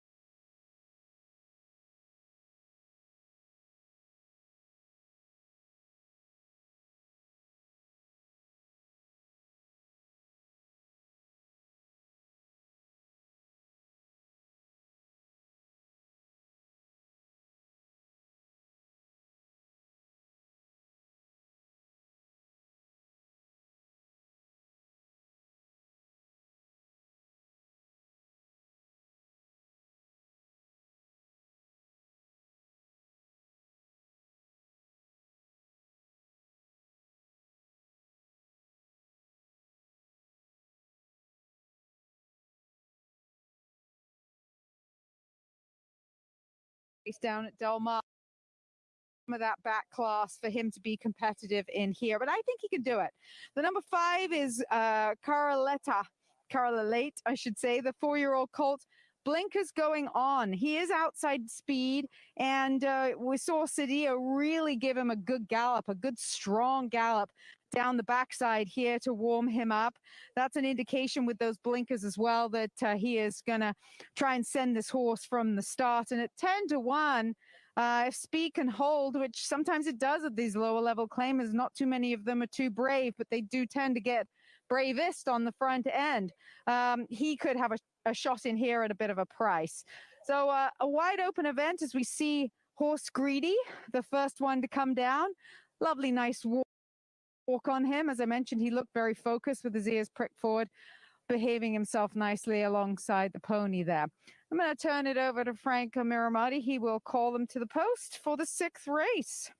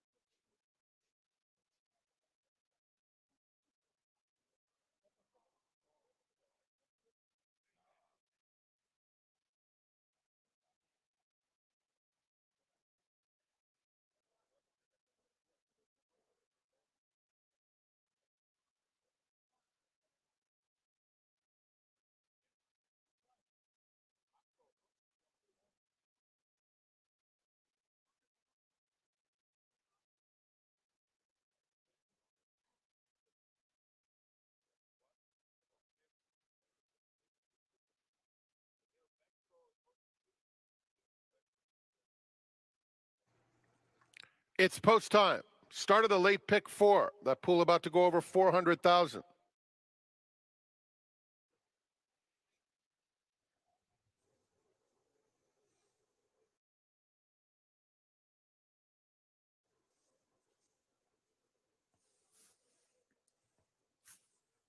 Oil Can Night going in. Octopus to the outside. They're in the gate. And they're off. Cartelate in the center clears the field at once, opens up 2 lengths. Oil Can Night with some natural early speed in second. Down on the inside, it's Satchel de Riches a joint third with Bedrock racing in between horses. They were both just passed by Octopus. Horse Greedy in the green is 7 lengths off the lead. And 2 more back to a little bit of metal. Past a half mile, it's Cartelate leading 3/4 of a length. Oil Can Night chases from second. Then comes Octopus in third. At the rail, it's Satchel de Riches with Bedrock in between them. Horse Greedy is second to last, joined now by Little Bit of Metal. Approaching the quarter pole, Oil Can Night is up to take the lead away from Cartelate. They're chased by Octopus 2 lengths back in third. Little Bit of Metal widest of all at the rail. Satchel de Riches, they're at the top of the stretch. Oil Can Night is just in front, about a half length. Cartelate fights on. Center of the track, Satchel de Riches is starting to close some serious ground. Inside of him, Octopus is also in with a chance. It's Oil Can Knight, Octopus, and Satchel de Riches, followed by Little Bit of Metal, Oil Can Knight. Oil Can Knight at his favorite track wins again. Octopus was second. Satchel de Riches third. Then it was between Little Bit of Metal and Horse Greedy.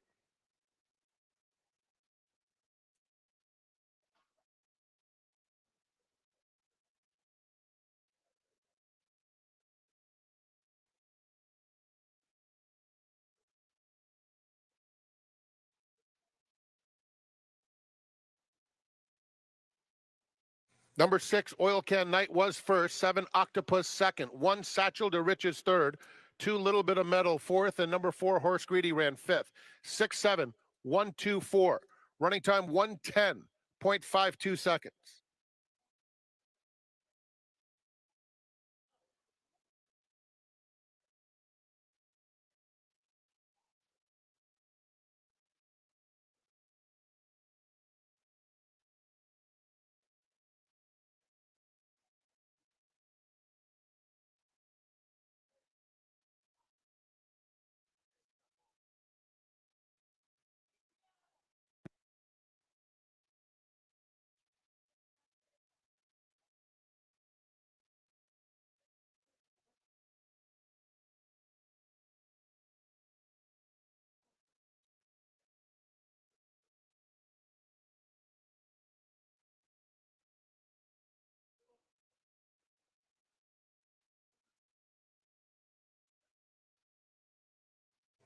Sixth race is official, 6-7-1-2-4.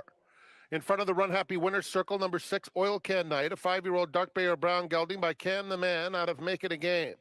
Owned by Zalotas and Romo Zalotas, trained by Steve Knapp, and ridden to victory by Edwin Maldonado, giving him back-to-back winners on the afternoon.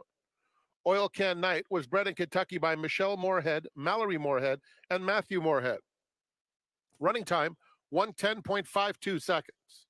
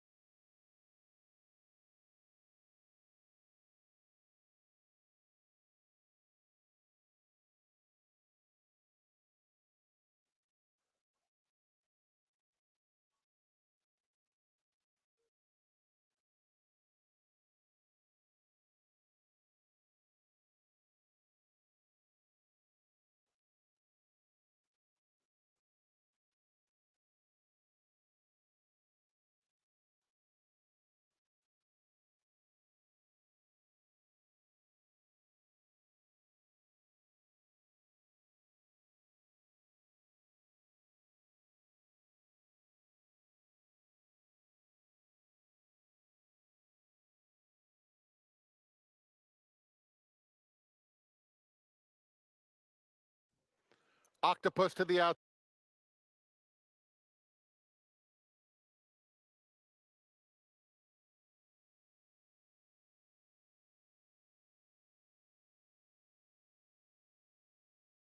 Year-olds and upward going 6 furlongs, no changes in race 6. In the upcoming 6th race, we offer Win Play Show, Exacta Trifecta Superfecta wagering, daily double pick 3 wagering, a rolling super high 5 bet, and again, the late pick 4 begins here. 13,000 in that pool. That pool is expected to increase significantly. 9 minutes until race 6.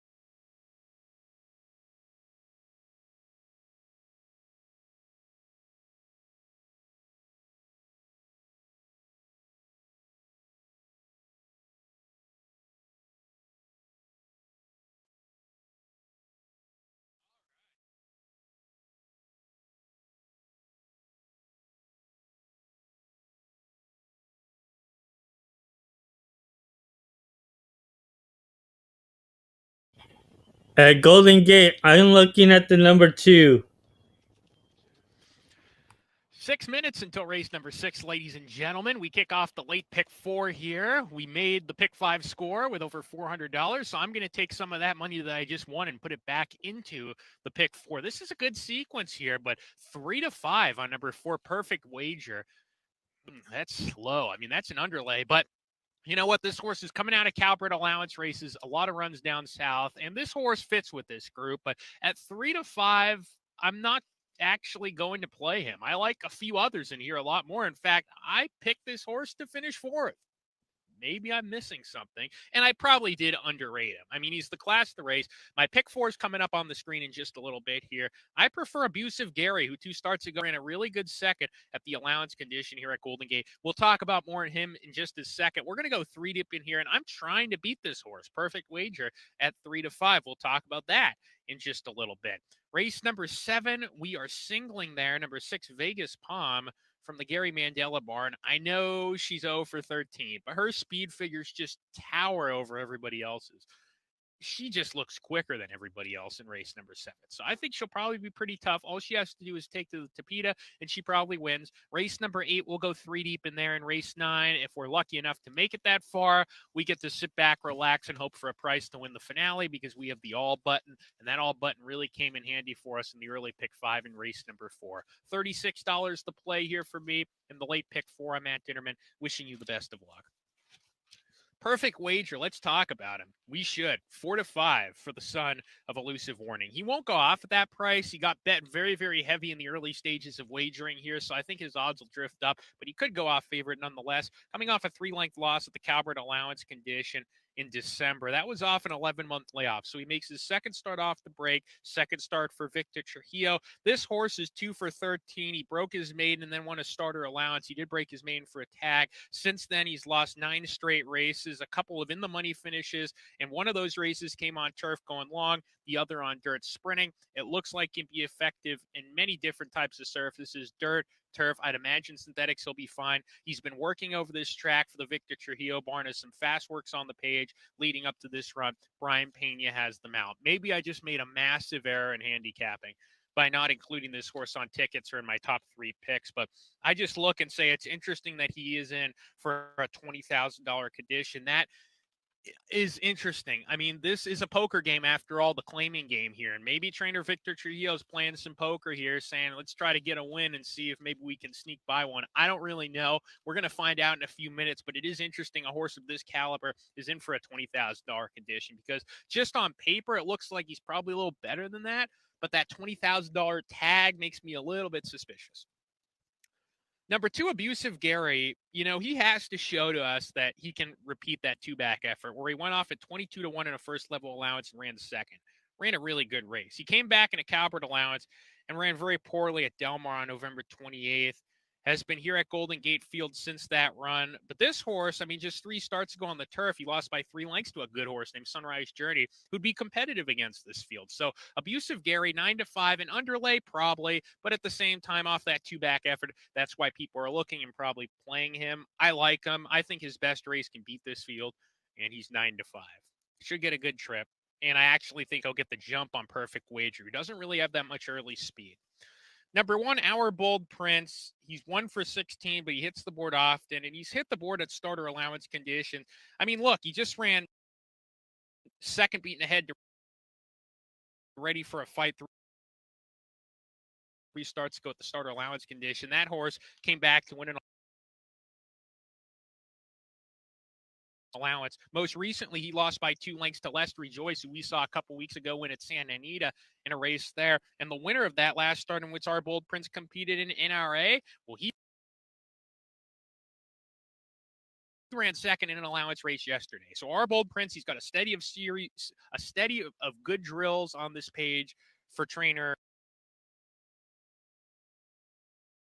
Eddie Rich. And I think this horse in this with this field here. Torpedo Away is the price play for me at 9 to 1. He certainly likes the Tapeta though.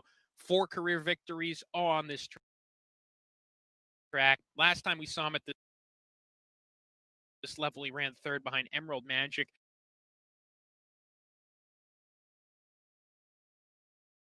and Electoral, two pretty decent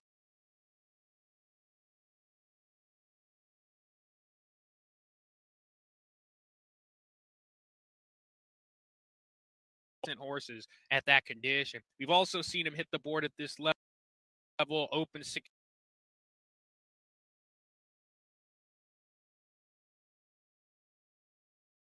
$16,000 conditions. I mean, his speed figures stack up with everybody else's in here. A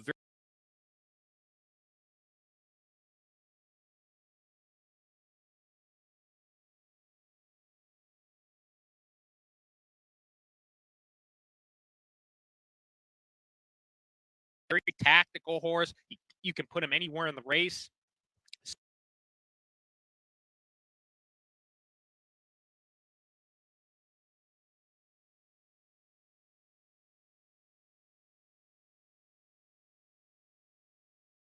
So number 3, Torpedo Away, is my third pick here. I'm going to go 2-1.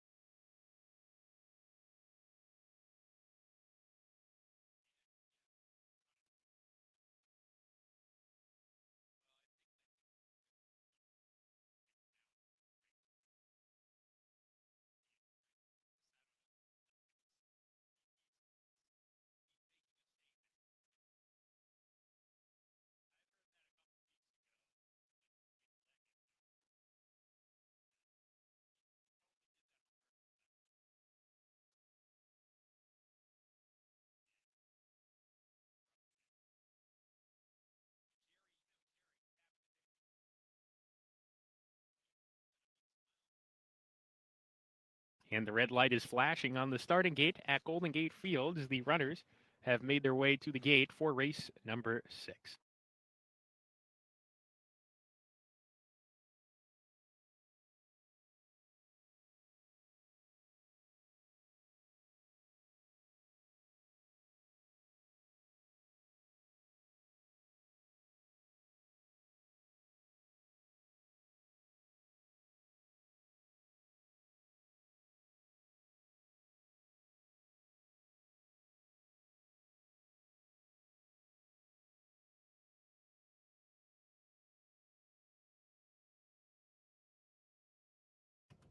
Couple more back here.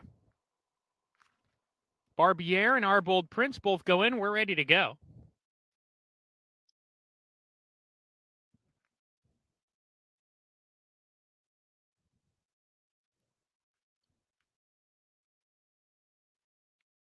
And they're off. Uneventful start for all the runners in the race. Tristram Speaker emerges from the pack, narrow lead. Our Bold Prince rushing forward and in contention early. Abusive Gary is there, and those three are stretched across the track. Tristram Speaker easing off the contentious pace. Abusive Gary strides out, leads by a narrow nose here. Our Bold Prince on the inside right there. They open up 2 lengths on Tristram Speaker, and fourth is Torpedo Away, going pretty well in the early parts, stalking the pace. Another length to Perfect Wager, followed by Cannonball coming second to last, 3 lengths behind in a space of 3 or 4 to the trailing Barbier as they dash around the far turn. Our Bold Prince, narrow lead. Torpedo Away finds daylight and goes well, and he catches the eye. Torpedo Away skims the inside and challenges for the lead. Abusive Gary trying to hang tough, 3 wide, 3 runners across the track as they come off the turn. Perfect Wager cuts the corner, gathers momentum from there, but he's 3 lengths behind Torpedo Away, who swings for home and is the clear leader. Our Bold Prince second. Perfect Wager trying to come on now. He's finding a good stride late, but Torpedo Away has spurted clear to a 3-length cushion approaching the finish line. Cannonball coming up in a second, but that's the best he'll do. Torpedo Away runs away and wins it on the inside. Cannonball coming second, Our Bold Prince third. Perfect Wager flattened out to fourth.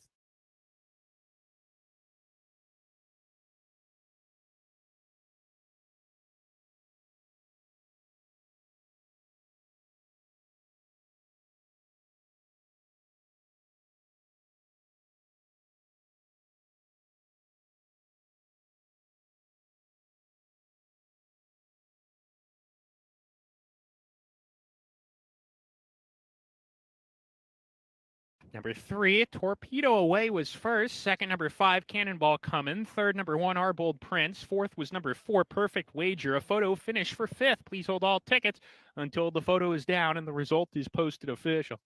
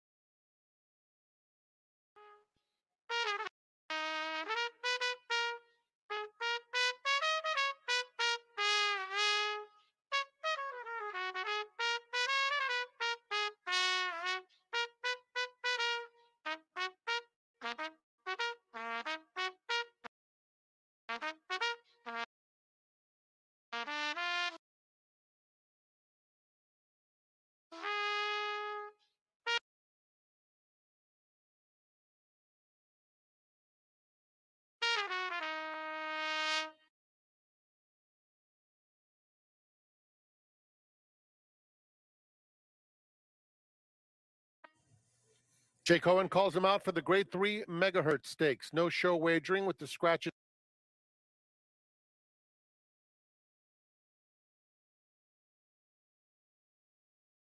of 3, Lucky Peridot, and 5, Epidemia's Girl.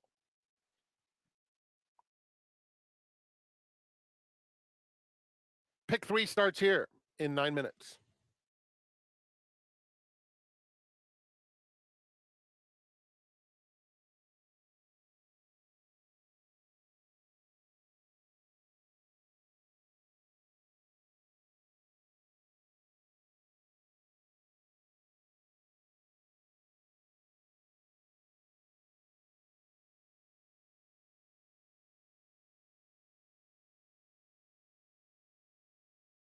Enjoy San Manuel Casino from the comfort of home.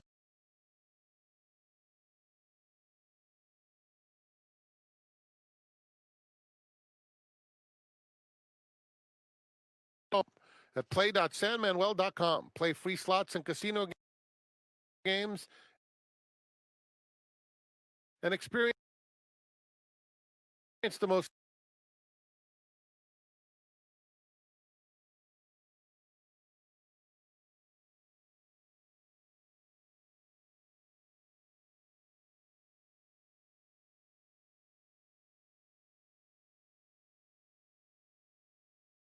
Sario.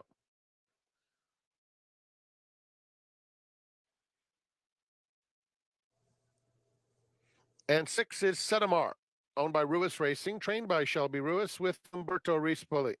That's the feel for the grade 3 megahertz stakes. Started a late pick 3, 8 minutes to post.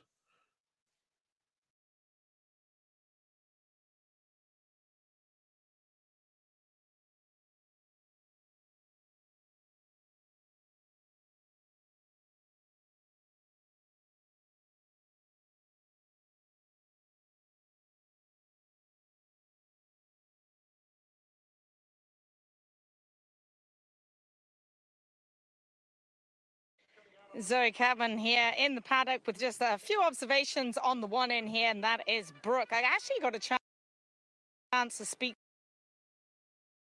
to her jockey, Jeremy Laprida. Now, he's been riding in Parx. He won 53 races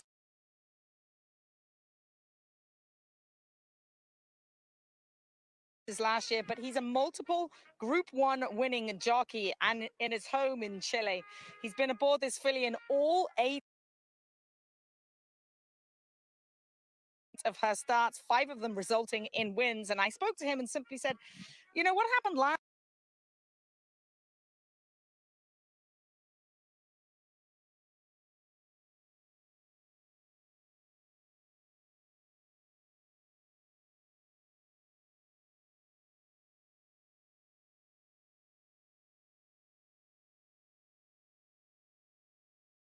surprised how good she looked. I think she's ready to run a really big race at Deed and indeed and is currently at odds of 3-1.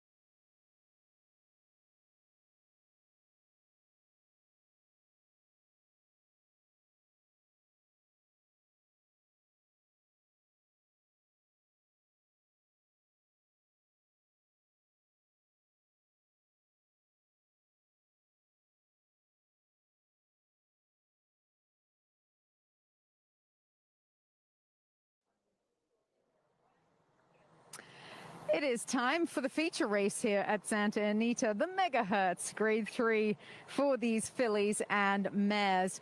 Great information from Zoe Cabin in the paddock, having spoken to Jeremy Laprida, the jockey. I wondered why that was the only poor race that Brooke has ever run. Was it San Ysidro instead of the home track in Chile, or was it the heavy ground, or was it even the left-hand turn, more importantly, which is what she's going to be running around today? So it was great to hear that it was the heavy ground, and she is certainly not getting that today. The advantage to Brooke really in here as well from a handicapping aspect is that she's never run on Lasix. So you get a clearer version, I think, of her form, albeit in South America. Now, some of the other fillies in here to talk about, of course, the very heavy favorite, Mucho Unusual, and I hope the public's right in here, but she is an incredibly honest filly. She'll try every time. She's training lights out since her victory in the Robert Frankel. But I think 1 to 2 is an awfully short price on her in a short field like this where anything can happen. Sometimes the extraordinary happens in a shorter field. She's returning quicker than normal. Michelle brought up a very valid point that she has not put back-to-back top performances together, top wins together. And maybe this is just a tad shorter than she wants in distance. Tim had the option of running here in the Astra Stakes, which was 1.5 miles, did not go there and opted to run here at the flat mile. So just some questions on a very, very short favorite in this feature race. The number 6, Sedamar for Shelby Ruiz. She has been training extremely well, as we've seen on XBTV. Her 13th of January work cannot knock that at all. She looked a really happy, healthy, fit filly. She's coming in off a race since October, so she's been freshened for this race. And she gets Rispoli, great turf rider, drawing on the outside here. They have arrived here at the gate. The number 2, Colonial Creed, warmer than the rest of them. Mucho behaving herself very well. She has the pads in place, so she likes to have them in the gate. So I will turn it over to Frank Miramati as we load up for the megahertz. Thank you, Millie. It's post time for the Grade 3 Megahertz Stakes. Brooke will be the first one to load.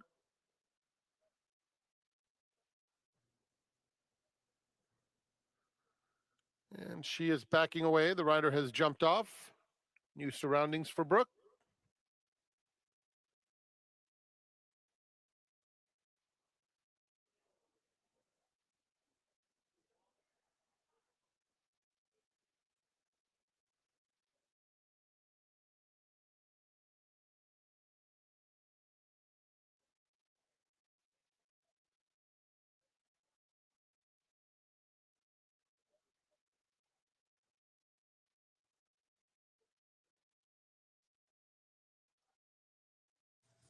Colonial Creed is next.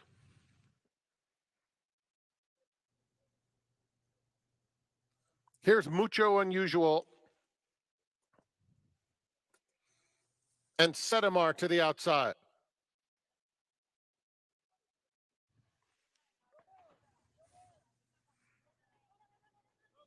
Movement now from Colonial Creed. Fractious in there. And they're off in the megahertz. Mucho Unusual comes out running. Brooke is showing good speed. These two head-and-head past the wire with Colonial Creed on the inside of Sedamar. 3 lengths front to back as they go into the first turn, and Brooke gets to the front.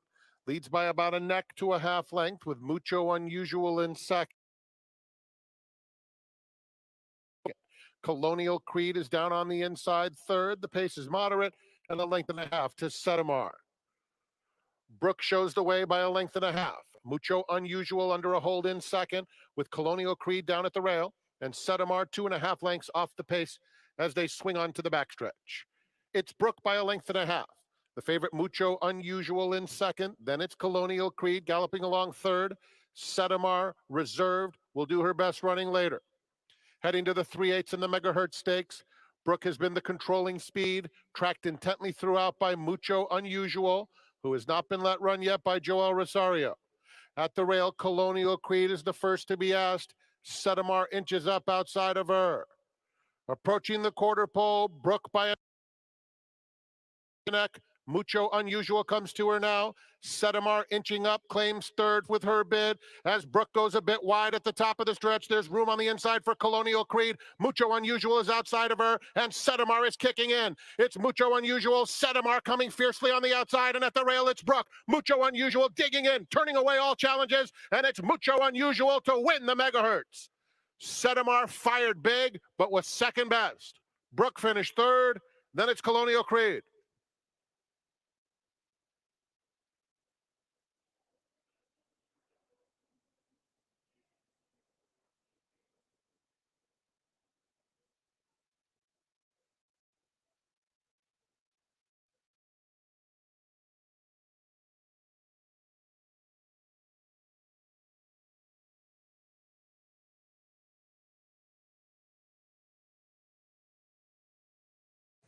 Number 4, Mucho Unusual was first. 6, Sedamar finished second. 1, Brooke third. 2, Colonial Creed fourth. 4.612, running time 135.89.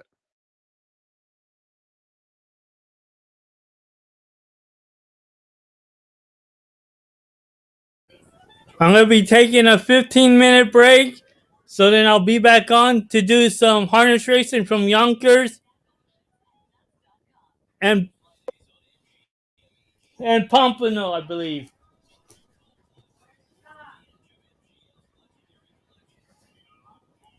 I'll be back on. Hope to see you guys on for some harness racing and the rest of the racing here from Santa Anita and Golden Gate.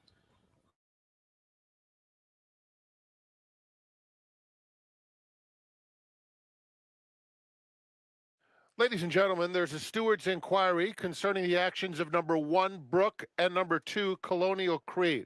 This does not involve the first 2 finishers. Steward's inquiry concerning 1, Brooke, and 2, Colonial Creed. Stand by.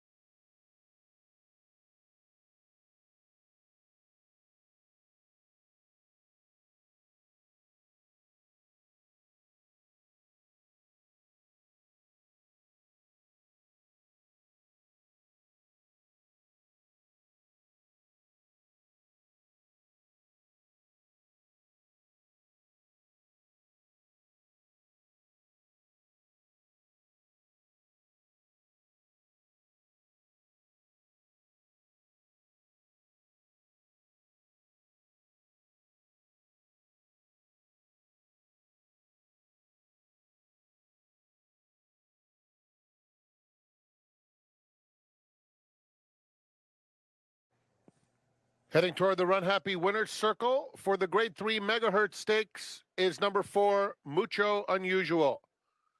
5-year-old bay mare by Mucho I'll wait until the inquiry's over. Owned by George Krikorian, trained by Tim Yaktine, and ridden by Joel Rosario. That's Joel's second winner on the afternoon. Mucho Unusual was bred in California by owner George Krikorian. Running time 135.89.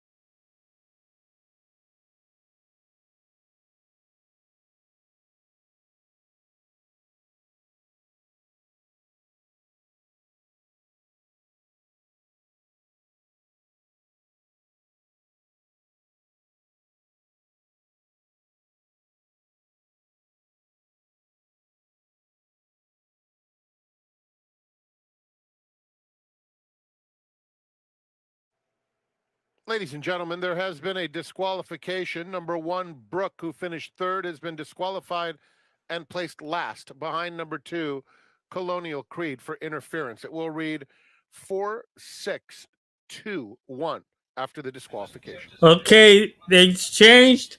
I'll be back on in a couple minutes. I'm going to take a small little break to come on for some harness racing and finish up with some San Diego and the Golden Gate, and then go on to some Pompano and some Yonkers harness racing.